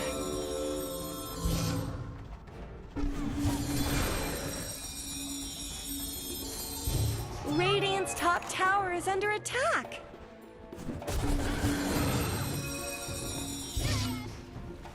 Blessings upon a loyal Radiant's middle tower could use some help.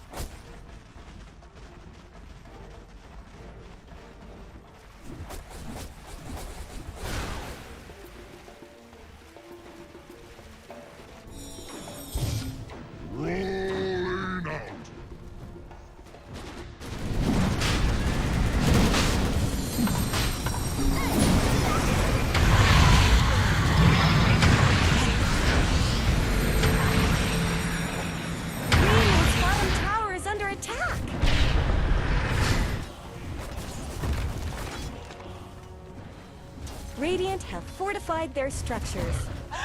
Radiant's bottom tower's got problems.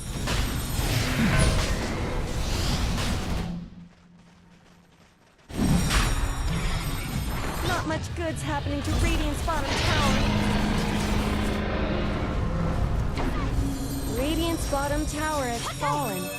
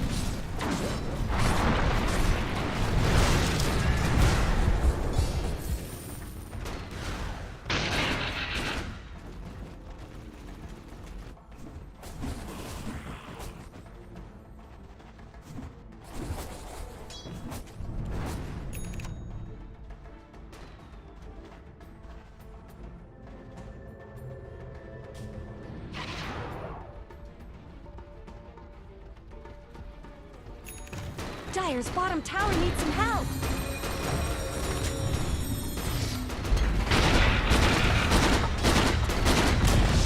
Dire's bottom tower has shattered to little pieces.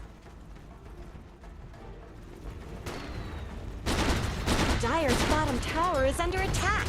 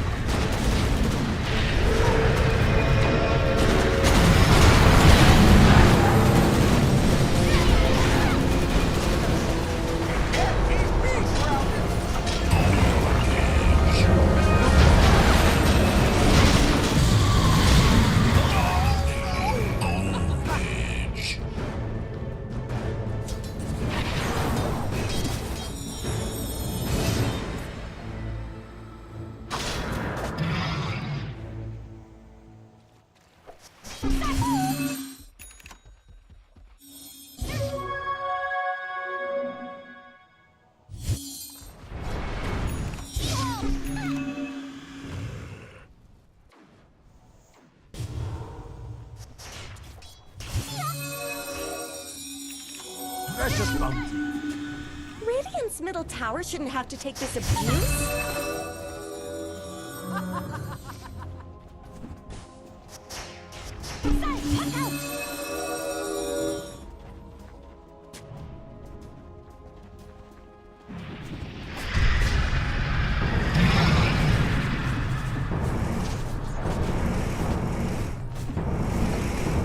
Radiant's bottom barracks have fallen.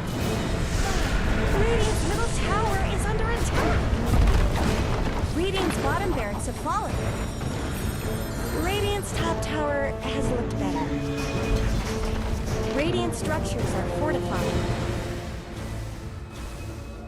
Radiant's top tower is under attack. Radiant's top tower has fallen. Radiant's middle tower shouldn't have to take this abuse.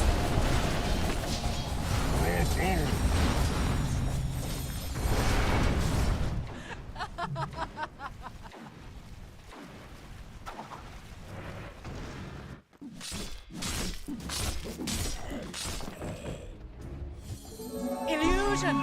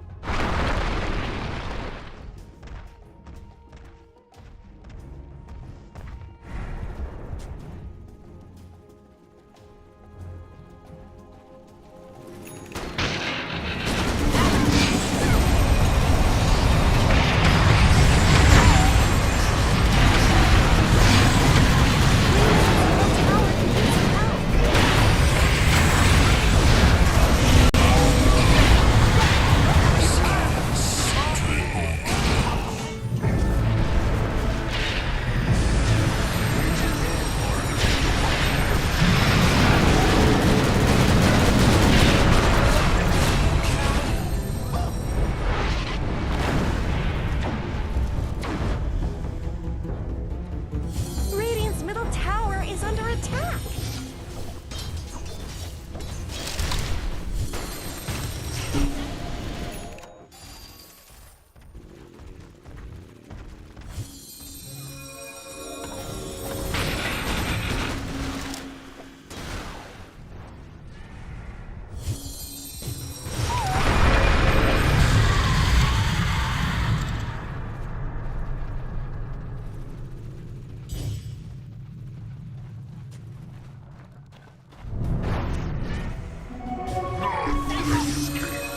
Radiant's middle tower is under attack.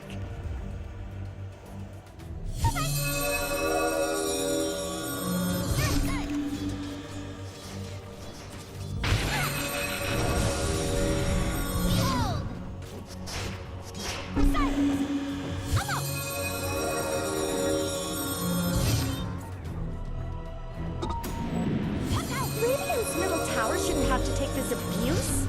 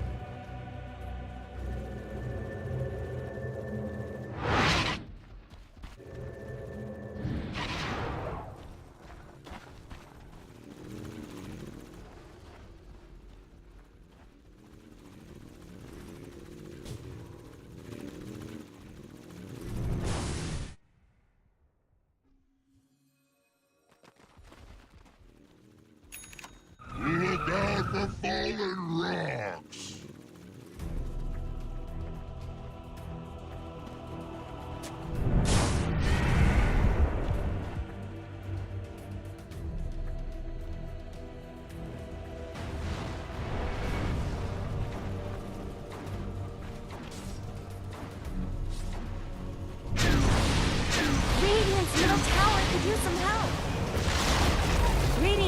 tower has fallen.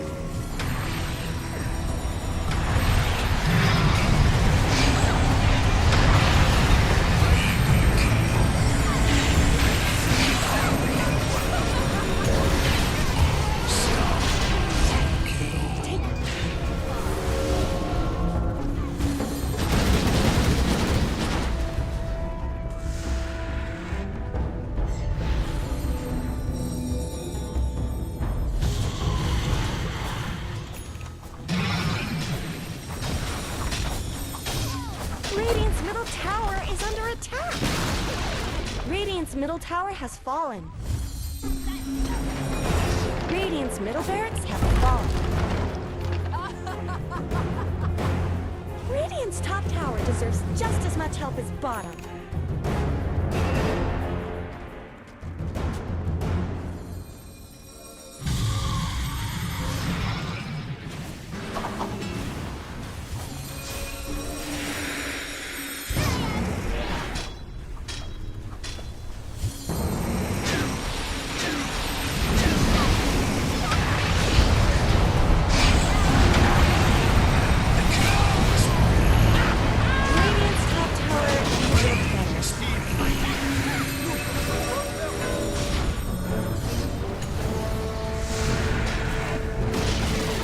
Radiant's top tower has fallen. Radiant's top barracks have fallen. Take us. The Dire now has mega creeps.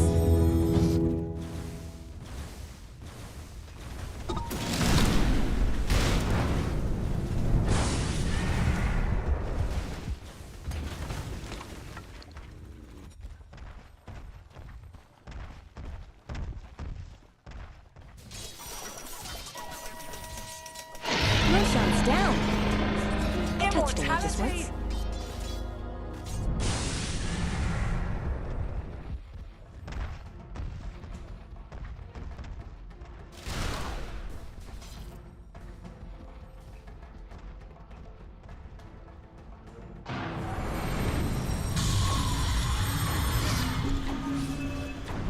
Radiant's courier has been killed. They always go after the courier. Look at that. Radiant's courier just got killed.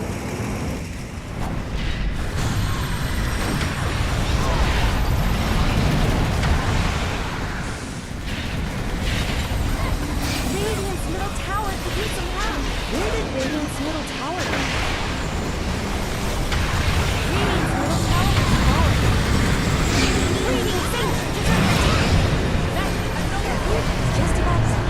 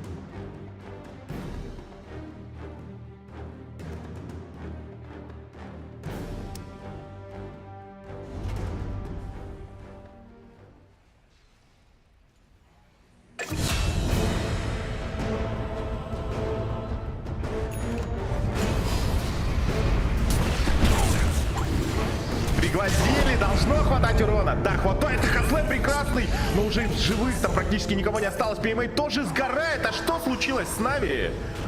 А где Абадон? Вот где Абадон, я понял.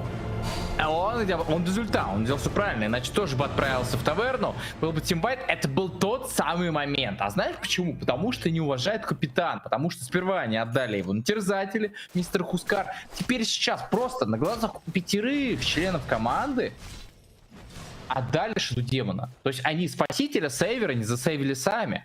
Сапожник без шапок получается. И следом отлетел второй саппорт. И уже драться 3 на 5 невозможно. А преимущество было десятка. И был Хускар, вот этот неуязвимый.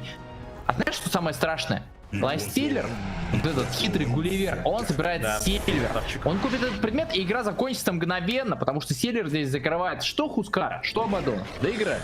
Красавчик. Вообще выбор артефактов мне очень нравится. Он себе и БКБ купил, не постеснялся. Хотя очень многие игнорируют постоянно. Ну, у меня же рейдж есть, но извините, там сайленс какой-то, это опасно слишком. БКБ его будет спасать. Да, 5000 отыграны, и вот еще одна такая драка. И ой, как сложно будет Нави. Эта драка может состояться совсем скоро. Шейкер далеко от команды. Здесь же нет Гина. Рошан стоит. Из этого Рошана должна быть драка в самое ближайшее время. Хускар уже начинает его бить. Или отдадут? Вот тут вопрос. Руна. У них все кнопки вроде как есть. Или отдают? Или будут? Не-не-не, мне кажется, будут. Да, там есть телепорт, там есть... смоук, они будут пробовать.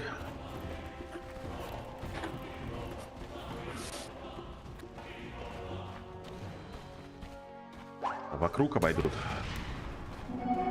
Тут опять же важно, на кого нападут. То есть как раз саппортов лучше всего убивать команде Руна. Нави бы желательно... Я даже не знаю, кого Нави могут быстро выключить.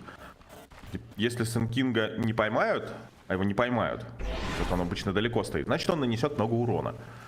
При любых раскладах, даже если посмертно. Ой, как стоят! Туда бы Марсу прыгнут! Да, он не видит. Да поставь арену прямо сейчас! Жми здесь! Да, арена только в одну в итоге цель. Размена пока нет. Пошел хороший статик с хайграунда. Второго саппорта тоже выключает. Можно просто уничтожать Хускара. Это -3 уже. И Абадон, посмотрите, какой он битый. Ну что, фиаско терпит команда Нави.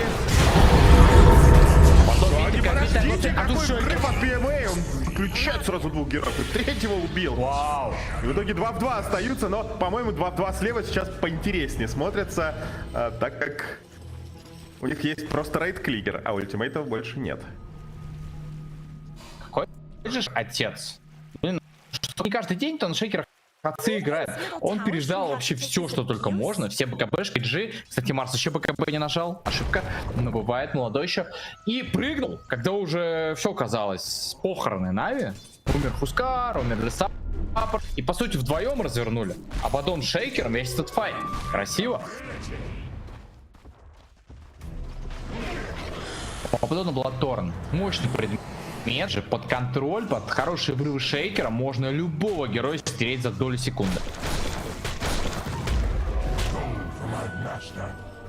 Да, очень бодрая карта, получается, реально интересная. У одних там, одни за счет идеи какой-то пытаются вывести, другие готовы были терпеть, и пока получается, реально в тяжелой ситуации отыграли очень много.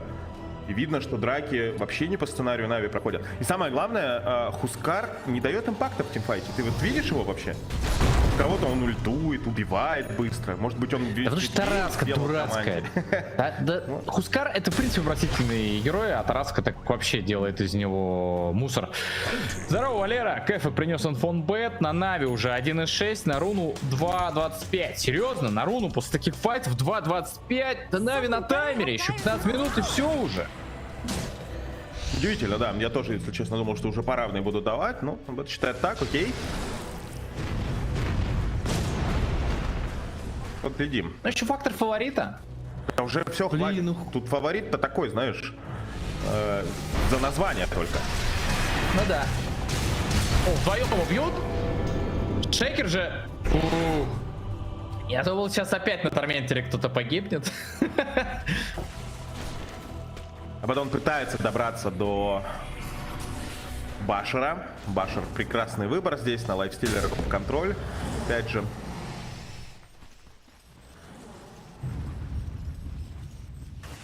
Это важно.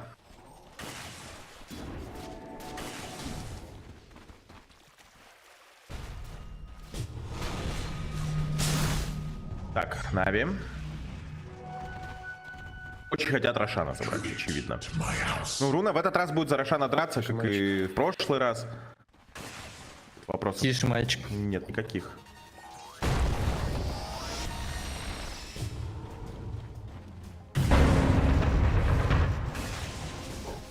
Все боятся, да? Причем одним-то на руку подобное, а вторые вот пока непонятно. Так, шейкер у нас рефрешер не покупает, я правильно понимаю?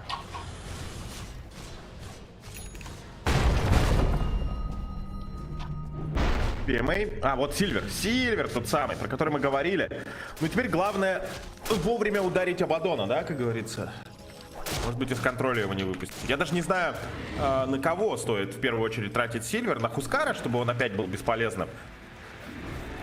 Или все-таки мы Абадона включать? Потому что сейчас Абадон уже пострашнее в разы, кажется, чем Хускар. А Хускар дэмэджа вообще не наносит, только магический. У него аспект не на ДПС, а на выживание, поэтому это просто огромная булка. Ее можно игнорировать.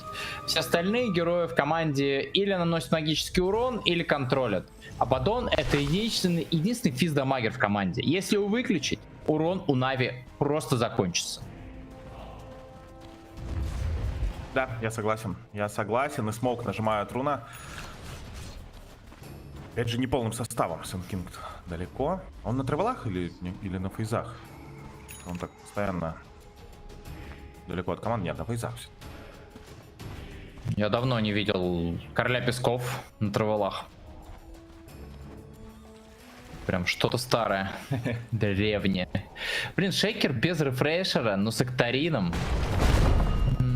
Учитывая, что в игре нужно додавить, то рефрешер получше предмет. Так, сейчас будет драка, все будет мясо, толстый тела в экстазе, Альберка на позиции, в нем будет сидит. Да. Он сейчас одного саппорта сразу же цепляет и пошел Несфир убивать его. Правда, быстро погибает Дизраптор, который даже кнопки свои не нажал. Возможно, стоит отступить Руне отсюда. Нави же будет преследовать Альберка. Очень больно. БКБ есть, нажимает. Он Гадзджус готов идти дальше. Копье и выйти. Правда, не отпустит шейки. Не дождался лишнюю секунду. Нет байбека, но Дизраптор через 30 секунд встанет, он-то будет с ультимейтом. Несфир пошел просто на голову на этого Хускара и Абадона. Они их просто не почувствовали, вау. Причем Рошан добил Гадзджуса, но все равно это фаберская история. Мужики, мы потеряли Джакира, у них нет Дисраптора. Айда на Рошана. Шашки наголо, мы успеем, да по-любому, ребята. Что может пойти не так? Так он пешком в них зашел, нажал Сильвер и по одному, а второго просто там по цепочке забрали. Вау, как же это было. А потом даже ульт. Он даже ульт не успел нажать. Он так быстро погиб, хотя он ведь мог. Он был не в сайленсе. Он был лишь в стане. Но он за долю секунды испарился под эффектом Сильвера. Жестко. О, Заяц на позиции. Сейчас будет воровать. Смотрите. Так, всем тихо, Заяц ворует. Тихо. Сейчас капитан покажет, как это делается. Как в футболе. Капитан спасает команду. Нет, не в этот раз, к сожалению. Но было бы забавно. Ну, хотя бы попытался. Пора ли. Так, а здесь шейкер, дается показ Дизраптора, слабенько, параллельно погибает команды Нави. Как же они заливают это? Шок. Кэв был почти 3. Что, надо уже искать... Не часто такое бывает, но Нави с преимуществом 5000 уже нифига не фавориты здесь. Не первым номером играют, то нужно уже для них какие-то выходы искать. Что хорошего рефшейкера, но он рефрешер решил не покупать. Аганим на Хускаре, блинк и прыжок в какую-нибудь вкусную цель, да. Но у него что Аганим, что блинка тоже не предвидится. Абадон очень большой, очень богатый, но опять же, это... Мне кажется, это не прям хард кэрри. Как ты говоришь, альфа кэрри, да? Абадон это не альфа кэрри, в моем понимании. Да не, особенно когда лайфстиллер как бы просто берет грамотные вещи. Естественно, очень, знаешь, часто бывает так, что вот ты играешь против какого-то бристлбека керри, ну или спиктер керри, неважно, против героев с пассивками, и люди, вот, я не знаю, 50 минут будет длиться игра, и они будут поголовно все игнорировать брейк в любом виде. Но здесь как бы человек прекрасно понимает, против чего играет, и естественно он брейк себе собирает. По-другому быть не может. А когда это не делают, у меня постоянно вопрос возникает. Ну, хорошо, ты купишь МКП там, условно, каком-то керри.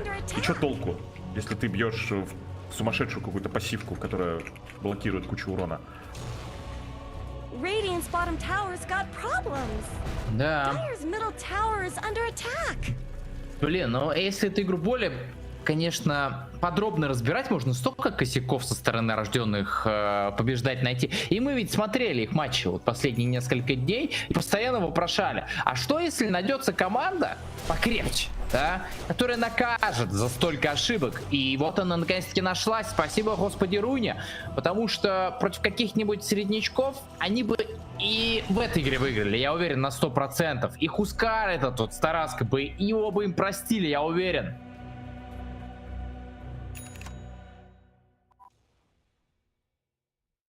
Я вообще так и не чувствовал этого Хускара всю игру. О, ну-ка, почувствует ли его соперник сейчас? Ну, как будто бы... Да, как будто бы он живет какое-то время, а потом он его пытается засейвить. Шейкер очень неплохо проверяет, Марс нажимает довольно поздно БКБ. Хускар все это время живет, и хватит ему здесь здоровья, чтобы выжить. И можно разворачивать тимфайт, не Сфира убивать, но в первую очередь нужно убить Сенкинга. Сенкинг под БКБ пытается скрыться, там Лайфстиллер сейчас появится, его будут всей командой там душить. Лайфстиллер, Рейдж, ТП. Да, в такой ситуации только ТП. Все стороны убежали. На самом деле делались с легким испугом здесь Руна. Факт, что они потеряли только 2 героев. Ну да, Кем не отдали, Ластеллер убежал. Могло быть гораздо хуже. Тяжело заканчивать игру против такого количества жира. Элементарно не хватает урона. Вот кто-то что-то не нажал, кто-то что-то не дал, и все. Хускар тебя разворачивает, он бессмертный, а потом аналогичный, в тебя еще шейкер прыгает, скоро шейкер с рефрешером будет, и цена ошибки будет еще более высока. Нужен физ ДПС.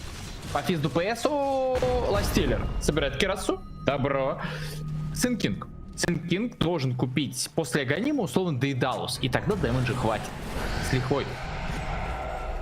Слота нет, к сожалению.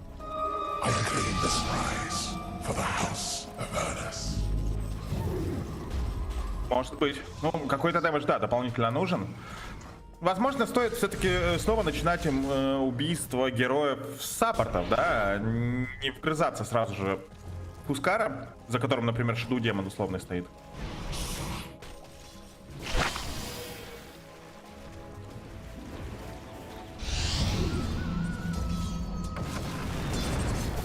Интересно. Вот таким и должен быть финал Виноров. Ничего до сих пор не понятно. Но очень интересно. Блин, да, для меня загадка, как Нави до сих пор за игру цепляется. Что все уже вроде как финит или комедия. Их драфт не должен работать на такой минуте, но я все еще чувствую опасность. Для кого? Для Рейдин, для Руны. Да, естественно, надо есть. Как бы далеко не факт, что все получится. Но с другой стороны, у них стоит база. У всех стоит база. У нас 40 минут позади, у нас до сих пор никто к Т3 даже не приблизился. Не то чтобы там начал бить.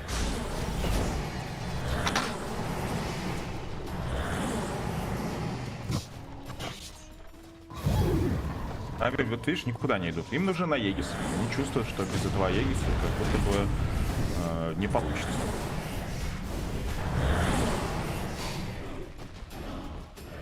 Думаешь, как? Без Аегиса? Конечно, лучше. Шанс.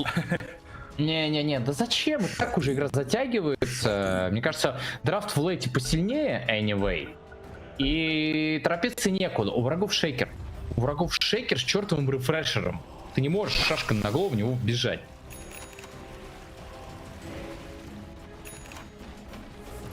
Мне нравится, на самом деле, что Руна вот так смело действует. Они только что ошиблись. Ну как ошиблись? Просто драку не выиграли, там потеряли 2 героев. Хотя сами нападали. И они все равно как бы настаивают на своем. Пробежались, посмотрели, героев не нашли, там, Стар забрали. Ну, видно, что они вроде как должны играть сейчас. Вернее, они не должны чувствовать свою силу, как кажется. Все равно игру контролируют. Но они молодцы. И вот здесь однажды Нави погорели, как вы помните, именно в этой точке. Почему бы не повторить? Там очень далеко Марс. А как без него-то, ребят? Будет возвращаться на ТП. Пока не бежит. А вот сейчас летит, да. Скар. Сильвера можно ударить. БКБ сразу же надо разворачиваться, не Сфирне. Он дерется. Ну, бы, кстати, тоже какой-то башер купить. Сейчас могут на него и прыгнуть. БКБ есть, Сильвер нажал, убегает. Это где? Кого? Западно. Но урона пока маловато. Убивает лишь одного. Если Зайца получится, то ведь как же много урона.